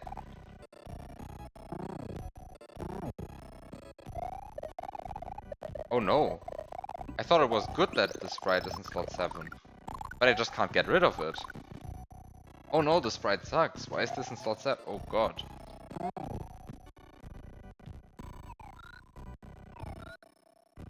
Maybe I'm not actually a fan of the sprite being in slot 7 anymore. It just like... I know it's not a problem, it's not a problem, it's not a problem. It like, doesn't matter at all. It doesn't matter, it's completely irrelevant. Ignore what I'm saying. I just need the... It's actually pretty nice that it doesn't attack with me. Forget what I'm saying. This is great. This is genuinely great. The only problem that I have is that the Parabomb is deciding, like... The Parabomb is like heavy... Like, it has like heavy bias for one direction for some reason.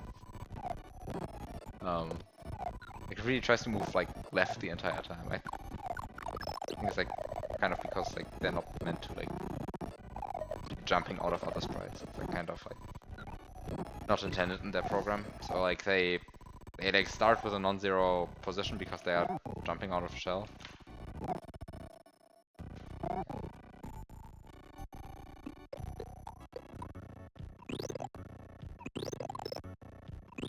Wait, what?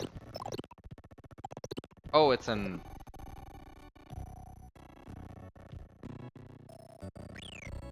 Wait, why is it moving in this direction? I don't get this.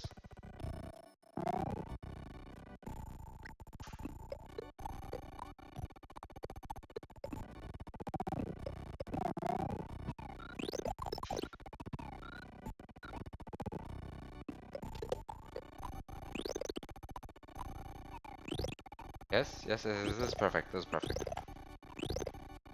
Oh, this is a good one.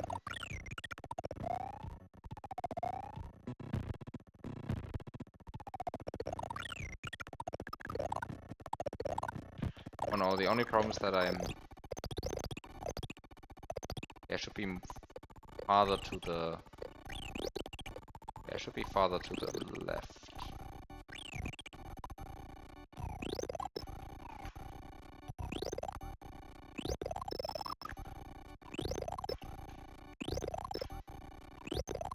Okay, this is perfect.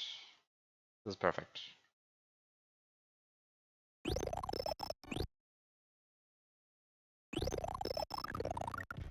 Yes, this is great. He said, as everything went wrong. Oh no. Get the second tongue out. Get the second tongue out. No! Get the second tongue out. No! No! For the love of God, get the second tongue out. Yes! Yes! Second tongue got out.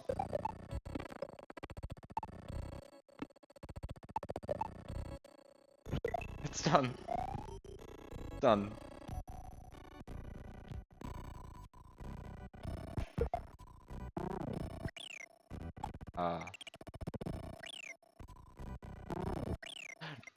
No, wait, fuck, no. No, don't touch the parabomb. Don't touch the tab. Oh shit. Oh god.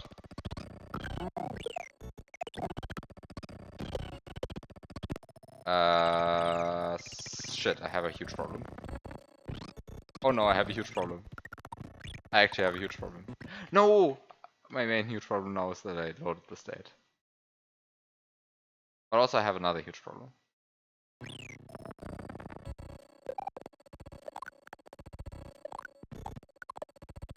Oh god.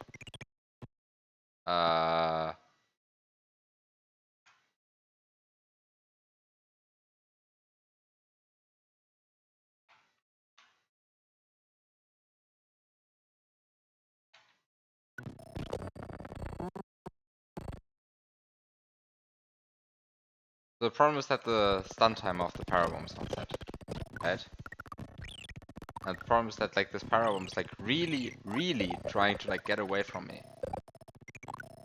But the other problem is that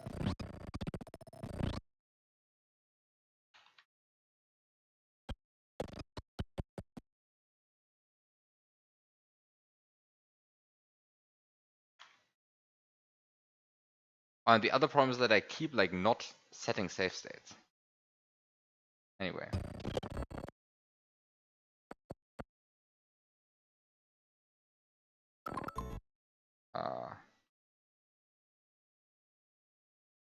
Yeah. Yeah.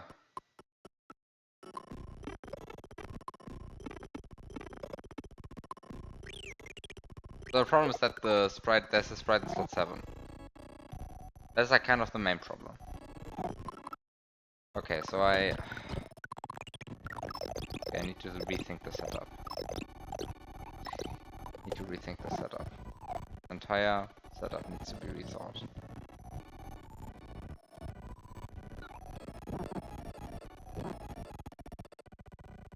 Because actually, I mean, this is a fine safe state in principle.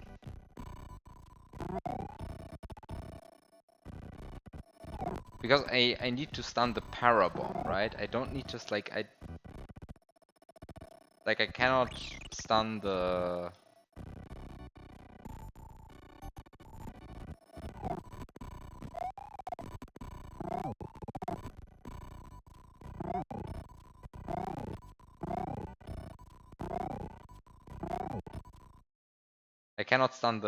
bob bomb. I have to stun the parabomb.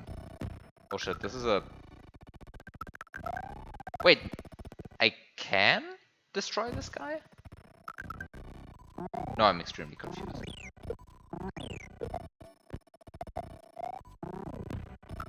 Somehow I can sometimes destroy this guy and sometimes I cannot. I mean, if I can destroy it, then I'm happy, right?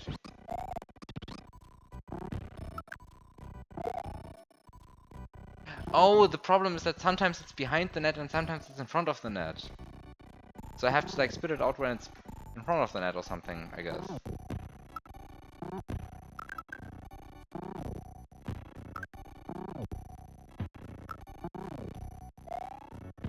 Oh. And as long as I like...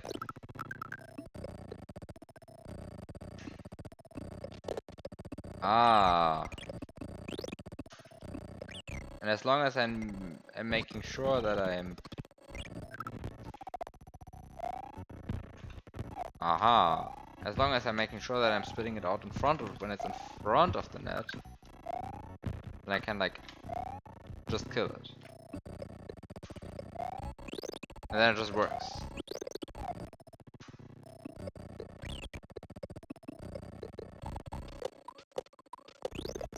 Then I can just do stuff.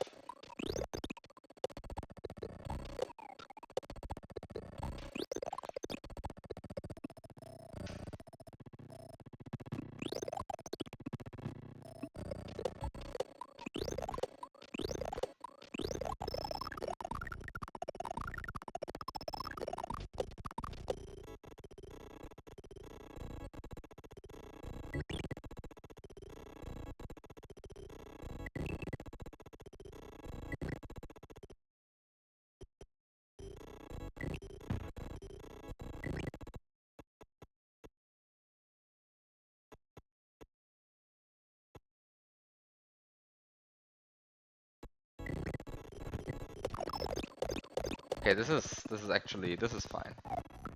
All of this is fine. I just need to like rewind and make sure that...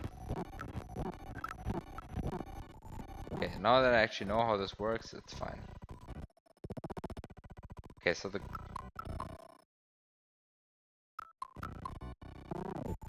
currently... No, currently I cannot interact with this guy. Like, I mean, this is just a thing of like despawning him with the correct timing.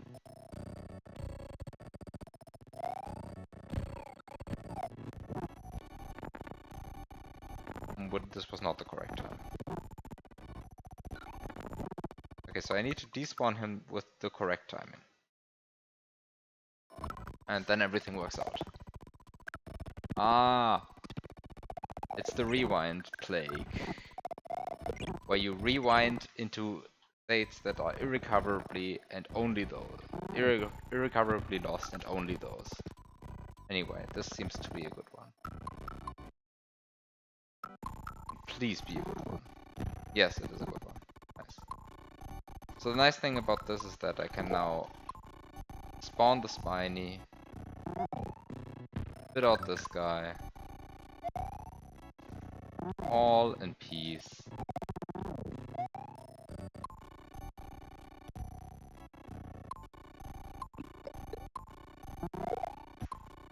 like even prepare stuff like this. Like happily spit out this guy.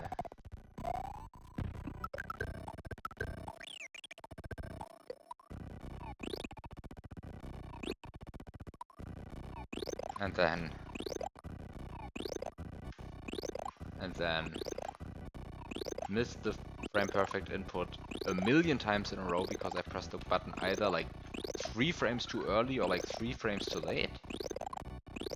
Okay, now I'm actually pressing 1 frame the wrong direction, but like always wrong. Amazing.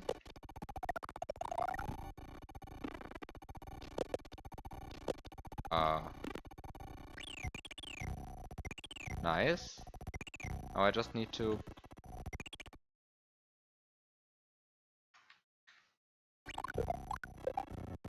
No, wait. Now I'm triggering this glitch! Are you kidding me? Okay, it's fine, it's fine, it's fine.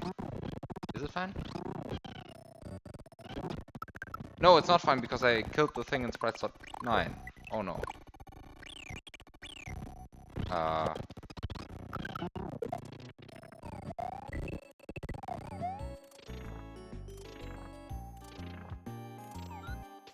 The parabomb is using 151C? Oh wait, no, that shouldn't matter, right? Shit, might matter.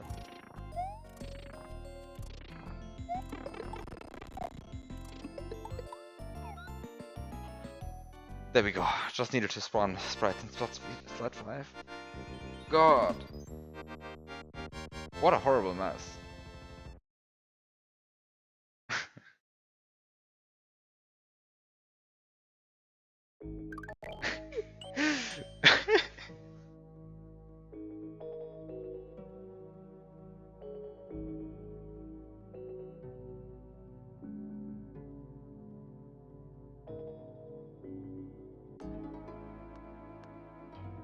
A triple.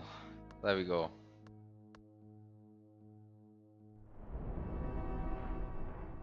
And only one remaining until there's only one other world remaining, yeah.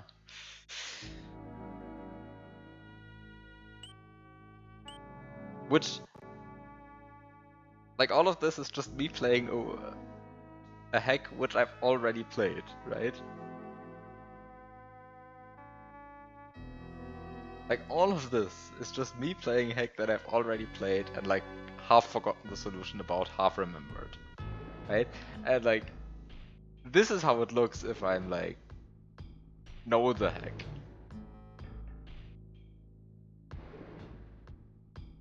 Just think of how this will look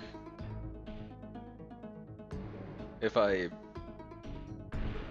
see a bunch of levels that I don't remember. Because I have in fact not seen them. So, that's going to be an experience. Anyway.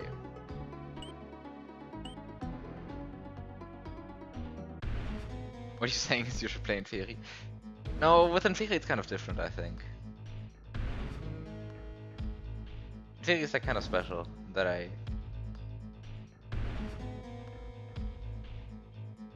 I've spent way too much time with Feri.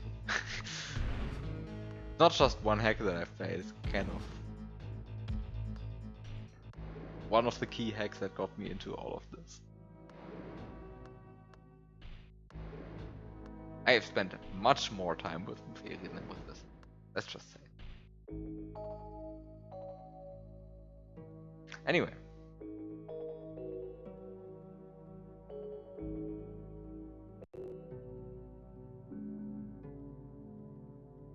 I think this is it for today. I beat 3 levels, which is a pretty good quarter, I think. It's a pretty good quarter. So, it remains to play this amazing Switch Palace. Which is like honestly amazing, but like the main amazing thing is this effect. mean, just indulge in this effect. Like, how amazing is this? And how can it be that nobody has ever, like, how can it be that I've never seen this? Like, it's so simple. It's so good.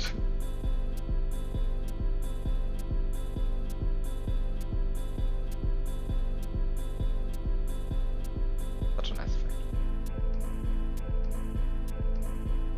Why is it not synced to the music? Yeah.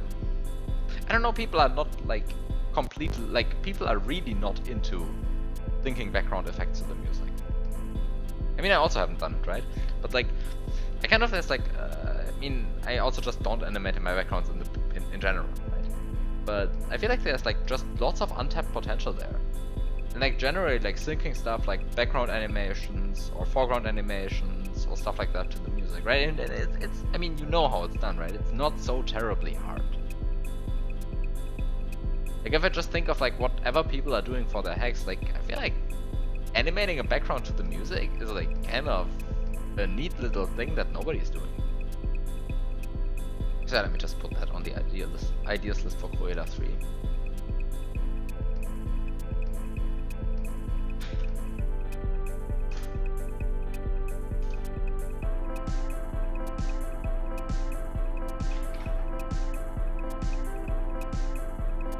So, feature announcement, Cruella 3 will have backgrounds that are synced to the music. Maybe, perhaps, in one level. Anyway, yeah.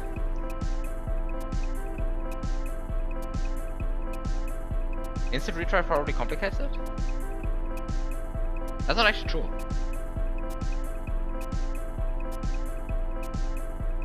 Right, because I mean, like, okay, so the thing you can do, right, is you can just set up a bunch of Uber ASM that just reads the I/O ports of the SPC and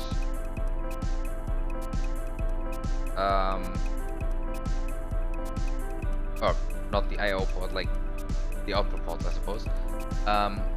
Which I think are the same. Anyway, it doesn't matter. Like, reads the relevant addresses and just sets up an X animation based on that, right? And so you set up this X animation, and then you just set it to this trigger called manual, right? Like X animations have like 16 triggers that are called manual or custom. I keep forgetting which ones are which. Manual or custom really, like, just doesn't matter. One of the two. And then that's just your thing, right? And if there are a bunch of beats where the game is currently not, like, if the music is playing, right? Because like, if you die, then the game leaves game mode 14, but the music keeps playing. So whatever Uber ASM you've written for game mode 14 doesn't trigger anymore. However, the next time the SPC sends the data over, I mean, it keeps sending the data over anyway, but like the next time you're in game mode 14, you just look at whatever data the SPC has sent and set the X animation correspondingly again, right? And what you end up with is an animation which is like at most, like at the beginning of the level, it's like maybe like out of sync for like a tenth of a second, right? But like that's it, and then it immediately resyncs again because like the SPC is continuously sending the data anyway. And you just like write some Uber ASM that for game mode 14 that just like syncs an X animation to whatever the SPC is set. And that's like, it's like trivially easy to do, right? Like the slightly hard part that maybe some people are not so familiar with is like how do you rig the port so that the SPC decides to send certain signals at certain parts of the song, right? But like that's done in the, like, you can just read the @music_k documentation, right? Like it's explained in there. The command is like, I don't know what the command is. It's like there's some command which sends 2 bytes of data, or from the SPC, and you just like rig the port. Like you just have to change the port, right? Like you just go into the port, and at certain points in the port, you just send over this data. For example, every quarter node you can just send over this data. that the quarter node has passed. And then the main CPU just receives every quarter node that the SBC is playing.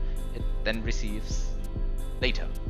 And then this data you can now use in an UberASM script to just set up an X animation. And it's like, it's not hard to do, right? Like, example, talking too much, but like examples.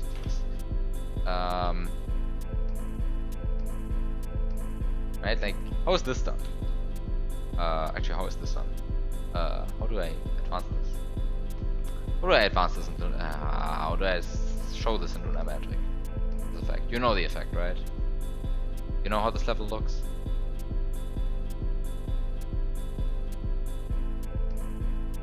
How do I set this up?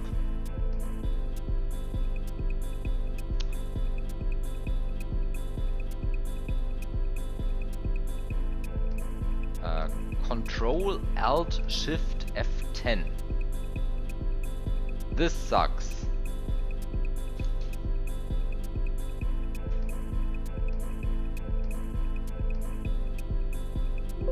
No. I want to see how this is in Lunar Magic now. Control Alt Shift F10.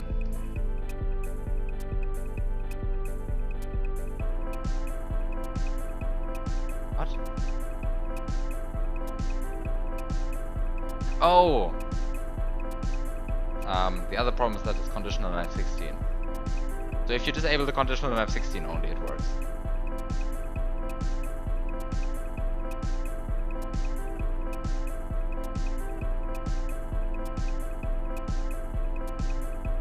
Unfortunately, it's not able to loop around the effect, which is like how it's actually done in the level.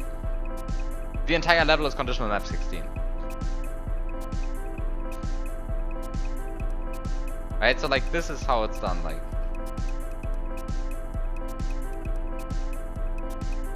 this is the effect, right? Whoop, whoop, whoop, whoop, whoop, whoop, whoop, whoop, whoop, whoop, whoop. Right? So this is how the effect is done. It's just a manual trigger. Like if you read down here, it says manual trigger 0 frame 7, and if you see, like, it's just manual trigger 0, which controls the palette animation. That's it. Like there's nothing else behind it on like the SNES side. Modulo an UberASM script, which is reading the I/O port of the SBC, and advances the manual trigger accordingly, right? And then on the SBC side, it's just a port that's playing like a regular as old port, except that every quarter node has an F9 whatever command added, F4 whatever command added. There's some command number, like look it up in the AppMusicK readme. So the AppMusicK documentation just has that command listed. You just look at that command and add it to every quarter node. You add one instance of that command, and now the port is now playing. In addition to the actual nodes, it's also playing some data nodes. And the data nodes take no time to process from the SBC side. Well, essentially no time. So they don't throw the port out of sync or anything. And these data nodes not just send data over to the I/O ports, where your UberASM script can read it, can transform it into a manual trigger, and the manual trigger is coupled to a X animation which does this. End of the effect. It's not so terribly hard. Like, this doesn't take time to set up. Like, it takes some time to set up, obviously, but like, not so terribly hard. Anyway, I think I've talked enough now. End of stream.